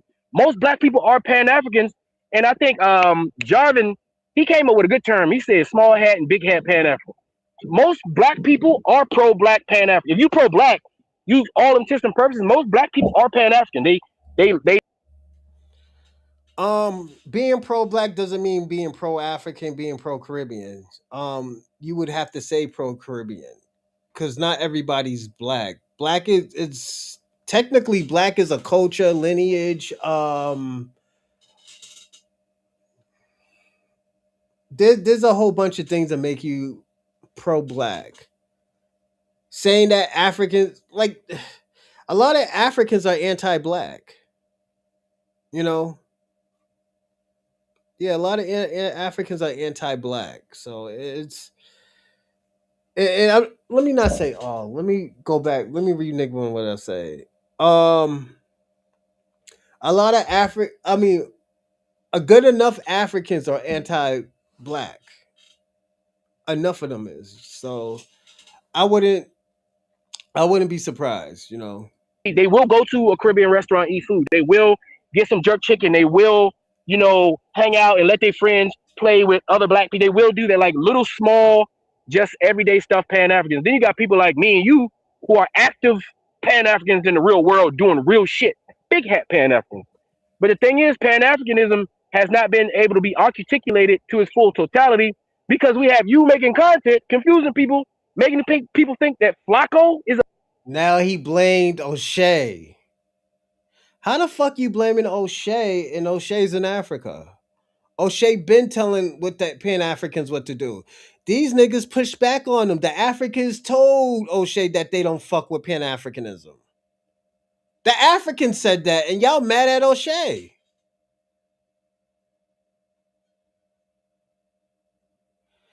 Yeah, you're right about that one, Jeff. He that was a stretch, man. He's just bitching, man. Afro think tank. He stay bitching about Black Americans not helping, and this is what Shabaka does. We're all self hate people, but at the end of the day, we're the only ones that stick up for Africa. We're the only ones that stick up for Caribbeans. We won't help. I'm not helping, but I support y'all and everything that you're doing. Would I give money? Absolutely not, because my people need it. So I'm not gonna help. Pan African. Flacco is a parasite. Flacco is, for all intents and purposes, when you say the word, I think he dropped out. For all, I think he must have lost signal. For all intents and purposes, Flacco is an opportunist, right? And he's not a Pan African, but he don't hate African Americans. He doesn't hate Caribbeans, right? But he will take advantage of an African. He'll take advantage of a Caribbean, right? Oh, he's back on. Yeah, he'll take advantage, right? But he's no way in any shape, form Pan African, because if he was, he would actually mean the shit he say. We know he don't care about them black people dying, but he can't. He make that money. We know he don't care about Shud the Builder, but he about making that money. We know he doesn't care. We know Flacco don't care, but we also know Tariq don't care. Both these niggas are dividers, and both of them to me are on the same side, right? Dividers, people who will divide for money, divide for profit, right? They pick division over unity. I'd rather be broke and you unified with my black brothers and sisters than be rich Wait. Can and I not be ask? unified. Let me just say this real quick. You still there? Yeah. I would like to ask the chat, guys. I see people saying things about me and him. If we're not doing that, can y'all stop with all the name calling against him or me? We're two brothers. Explaining, you don't even see us doing that. So if we're going to be able to talk like this in the future, family, y'all. Oh shit, he's not letting you talk, homie. He's not letting you talk. And after this show, I'm gonna try to email. I hope you respond because I know you get a lot of emails. I'm gonna respond and ask what happened because I'm gonna give my audience. I'm gonna ask my audience what happened. Y'all gotta grow up. Stop talking bad about him and me. We're having a respectful conversation, and the chat should also do the same thing, right? Because if y'all want more people, more dialogues like this to happen, and whose entire family has fought for America every single war, and I fought war. I have the right to say anything I want about America. And I'm also a tax-paying member of Nigeria too, so I can talk shit about them motherfuckers too. All right. So, but the thing is, if we can't have adult conversations, right? You can have spiritual conversations, right? And we can take leeway with our slang and our shit talking, right? Y'all know I talk shit, but I add a little comedy to it. I try to keep it light. I don't want to go dark. I never go dark, right? But the reason why I go dark with FBA is I'm not going dark with African Americans per se. I'm going dark with Tariq Nasheed and No, stop blaming one person. This is why I don't like Afro Think Tank because he can't take accountability of what Africans do. This is Africans saying all of this shit. This isn't, and the thing about it, there's nothing wrong with Africans saying what they say. But don't ask for help after you just disrespect Black Americans. If them niggas is deporting you, my nigga, you're gonna have to fight. Look what the French are doing. The African French, they're fighting to stay in that country. They're holding that French flag. But y'all niggas in America think y'all are fucking special. Y'all niggas ain't special. Shabaka, you're not special, my nigga. This is why, and I'm gonna say this is why your organization is dying. Niggas don't want to hear, oh yeah, we're growing, nigga. You are not growing. Y'all are not growing. And this is what's happening. You're still mad, Shabaka. Look how mad you are. You think you special. You think you don't have to give donations, my nigga. You a broke nigga that's not gonna get on this link. And you fuck around, you'll never be on the link. I will never drop that link for you. You keep playing with a nigga. I wish a nigga would, nigga. I wish a nigga would. You're not getting no link. You've been asking me for the last 2 hours to drop the link for you. You're not getting no link. We don't want to see your ugly face, nigga. Come on, let's stop it. You lie. This is why Pan African movement is in the position that it's in because of you. is in manipulation. I'm going dark with the core of what FBA is. FBA is legitimately a xenophobic hate group sponsored by white supremacy. I know people don't want to believe it. They think I'm just saying it. They think it's something I'm making up. But it's actually a branch off the ADOS, which is a branch off the Tantum organization. An actual bunch of rich white people who wanted to get black people to hate immigrants to help white people hate immigrants because there's not enough white people for white supremacy. If you notice, white supremacy has been contracting all their shit out to black people. The most successful white supremacist is Candace Owens. Think about it. They can't even be white supremacists. And this is what I'm gonna say. Afro Think Tank, why you didn't drop the name then?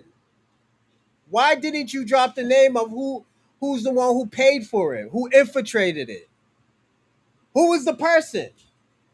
You're just saying it's CIA, white supremacists. Who was the white supremacist that put money down on it? How do you know? But I could prove that Pan-Africanism helps the feminist group. I can tell you that Pan-Africanism destroyed the real revolution that was happening, like the Black Panther Party, the real liberation parties and stuff like that. Y'all sent that white woman into there. How the fuck Pan-Africanism was going on while the American Revolution was happening? And when I said American Revolution, I'm talking about that peace and love bullshit. Y'all niggas, y'all Pan-Africans was running around in the 60s and 70s with them dashikis on fucking white women. Talking about peace and love. That's what y'all niggas wasn't doing. Y'all wasn't helping Martin Luther King and civil rights. Y'all was putting fucking flowers in fucking rifles. Talking about please stop the Vietnam War, nigga. Y'all wasn't talking about y'all own people, my nigga. Let's firstly be honest about that. Let's not lie anymore. Why don't Afro Think Tank talks about that? Because he's not smart himself.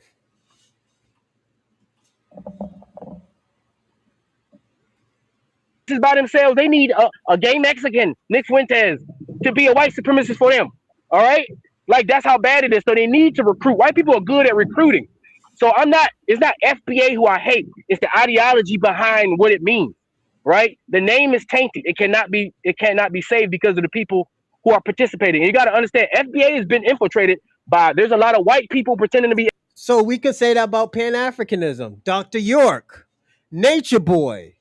They out here sexually violating men. African Bun Bada out here sexually assaulting people. We could say that about Pan-Africanism.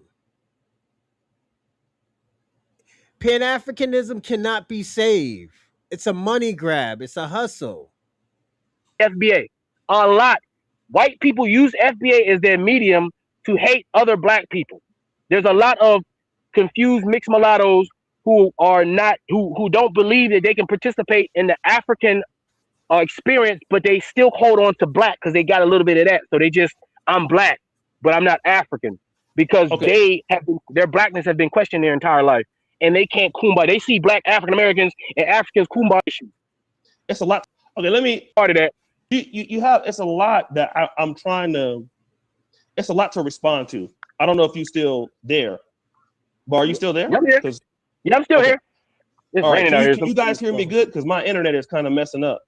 Because it's you said a lot, and I was trying to understand the points of view and all this other stuff. But let's do this. Can you hear me good? Yeah, I can hear you. Okay. So let's, for the sake of debate, we can remove African Americans or Black Americans out of this for immigration. All right. We can look at largely what's happening on the African continent now. Pan-Africanism, the AU is in Ethiopia. So the first thing is, can we say Africa is producing citizens that can even contribute to Pan-Africanism, which a part of that is being collaborative? Let me give you an example of what I'm saying, because you probably see people like this in Nigeria all the time. You meet any individual young person, woman, young man, they get a job. Largely, they can't get into the industries. It's usually informal sector. And this person is paid $100, $200 a month. All right? Yeah. Now, after they are paid $200 a month, their bills is like $600 a month. So now that person has to do a lot of stuff and also required to give money back home, whether Black Americans are or not. A lot of Africans, men or women, are required to give money back at home because their parents still having kids in the village or wherever, back in their own home country. So this causes Africans to do this or that, steal from their job, start different businesses.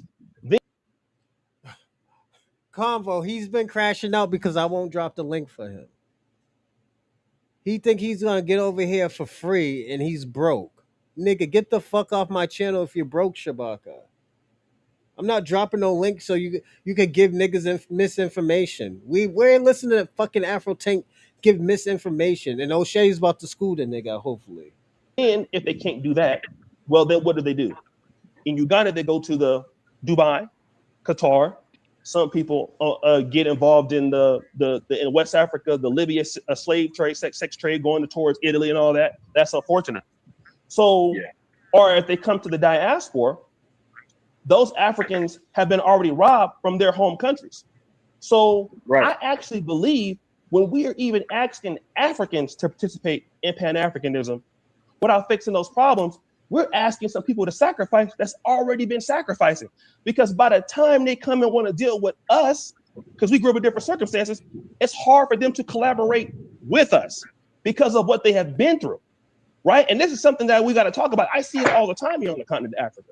You know, I was at the cleaners today, and there was a young lady. She was like, "Can you loan me like $10 or whatever?" You know, I'm right now in Nairobi, Kenya. And so it causes an African to cover too much territory every day to get money to survive. Now, if you remove African Americans from the situation, the same thing is happening right now. Your people, Shabaka, the Pan-African movement infiltrated the Black Panther Party and the Black Liberation Army. Y'all infiltrated that. Y'all fucked them over.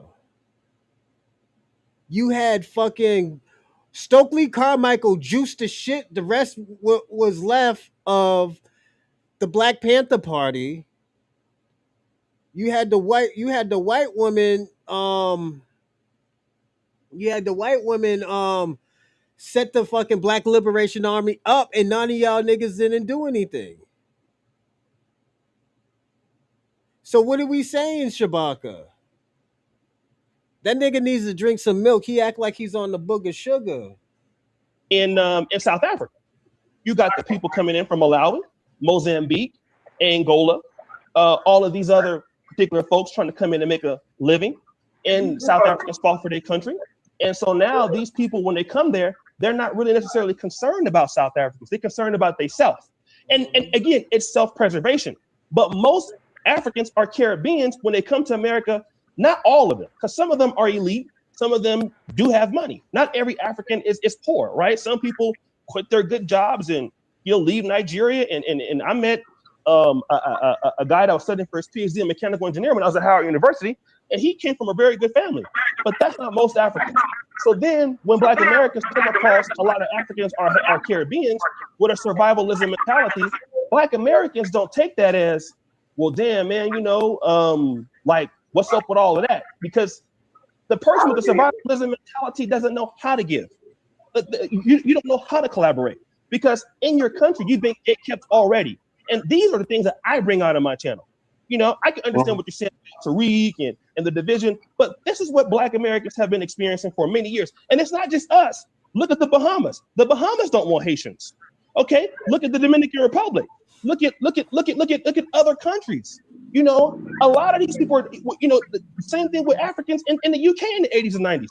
It was the same problems that Black Americans had then. It was even bigger with the Caribbeans. They were calling the Caribbeans stupid and dumb when Africans got to Canada. So if you remove African Americans or Black Americans from this equation, then it's not just us anymore. And what you see all around the world where Africans kind of go because the survivalism mentality doesn't really work, they run into some of these issues, if not a lot of issues. I was in Poland when the Zimbabweans came to Poland. And that's how I found out about the Indebellis and Shonas. They were fighting to the death in Poland. I mean, a lot of these divisions that happen in Africa, we can meet them and it's cool. But how would you tell this Afro think tank? You want to tell the truth? We're going to both be honest here. Nigerians would rather help you or me than they will help each other. And you cannot say that ain't the truth because it is. Most of it will help you. They will help me on this fucking continent before they help each other. Now we benefit from that, but if we didn't love Africans, we wouldn't. Yo, that's fucked up. O'Shea told the truth. Look at he's quiet. A lot of these divisions that happen in Africa, it's we can meet them and it's cool. But how would you tell this Afro think tank? You want to tell the truth? We're gonna both be honest here. Nigerians would rather help you or me than they will help each other. And you cannot say that ain't the truth. Because it is. Most of it will help you, they will help me on this fucking continent before they help each other. Now we benefit from that. But if we didn't love Africans, we wouldn't admit it. And that's sad though. And that's the thing that when people say you hate Africans, I'm standing up for a lot of Africans. What about the Africans in the diaspora that live in Dubai, that live in Qatar, that they send money to their family and that family, that money is stolen and they have no opportunity? What about that? What about when some of the diasporas, they basically come back and they oppress their own people? You want to know some of the rudest people who oppress Africans? Africans' own diaspora does it every day. From Britain, from Canada. If they're not oppressing, they're the ones getting used by the Africans on the continent. So what I'm saying is, if you can remove Black Americans, and let's say we all unite in America, those Africans still have those problems because the country's made it that way. Pan-Africanism, and I know you watch football. If you watch football in the 80s and 90s, we had somebody called Bill Walsh, right? Bill Walsh innovated what we call the West Coast offense, right there in Cincinnati, and then he came to the Niners, all right? When Bill Walsh made the West Coast offense, you had to have certain players that could participate in that. And the first thing you needed, one of the main important things you needed was a running back. They catch the ball at the backfield. That's number one. So we couldn't have a hitting running back like, let's say, Peterson. You can have Eric Dickerson. Dynamic running back, the West Coast offense. Somebody like Roger Craig, somebody like Akib Ismail, or Willie Gault. You needed somebody who was good running inputs to make it work. And the raw talent that we have in Africa never gets used. Unfortunately, it goes right to its grave every day. And so when we talk about building a collaborative Africa, well, the issue comes from one state, because by the time they get to the Africa, it's difficult for them to collaborate. Because like even Agaba, you know what Agaba did to me. That's a lot of things you come across, not saying everybody, but when you're focused on your family, what's going on back home, like Africa's diaspora is awesome. They send the most remittances back to the continent. They're developing the continent, but large that money is going to to their family. And so by the time we start working with Africans, there's largely going to be an issue because of what they have already been through. There's a certain level of trauma that brothers and sisters in Africa have been through. And when we try to sweep it underneath the rug and say we all should stick together against one oppressor, well then, okay, let's leave us out of the equation. What do you say what's happening right now in Nigeria by itself? Or the North? Or what happened in the Biafra War? That had to do with Black Americans. What do you say about the South Africans? Or what do you say about the Zimbabweans? You see all of these things without us, right? And wherever you go, there you are. Now, I'm going to tell you another thing here. It's going to be controversial, but I'm going to say this. When you deal with why the African states want the me and you back, I'll tell you why. Because we don't deal with tribalism. So when Afro Think Tank comes to Nigeria, he accepts everybody. Everybody loves him, right? Because he's going to look for the merit-based person. So the reason why Africa is where it's at is because so many internal divisions. And those divisions come to wherever Africans go. Ireland, have you seen what's happening right now? I mean, don't get me wrong, the white men have destabilized them, but Africa's got a choice. And too often we baby a lot of the folks from Africa, because I can tell you one thing. When Africa get ready to do something, they can do it. Talk about the most talent, talk about the most beautiful shit I've never seen. Africa got the Randy Moss disease. They play it when they get ready. I see it all the time. When Africa want to do something that's fucking out of this world, they'll do it. When they get ready, most Africans do this. I was there with Warden Maya. I brought Warden Maya to Uganda in 2023. I brought him there. Him, Miss Trudy, and staff. We have been trying to work with the government. I've had ministers tell me, oh, I like what you're talking about, but what I need you to do is focus on what I'm doing, and then you come back later. I won't even mention their name. I've worked with so many people for free, trying to bring people to the continent, get the right information out. Apathy, apathetic, don't care. Now, when Warden Maya touched down, I had got him a room over at Bukoto Heights. The then president of the tourism board, when he touched down, She was right there. I lost my money. They took him over to Speaker Resort. They asked him right there, said, hey, listen, why don't you be the ambassador of Uganda? Again, when they want to do something, they can do it, you know? And so what I'm saying is, I get what you're saying, because you're not, you spit facts. There are a lot of things you're saying that I got to concede. And I knew that coming into it, because my situation is not always perfect. But you got to create the right Africans to participate in Pan-Africanism. And what you're saying is, well, that Afro think tank or O'Shea, you should be held to a higher standard. Okay, I'll accept that. But then, what about them? Just because we have more money, or South Africa has more resources, that doesn't mean that the brothers and sisters in Malawi can't put forth effort. They got to also try. And a lot of times, the people that have the most get the most to blame, like South Africa and Black America. But even when Africans get rich, they get successful. I mean, what about the issues then? So again, the divisions keep going. And the divisions that are there, we got to discuss it with our fault or somebody else's fault. Because what happens is, let's focus on the white man, focus on our power, sweep everything underneath the rug, and guess what? I could agree to never make a video again. And FBA could never make a video again. Those situations in Africa are going to continue. And wherever they go, there they're going to be. They're having problems in Australia in the diaspora. Big problems. But why is it that when Black Americans come, largely don't have a problem? Because why? We're more adaptable, usually. You go to Ghana and you see more African Americans wearing kente cloth than you see Ghanaians. You can see that. Yeah, but with that being said, everything you saying, I agree with. But at the same time, let me just say one last thing. Okay, go ahead. And the thing is this, like the African countries, most of the, I know you didn't like my Pan-African keyboard warrior things. I know you didn't like that, right? But let me talk about that. The reason why a lot of those people are upset with me is because they cannot deny what I'm saying is the fact. They can never come back to where they're from and have a good life. Why? Because do you know how many talented Africans come back to their homeland and get killed or get poisoned or get juju put on them? Yeah, a lot. That's actually a big thing. See, why don't people bring that up in my content? I don't just talk about things from the Black American perspective. I see Africans come back from Sweden, and then this guy he got his legs cut off, got killed, his wife got killed right there in Entebbe.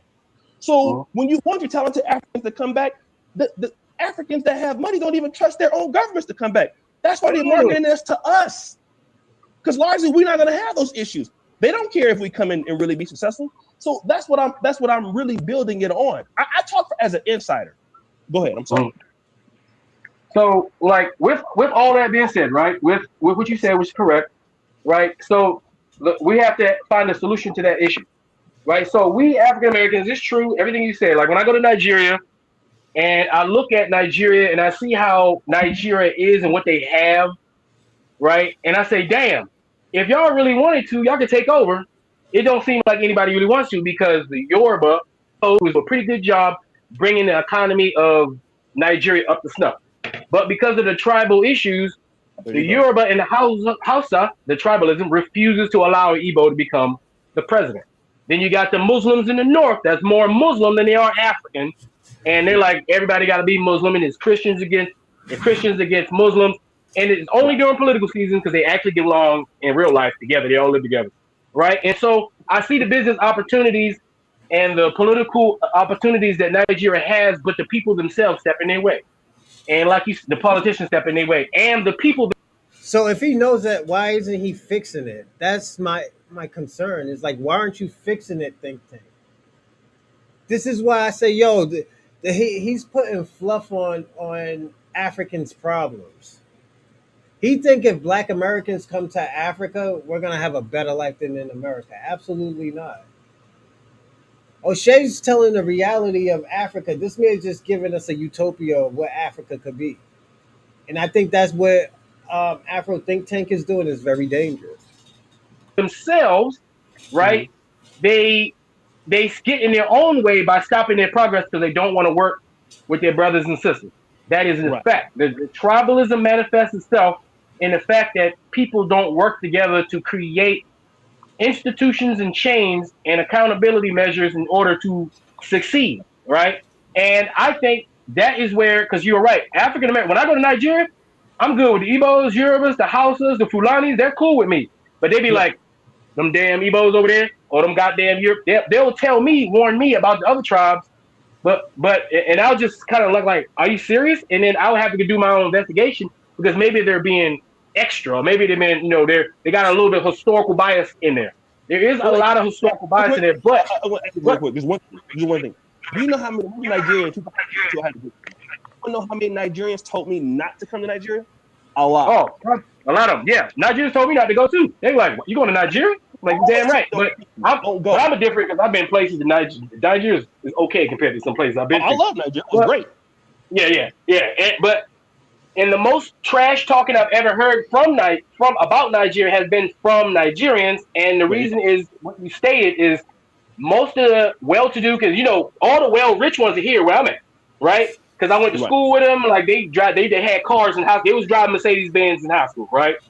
Oh yeah. They will tell you that the government is attacking them, or it's usually a government issue, because especially since they got money and you want to hold it in their banks, and it becomes an issue with the government, right? And they have they'll complain. But then you go to Nigeria, the Nigerian people in Nigeria are way different than the diaspora that come over here, and they will tell you that they're complete and total assholes. I know Nigerians who live here who got businesses in Africa who treat their people like shit, like slaves, like actual slaves. And it blows my mind. They barely pay him. They feeding him is enough. They're like, yeah, I'll give you food. Look, you got to pay you late. Hey, you have regards any of their opinions about anything when it comes to government and benefits. It's ran by Niggas is blaming the government now, my nigga. This is bad. And I understand why I don't want to go to Africa. I understand why a lot of y'all niggas don't want to go to Africa. Shabaka's mad right now. He ain't talking to nobody. So. rich, ignorant, non-educated Africans who don't want none of their kids, their grandkids, or their great grandkids to thrive, and they're blocking the progress of all of them. I think they said that it's closed. They closed it down. Like Nigerians in the rural area, all of them are sitting on millions of dollars of assets, and they don't know what to do with it.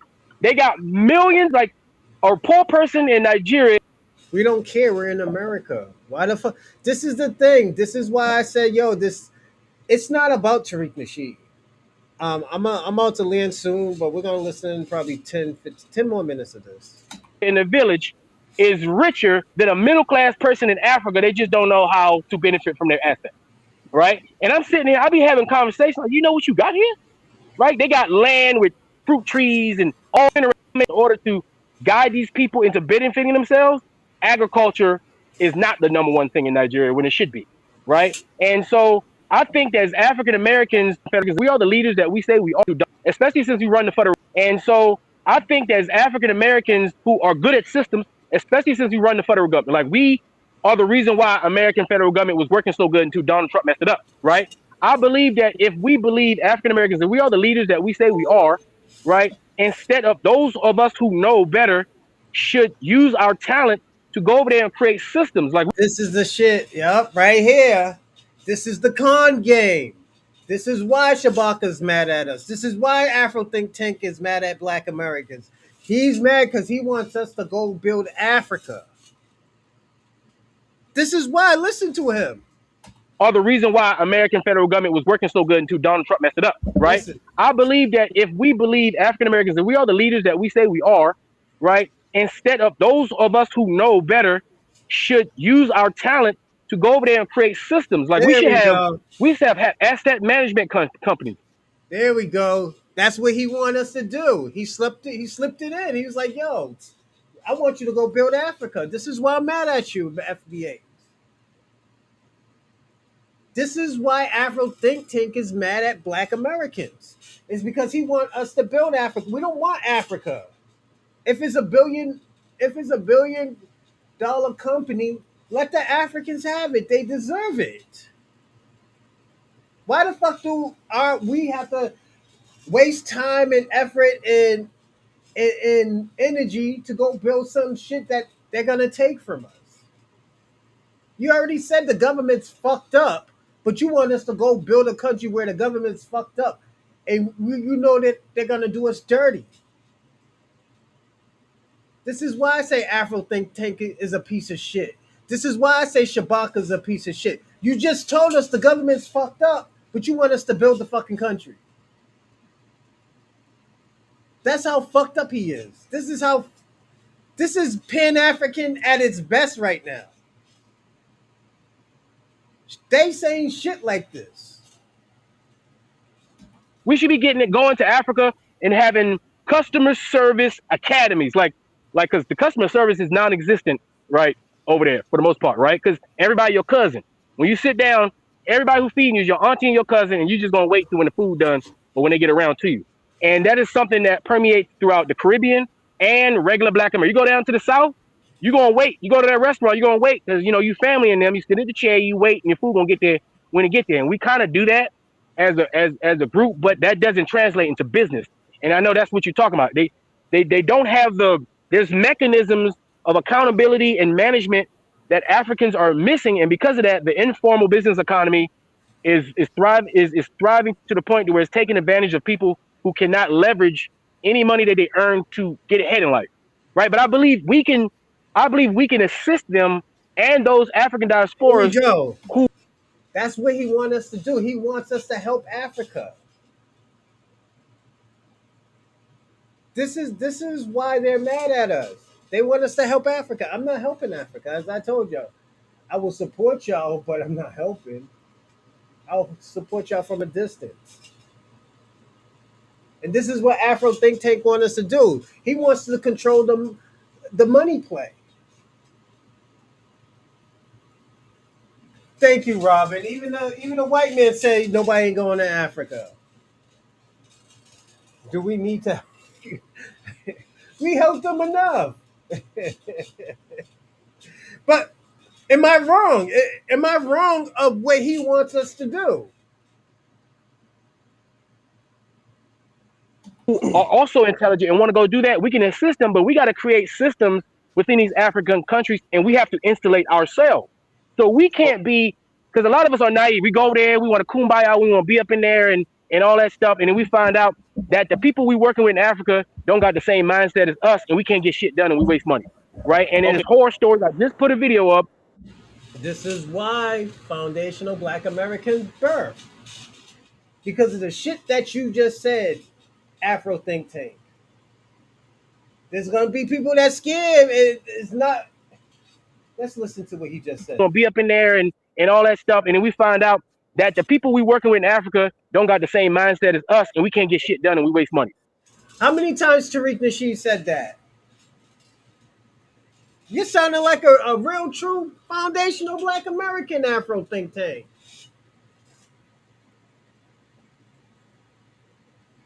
Like Afro Think Tank, you sounded like a foundational Black Americans, as what you just said. You just called them scammers. We've been said Nigerians, they got a scamming culture. And you're saying the same thing now.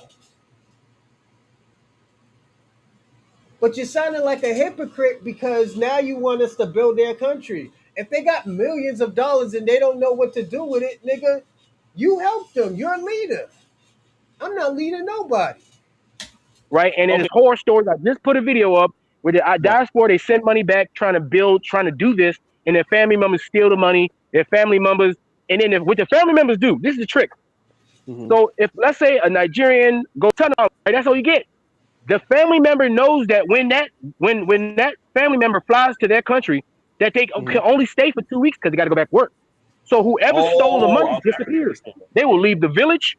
They'll leave the country, because that means if you're African first, second generation Nigerian, and you go be able to train your family members to have to be more financially responsible. But who is going to teach? Who's going to teach these Africans to be financially responsible? Because ain't nobody teach us African Americans to be financially responsible. Right. We ain't no Western. He's capping.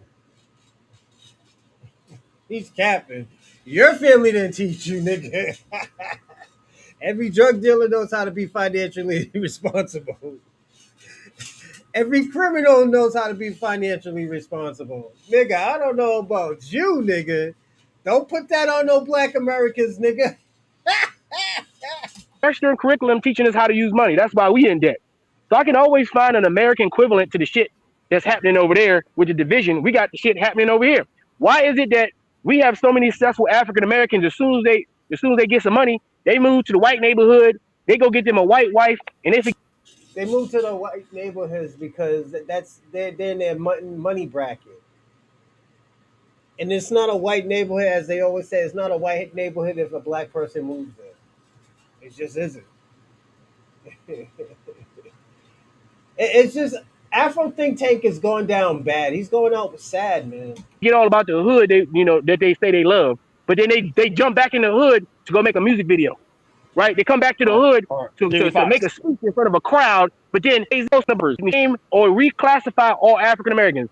That nigga is a failed ride, shit, and belittling the black community so the white people can pay him. You know what I'm saying? Like, and then we make our leaders these rappers. We make our leaders these people who don't have the credentials to be leaders. And that's why Tariq Nasheed falls in this category as somebody who is not qualified to rename or reclassify all African Americans. That nigga. But you let Al Sharpton do it. And he said he was Cherokee. Al Sharpton said he was Cherokee. And I'm just throwing that out there. Al Sharpton said that. Is a failed rapper. Okay? And then when he couldn't do that, you forgot to say he's a failed multimillionaire rapper. Don't forget, I think people be forgetting Tariq Nasheed's a multimillionaire. He made money off of writing books. Was it TV shows, movies? Yo, Tariq Nasheed got money. He been a millionaire for almost 30 years. Like, I know a lot of y'all Pan-Africans hate Tariq Nasheed, but Tariq Nasheed's a multimillionaire. The nigga don't got a struggle dashiki on, my nigga. Like, come on, my nigga's out here. Nigga drives a Bentley. Tariq Nasheed drives a Bentley because he's a multimillionaire. He does more for black Americans than all y'all Pan-Africans did all together, put together. Pretended to be a failed pimp. And when he couldn't do that, he pretended to be a Pan-African. And when that shit didn't make no money, he just started to be a xenophobic, hateful FBA. Now, what's going to happen when FBA? Because you said that one thing you said that one of the reasons why I took the position that I took was because I was I'm trying to make money, and I wanted to address that while I was here. I largely make the majority of my money on my O'Shea Duke Jackson, the celebrity stuff, things like that. Largely, I'm going to tell you the honest truth. A lot of the things I see, and I speak to certain things that most commentators don't, because I don't want people. I've seen people come here and go broke in Uganda and can't go back. I got to help them go back. That's why I never brought people here. And what you described about what you at least brought them through a tour, and what you described, this happens to our people every day. Not only our people. I mean, remember that one fat dude by the name of Greg from Value Farm, that fat bald head dude? Greg from Value Farm? I got you. Those of you guys probably a brother from Netherlands, a Caribbean brother from Netherlands, sent $180,000 to invest into a farm. That was stupid. He stole the money with South Africa. You know, that was somebody from he was Haitian though. So what I'm saying is, a lot of Black Americans, when they come to Africa, okay, does Africa have an opportunity? Absolutely. Can you scale in Africa? There's nothing like Africa. I can tell you that right now. If you get it right, you got it right forever. You got it right forever. But a lot of the people, it's so romanticized. Like, you have a practical approach, saying, you know, we're not going to kumbaya, but that's not what Ghana is selling. That's not what Sierra Leone is selling. What they sell is, okay, here's a package for you. Because at first they were trying to just bring white folks to Africa. Then they started the Euro return. Now everybody's, you know, trying to follow Euro return. And the ecosystem is not so developmental. And so a lot of Black Americans, when they come to Africa, they don't know that. But before you can do business in Africa, you might have to stay here for 1 or 2 years just to see how to move around. Just to, you know, it's hard getting around in Uganda. Maybe Nairobi is a little bit better if you go to Johannesburg, but it's still very difficult. And so then you don't know if a person has a bachelor's degree from, let's say, Jomo Kenyatta University. That's not the same thing as a bachelor's degree. I didn't time you out, you idiot. That doesn't mean the person isn't smart, but the person has a. Hey, anybody timed out Shabaka? I didn't time you out, Shabaka. Different worldview, and a lot of Black Americans are not really ready for those nuances. And stop calling me when brother. You see all the nuances that you have. Stop calling me brother. It offends me. To deal with every day, it causes a lot of Black Americans to, or anybody else, to try to fix those nuances before you can scale. And by that time, you might be out of money. Call me brother, So man. the issue that I have is I what tell people him that that are all the critical of time. me, they're saying, you know, you talk too negative about Africa. Okay, but then, okay, well, what about you who's living in Paris right now? Or you who's living in Beverly Hills at the bus stop right now, taking pictures? Because you left for the same reasons that I'm talking about. And it's not only Black Americans that are affected by this, our whole entire diaspora. Again, the people that suffer the most are the Ugandan Americans, the Ugandan British, the people in Uganda working in Dubai. They suffer more than anybody because they have the most invested. So now what I'm saying is, when you come to Africa and you want to start the business, like, do you know Brother Subi Shop, TJ? Do you know him? Who? The Subi from the guy on Yeah, my yeah, podcast, Light Skin Guy. yeah, Man, yeah, yeah, yeah. like that kind of stuff, you have to participate in it. And so what I'm saying is, Black Americans don't know those nuances because in order for you to unify with Africa or Caribbeans, it's a lot more effort on our end. Yeah, Like the government's getting better, right? The government's getting better, but it's so much effort on our end. It's almost like, well, damn, if I did this in my own community in St. Louis or DMV, which the DMV is more money to DMV than it is in the whole southern region of Africa, in the DMV by itself. Yeah. So what do you do? Do you go with what you understand or do you go with what you don't understand? And now people are coming to that crux where it's like, well, damn, I mean, number one, I didn't know what we had because you don't really find out what Black America really got until you live overseas. When you look at Black America and the institutions that it is, there's nothing like it. You don't know that until you know. This is why I say how not even Nigeria has more money than Black Americans. We're the most successful Black Americans. We're the most successful in the Black diaspora. Like how are Pan African? How are these other Africans and Caribbeans have more money than us? It's impossible.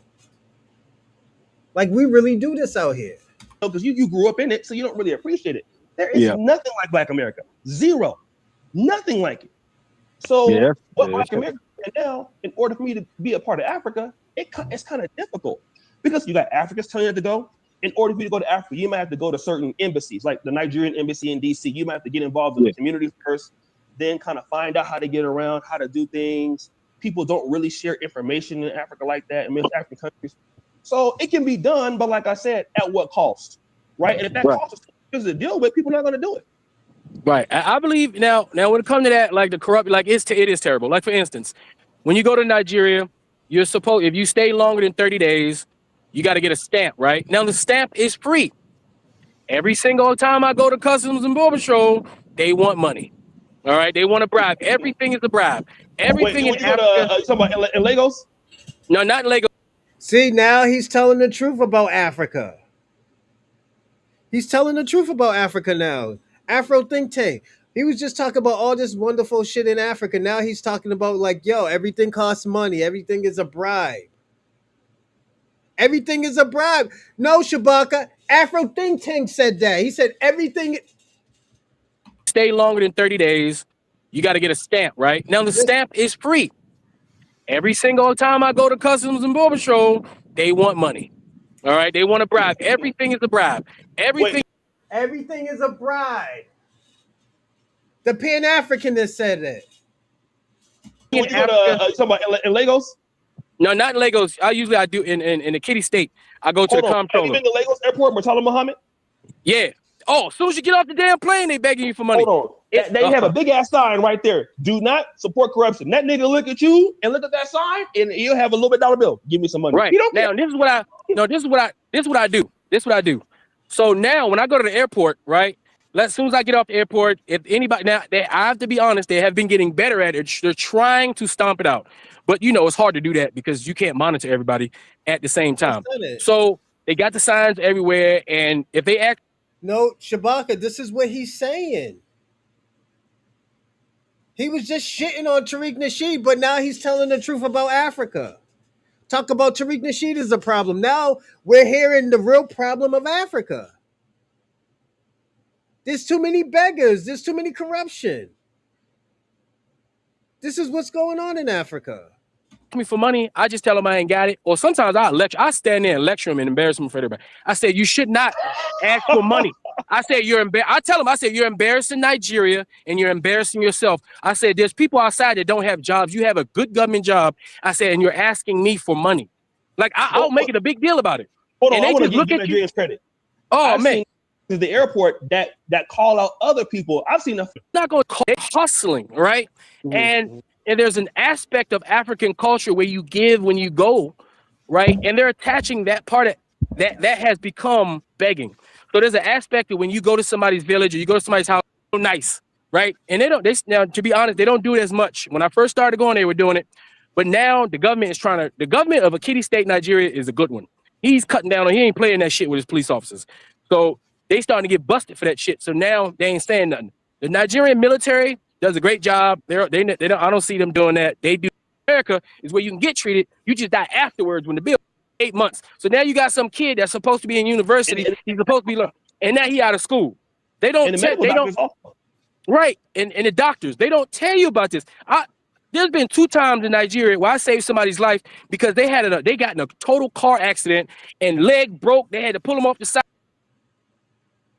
And then, when you go back and you try to show somebody, if that means being a coon to you, I'll be a coon.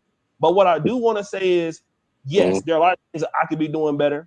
And I'm going to tell them, a lot of the ownership, it seems like the Black world just expects a lot more from Black Americans than everybody else. And all I'm here to say is, and I'm glad the chat is in here. And again, I wanted to come into I know your environment was hostile. So I knew that coming in, right? And this is what I wanted to do because number one, I respect you. You are, you a little irate sometimes, but you're a real brother in this community, and I respect you. I think you're tier 1 because it's not because of what you say, it's because I know what you do.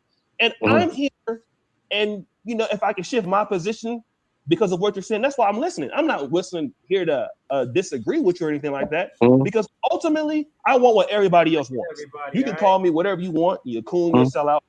Listen, guys, when the power be going out, I'm here. Your ass ain't here. Okay? When shit goes down, I'm here in the trenches with my young people that I work with every day. So if that means being a coon to you, I'll be a coon. But what I do want to say is, yes, there are a lot of things that I could be doing better. And I'm gonna admit to you, I got a little bit also frustrated with some of the stuff that I was trying to do in Uganda, and I was willing to do it for free. And then many people, within the Ugandan government, it was apathetic. And I lost some level of zeal because I used to do a lot of the farming stuff in Uganda all the time. That's my money that I'm putting up. When we risk going to farms, Hey, you call me brother again, I'm gonna put you in timeout for the rest of the show, Shabaka. Stop calling me brother. And you were begging. In northern Uganda, Arua, when we were doing sunflower seed oil, that's me paying for the entire trip. Something happens, people get died here in Uganda. Like if you're dealing in Kenya, it's a lot different. People here because they love the Black community. That's why. All right. Oh, well, one love, only positive shit. Then all this shit gonna keep happening under season. You're gonna get people frustrated. So that's all I'm gonna say. Thank you, brothers and sisters, for allowing me to come over here. Those that don't like me, thank you for All right, it's a wrap. So I'm gonna say this, everybody. I'm gonna land. The reason why, give me a second, everybody. The reason why the Black diaspora, give me a second. So the reason why the Black diaspora has have a problem with Black Americans not helping them is because nigga, we the shit. They're not gonna make it if we don't help them, and I'm gonna be personally honest about that. I don't think they can make it, and the sad thing about it, there's 2.5 billion of them, including not including the people who are in Europe, not including the people in Europe. So At the end of the day, I'm not helping Africans. There's more y'all than us. Why the fuck? They think they have the authority to tell Black Americans what to do. And I think that's the worst thing that they can do, because at the end of the day, it's not going to end well. It's not going to end well at all. So, like I said, the best of luck to Africa. But because I'm going to say this, the people in France are doing good. The people in Spain, Belgium, all these other people in these countries that are from your country or from your tribe are doing good. It's time for y'all to fix your shit. Stop blaming Black Americans for everything. Stop blaming Tariq Nasheed for everything. Stop blaming FBA for everything. Ali, fucking bias Ron. Stop blaming me. Stop blaming me for all of that shit, man. It's time for y'all to be adults, man. Y'all are fucking adults asking a grown ass man for help with your country. And that's your country. We already know what Afro Think was trying to do. Think Tank trying to do. He wants us to fix Africa. Nigga, I ain't fixing Africa. That's not my problem. And it's not my country. There's over 2 billion of y'all niggas that are validated in that country. I'm not validated to help that country. Shabaka, you need to help the country. They're asking for help. They're asking for help.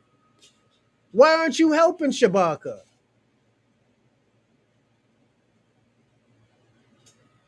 I'm just being personally honest. Why aren't you helping? You heard what Afro Think Tank saying. The reason why he's mad at foundational Black Americans because they're not helping their country, not helping Nigeria, not helping Western Africa, not helping Eastern Africa, not helping Central Africa, South Africa. Why aren't you helping? You need to help them. Don't depend on Black Americans because it's going to be too late.